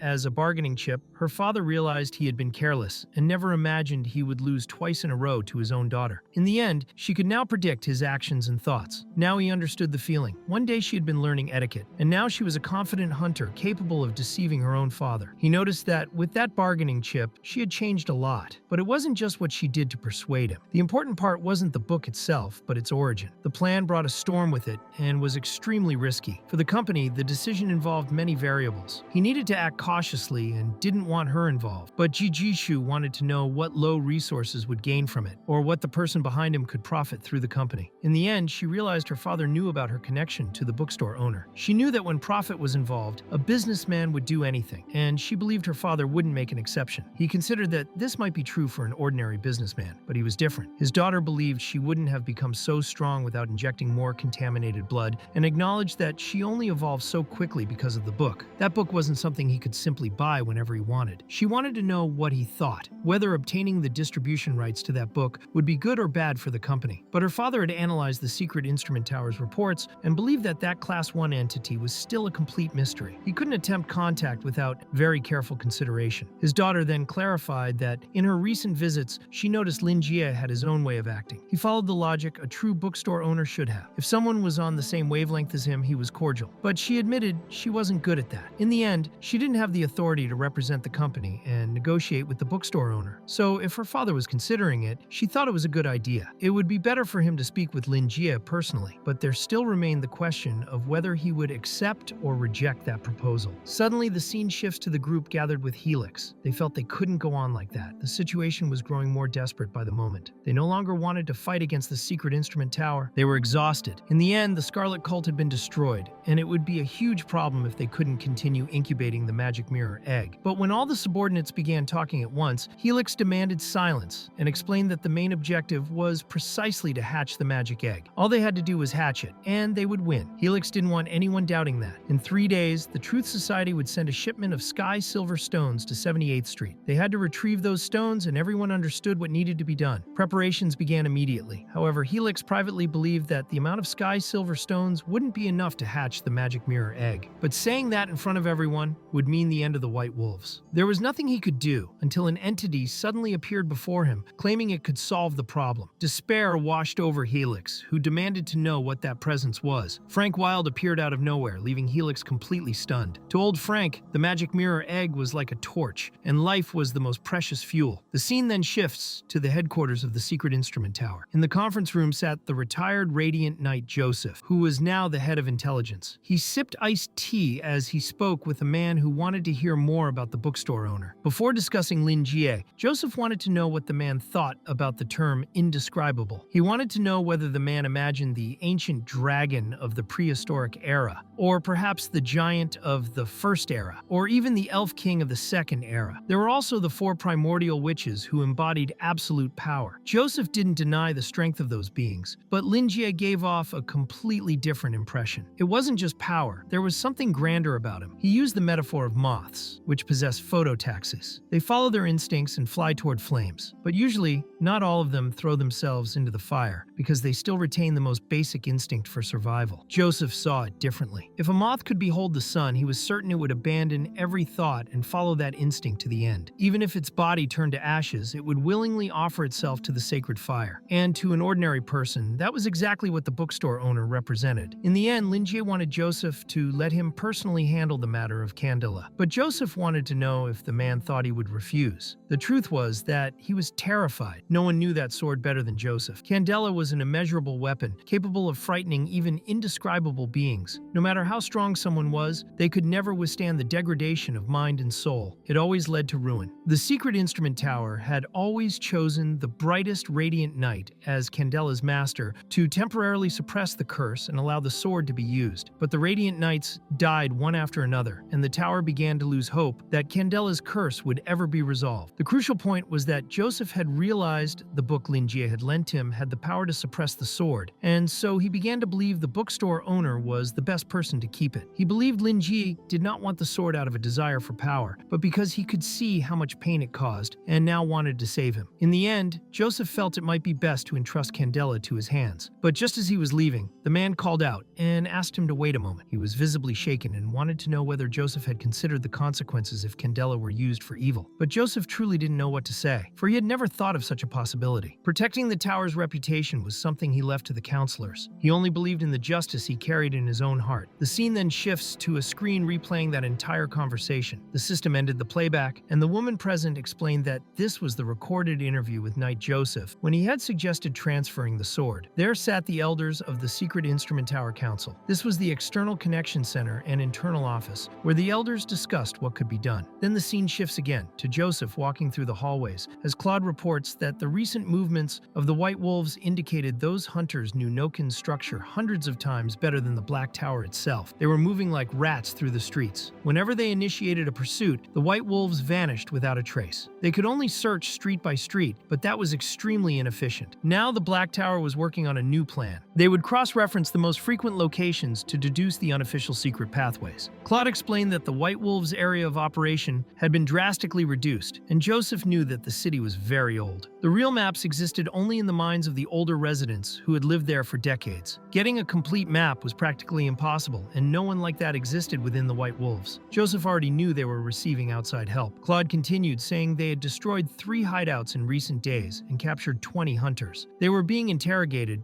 but were difficult to handle. They had even tried using mind spells, but their minds were especially fragile. They had probably injected themselves with contaminated blood nearly to the limit and were beginning to go insane. Joseph thought it was a good way to avoid interrogation, since they had become so deranged that no information could be extracted. Claude believed the White Wolves knew they were nearing their end, since they were losing their sanity and, besides stealing resources, were also destroying and murdering purely for fun. Joseph began trembling with rage because this only caused panic among civilians.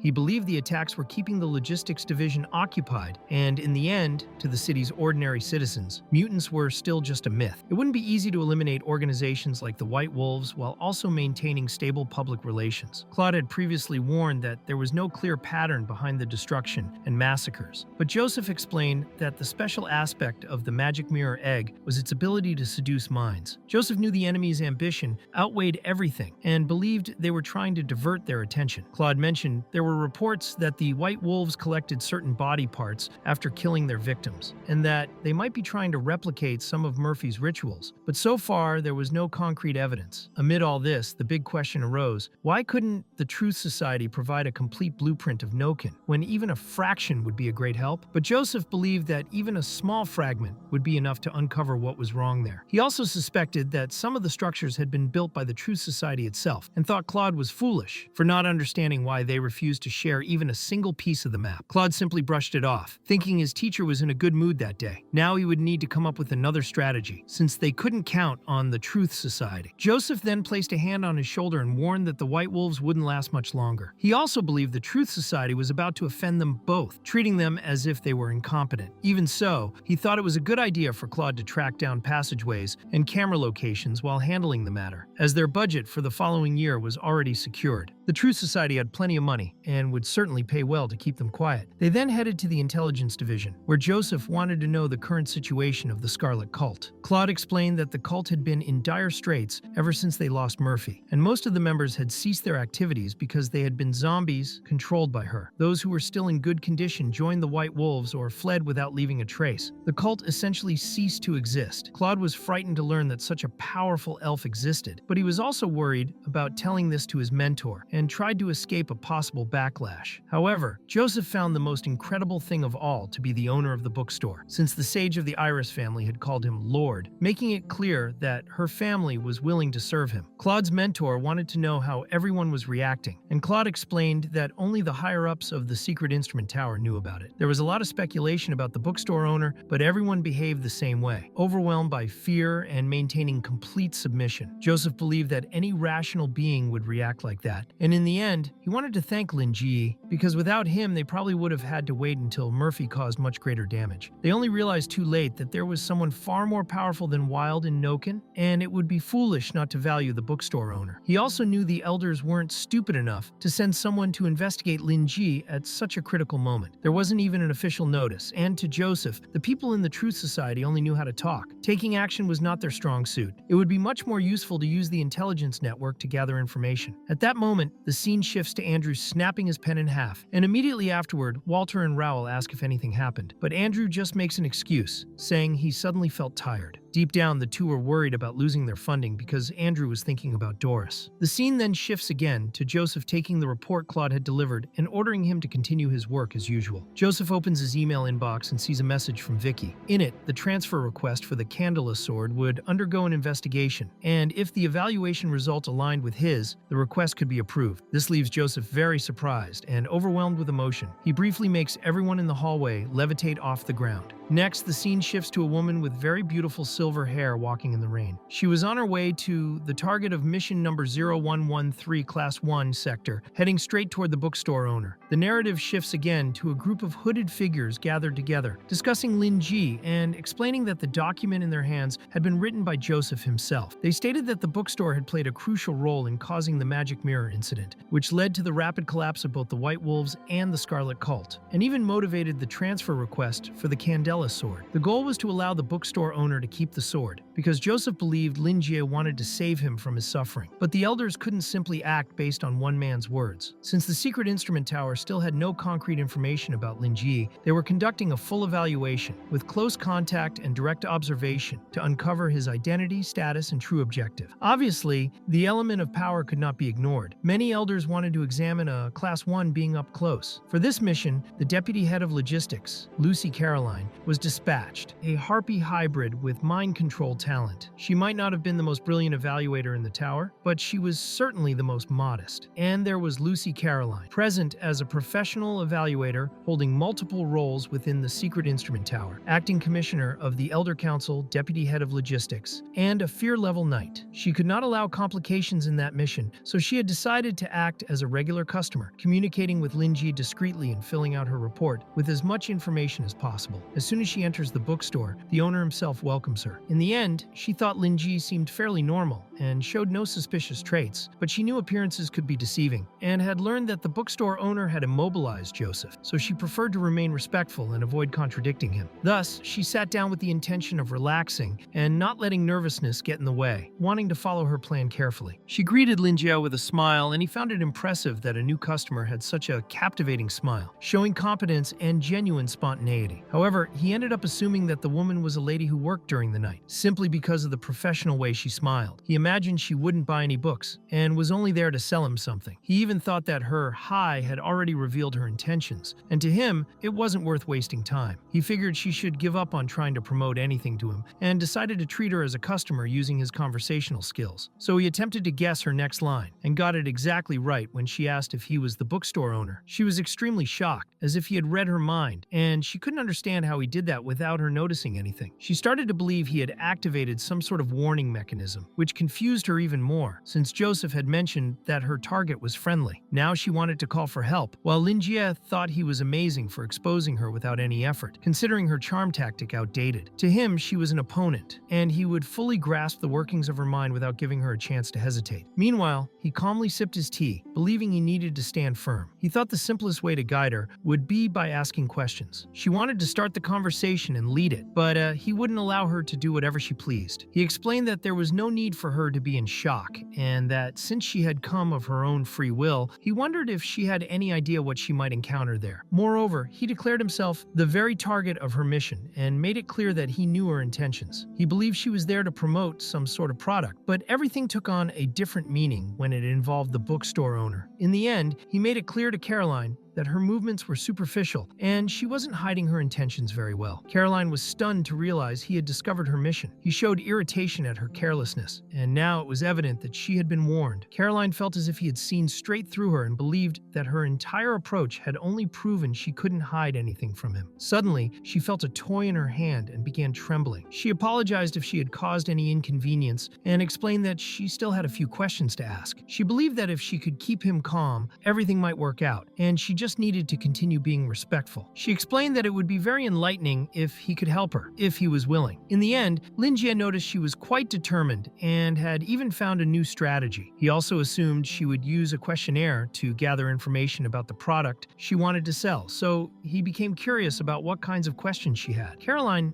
felt a bit more at ease, thinking he had a good temperament, and asked why he had opened a business in that place. This kind of question caught Lingi off guard because until then he had assumed she was just a saleswoman, but now she seemed more like a researcher. It would be difficult to answer honestly since he couldn't reveal that he had been reincarnated and sold books just to support himself, so he preferred to say he had been guided there by his own interest and destiny. Caroline wrote everything down in her notebook and asked what he thought about the event that had occurred in the region. Lingi wasn't sure if she was referring to the gas plant explosion, but he commented that he considered it a tragedy. Still, he believed that some people truly deserve to die because life is far too precious to be handled negligently. He had seen on the news that the factory had poor supervision, and all the accumulated negligence over the years had led to the tragedy. Caroline understood and thanked him for the answer. Her last question was about how he felt about what he was doing currently. That question bothered Lingi a bit because it didn't seem to connect very well with the previous ones, until he finally understood where she was going with it. When she asked why he had opened a business in that location, she actually wanted to know the land value. When she asked about the explosion, she wanted to understand how it had affected the region. And now, by asking about the present, she wanted to gauge the overall state of local businesses. Realizing this, Lingi concluded that Caroline worked for some company interested in evaluating the value of that property through a disguised survey. The idea would be to rebuild something on those ruins, but since there were other companies competing, everything had to be done discreetly.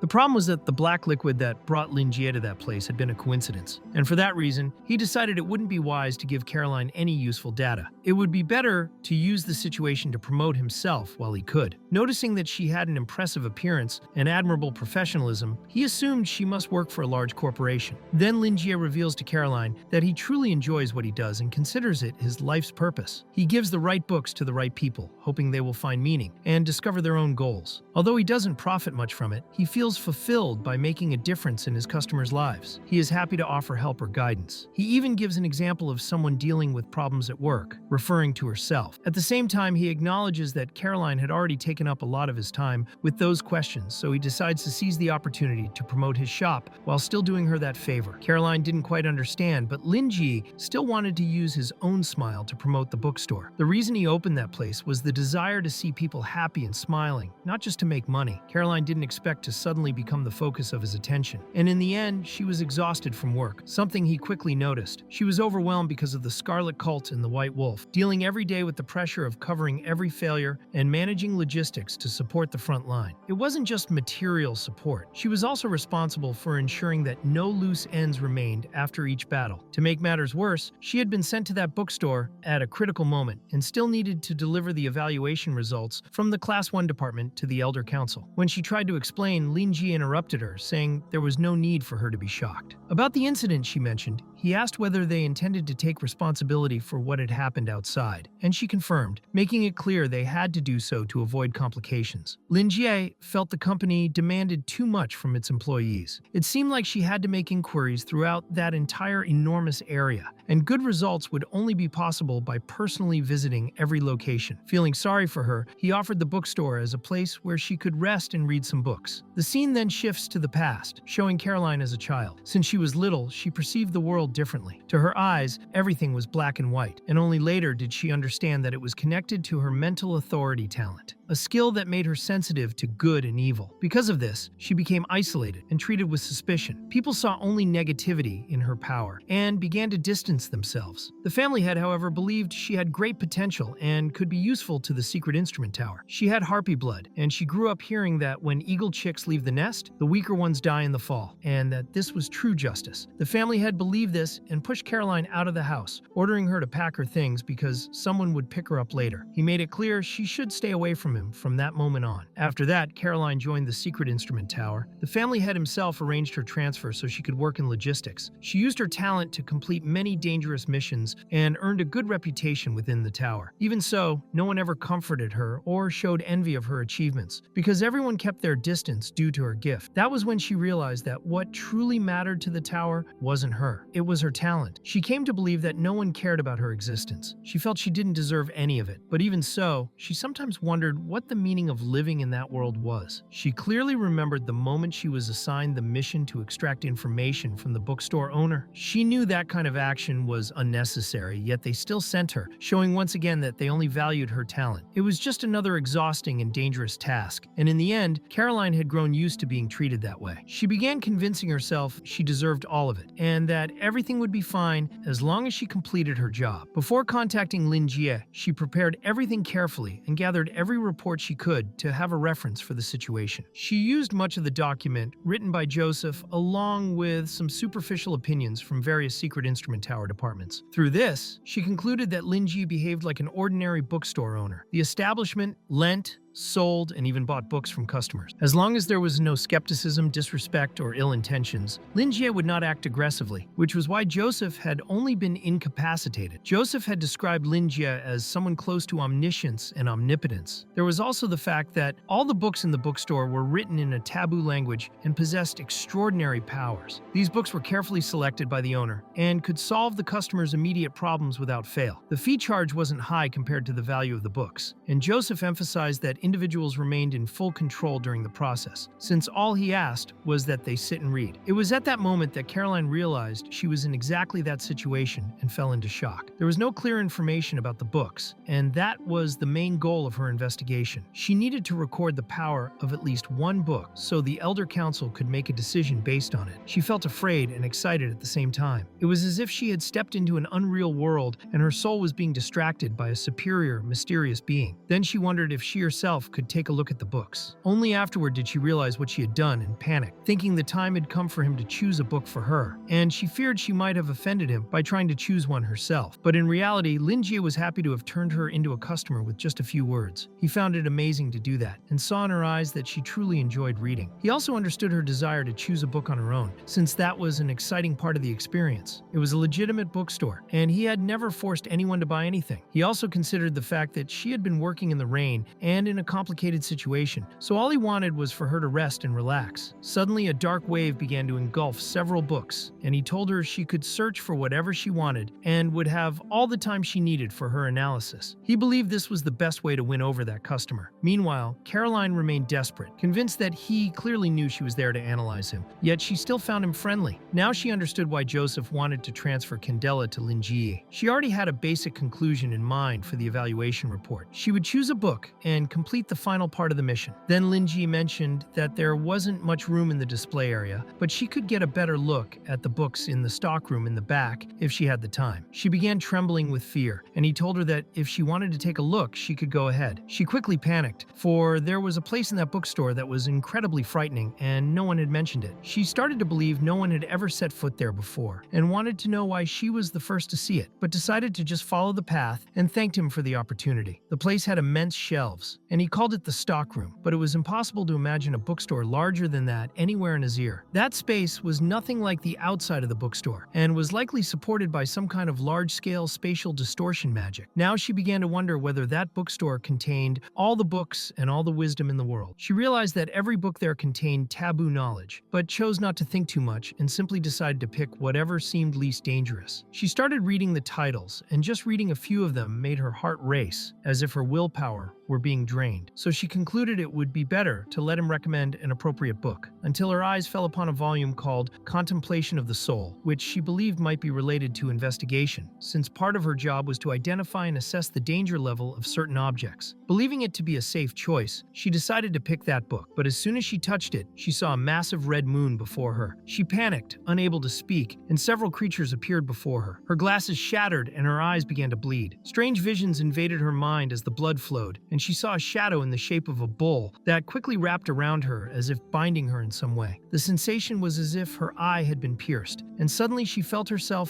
falling to the floor of that enormous storeroom. When she regained consciousness, she realized she had returned, as though she had just witnessed the souls trapped inside the book. Terrified, she believed she needed to get out of there immediately and find the bookstore owner. Meanwhile, Lin Jiaomi calmly sipped his tea, thinking that none of that was bad at all. After all, it was the first time a customer had ever asked to see his storeroom. That place was the manifestation of his desire and held all the knowledge of the world. To him, it was essentially paradise, a dream for someone who loved books, and he believed she would be pleased. But she returned, shaking and drenched in sweat, holding up the book she had chosen. The title was simply Living. The problem was that the text was extremely heavy and not suitable for someone trying to relax. She looked even more exhausted than before, and he felt guilty, wondering if she was really okay after choosing such an intense work. With strange eyes and still trying to compose herself, she explained that she was fine. She said the souls she saw in the book made her uncomfortable, and that she needed some time to process everything. Lingi found it odd that she referred to the characters as souls, but he helped her sit down and invited her to talk for a while. To him, she had a delicate mind and a high level of empathy, so he decided to offer a special after-sales service with comforting words. He told her that, in time, she would get used to that kind of reading and learn many valuable things from it. Caroline believed that the bookstore owner had approved her choice and assumed it was normal to be shaken afterward. In the end, she felt weak and unable to control the power he carried, so she agreed completely with everything he said. But Lingi thought she shouldn't overthink it, since empathy was simply part of human nature. Life was difficult, and all lives were equal to him. He saw the universe as a cruel and indifferent void, yet they still lived in society, and holding on to one's humanity was important. To Caroline, however, his sentimentality went far beyond what any human could experience. It felt divine. No wonder even the great sage of the Iris family was willing to serve him, not only because of his power, but because of his compassion,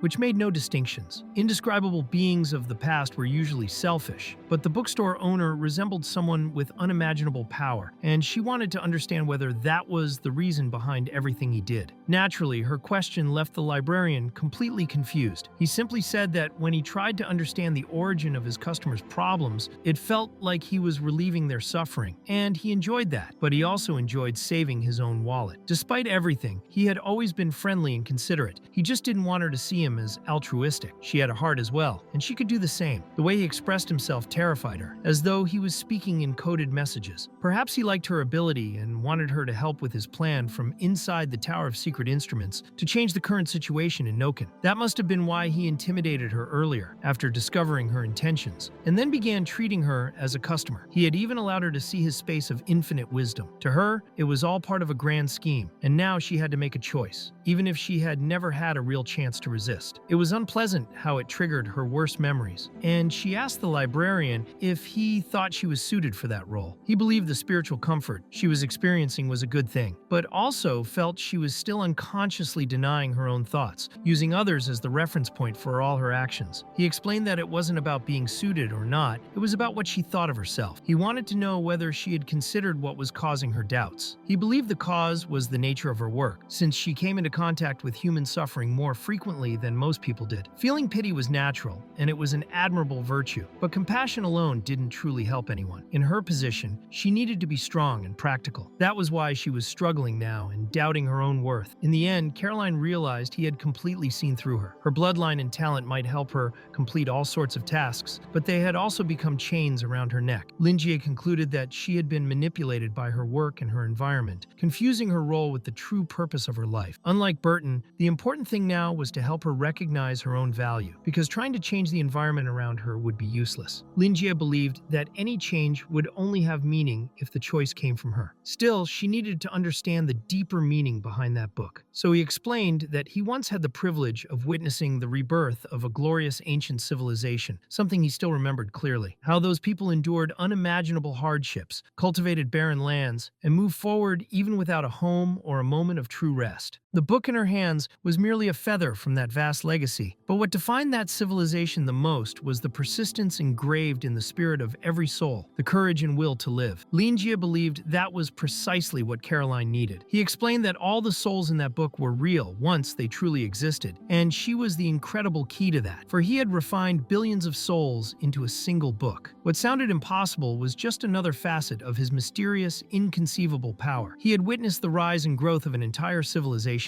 But despite all that, she preferred not to think too deeply about it and simply wanted to know if he was trying to teach her something with that book and whether she had understood the message. He made it clear that if she managed to grasp the book's content, he would offer her what she still lacked. When a person hits rock bottom, it is the most essential things they cling to that allow them to overcome any trial life imposes. He believed she was mistaken about herself. The most vital thing wasn't the ability she possessed, but who she was. This revelation left Caroline deeply shaken. The suggestion he offered was simple but powerful. She needed to let go of everything beyond her own soul, live for her work, experience more of life, build her path step by step, and allow her mind to gradually find peace again. A peaceful mind meant she had shed all stubborn old habits and could finally confront her soul directly. Only then could she make peace with herself, acknowledge that she had done her best, and feel grateful to be alive, finally feeling worthy of pride. To Lingi, that was what living truly meant. Soon she began to cry, and he worried that he had pushed her too far. He asked if she was all right, since he had never intended to force her into anything. But Caroline's tears were tears of relief. She said she was fine, that the book was phenomenal, and thanked him deeply for his guidance. She said she would get used to it and asked him not to worry. Lingi felt satisfied that she had understood what she was experiencing, and he wanted to know if she knew what to do going forward. She declared with conviction that she would do her best to learn from the book and that from now on everything she was belonged to him. She said she would not disappoint him. Lingi had many thoughts rushing through his mind, but he chose not to pressure her and wanted her to reflect calmly. Before she left, he asked her to think about everything and assured her that her life was about to change completely. He hoped she would return soon. Then Caroline left the bookstore and immediately sent a message. She quickly activated the power in her eye and understood that this was the ability soul contemplation, which allowed her to observe others' souls and extract information from them with precision, using her own soul as the medium to contemplate theirs. Through it, she could obtain deeper and more detailed data, strengthening her own soul in the process. Before, she had only used her talent to mechanically complete missions, but now Lingi expected something far greater. She felt humiliated to be the object of such expectations, yet honored to be chosen as his eyes. In the end, she had misunderstood everything, just like everyone else. She hated the sensation of having her eyes torn out by countless sticky hands and knew she never wanted to experience that again. When she was young, someone had told her that eagles were pushed off cliffs when they left the nest and that the weak ones died, but that was not true. No matter how strong or weak they were, were, as long as they lived, the moment they opened their wings, they would be reborn. The scene then shifted to Caroline presenting Joseph with everything she had gathered in her report. The Elder Council ended up admitting their mistake and approved his transfer request. Joseph thought it had been exhausting but worthwhile, since even those stubborn fossils had recognized the truth. It was time for the tower to face reality and cooperate with Lingi to maintain peace in Noken, for that was the true path. Caroline believed Joseph should be the one to convince the others, as he was the purest among them. Joseph then requested the transfer documents, and with them in hand, he said he would prepare the reports for the Elder Council. Caroline left, but before she did, he asked how she felt after receiving the librarian's help. He wanted to know if she felt like a new person. In the end, Caroline made it clear that she had been given a new life, and that it was thanks to him. Joseph realized that his task was finally complete, and noticed Claude eavesdropping behind the wall. He called him out, leaving the young man extremely embarrassed. Claude tried to explain that the cultivation department had asked him to deliver an important document to Joseph, but his superior didn't believe that excuse, since if it were truly important, they would have called through the communicator. He asked Claude to admit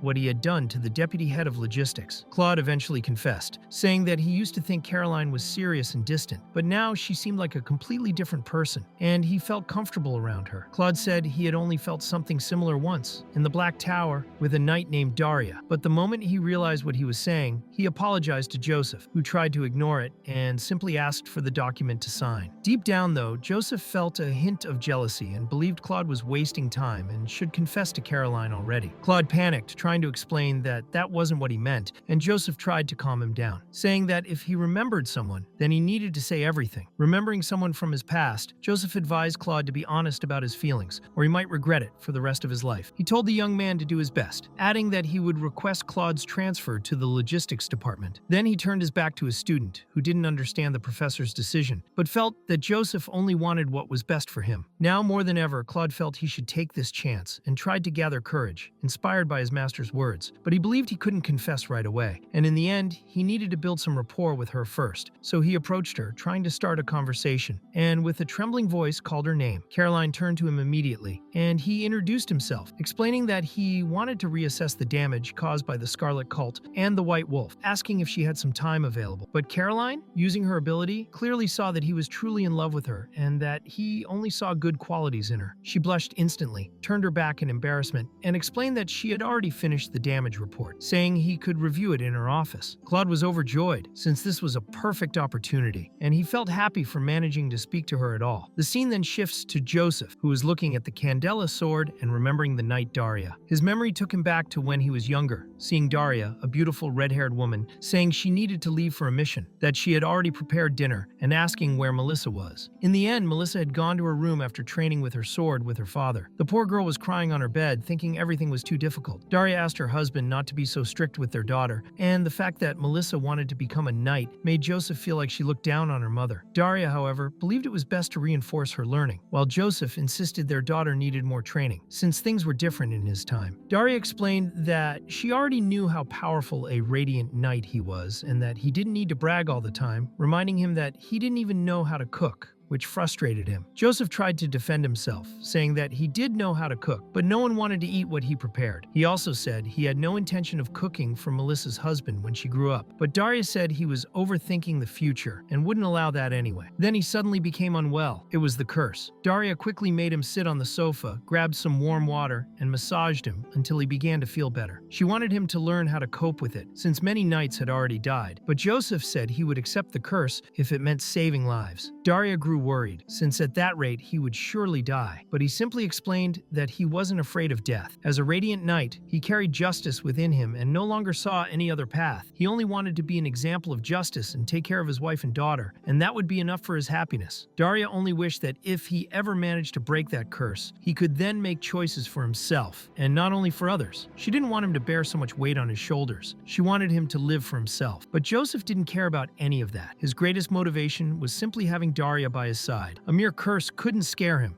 and Daria was surprised by such a declaration. In the end, she said she needed a rest and was embarrassed for thinking he was so amazing. Joseph noticed her tone and asked if she had a fever. She was shocked by how he could be so blunt and began scolding him out of embarrassment, since she found him strong and cute at the same time and didn't want to be the only one feeling that way. All she wanted was for him to say he loved her. But Joseph didn't understand how he could have said something so embarrassing, so he promised he would say it when she returned from her mission. She made him promise again, then left, telling him not to forget what he had said when she came back. He promised he wouldn't forget and waited for her return. In the end, he always remembered year after year, because if he had been with her that day, maybe things would have been different. But sadly, it was impossible to turn back time. And so he whispered, looking at the sword, that he loved Daria. The scene shifts to the bookstore, where Old Wild had returned a book to Lingi and wanted to know when he could borrow another. Gigi Shu was already close to returning 2 books, and then there was Melissa, who he hoped would get better and stop asking people to arm wrestle with her. He wondered what he would do if someone didn't return a book. Maybe he should personally go to their house and charge a late fee. But in the end, no one had been irresponsible enough for that, and running a bookstore wasn't easy. He wasn't worried about Joseph, since he was a retired soldier, and he hoped he would become a regular customer. And even if he didn't, there was his daughter, who might not be shy about spending money. He stretched and thought everything was boring. It had already been 3 days since Caroline, very beautiful, had visited the store, and previously it was rare for him to have even one customer a month. Sometimes months passed without anyone appearing. Now he had gotten used to having multiple customers and wanted someone to talk to. Suddenly Joseph appeared, making Lingi very happy. He said he had thought of him earlier. Joseph apologized for being busy and thought Lingi had waited for him, but the bookseller explained it wasn't that long and asked if the old knight had made his decision. Joseph nodded, placed Candela on the counter, and declared that this was his decision. Lingi didn't understand what decision he was talking about. Joseph thanked him for his generosity and said he had learned a lot from the book, The Shining Fairy Tale. Lingi registered the return and, seeing Joseph in such good spirits, believed the book had truly helped. Joseph explained that the pain had lessened and he felt more at ease, so he wanted the bookseller to know he was eternally grateful, and that was why he had changed his mind. Once again, the bookseller felt lost in that conversation. In the end, Lingi had only given him a small bit of help and didn't understand why Joseph was giving him such an expensive sword. He could see on Joseph's face that the man was filled with determination and relief, so he wasn't joking, and Lingi wouldn't dare make jokes about it. Lingi realized the sword was very beautiful and well crafted. He believed it was a ceremonial sword that no one would use in battle. He thought about Melissa and felt that the way she behaved didn't seem like someone from an ordinary family. Now he believed Joseph was part of the military aristocracy and that the sword represented something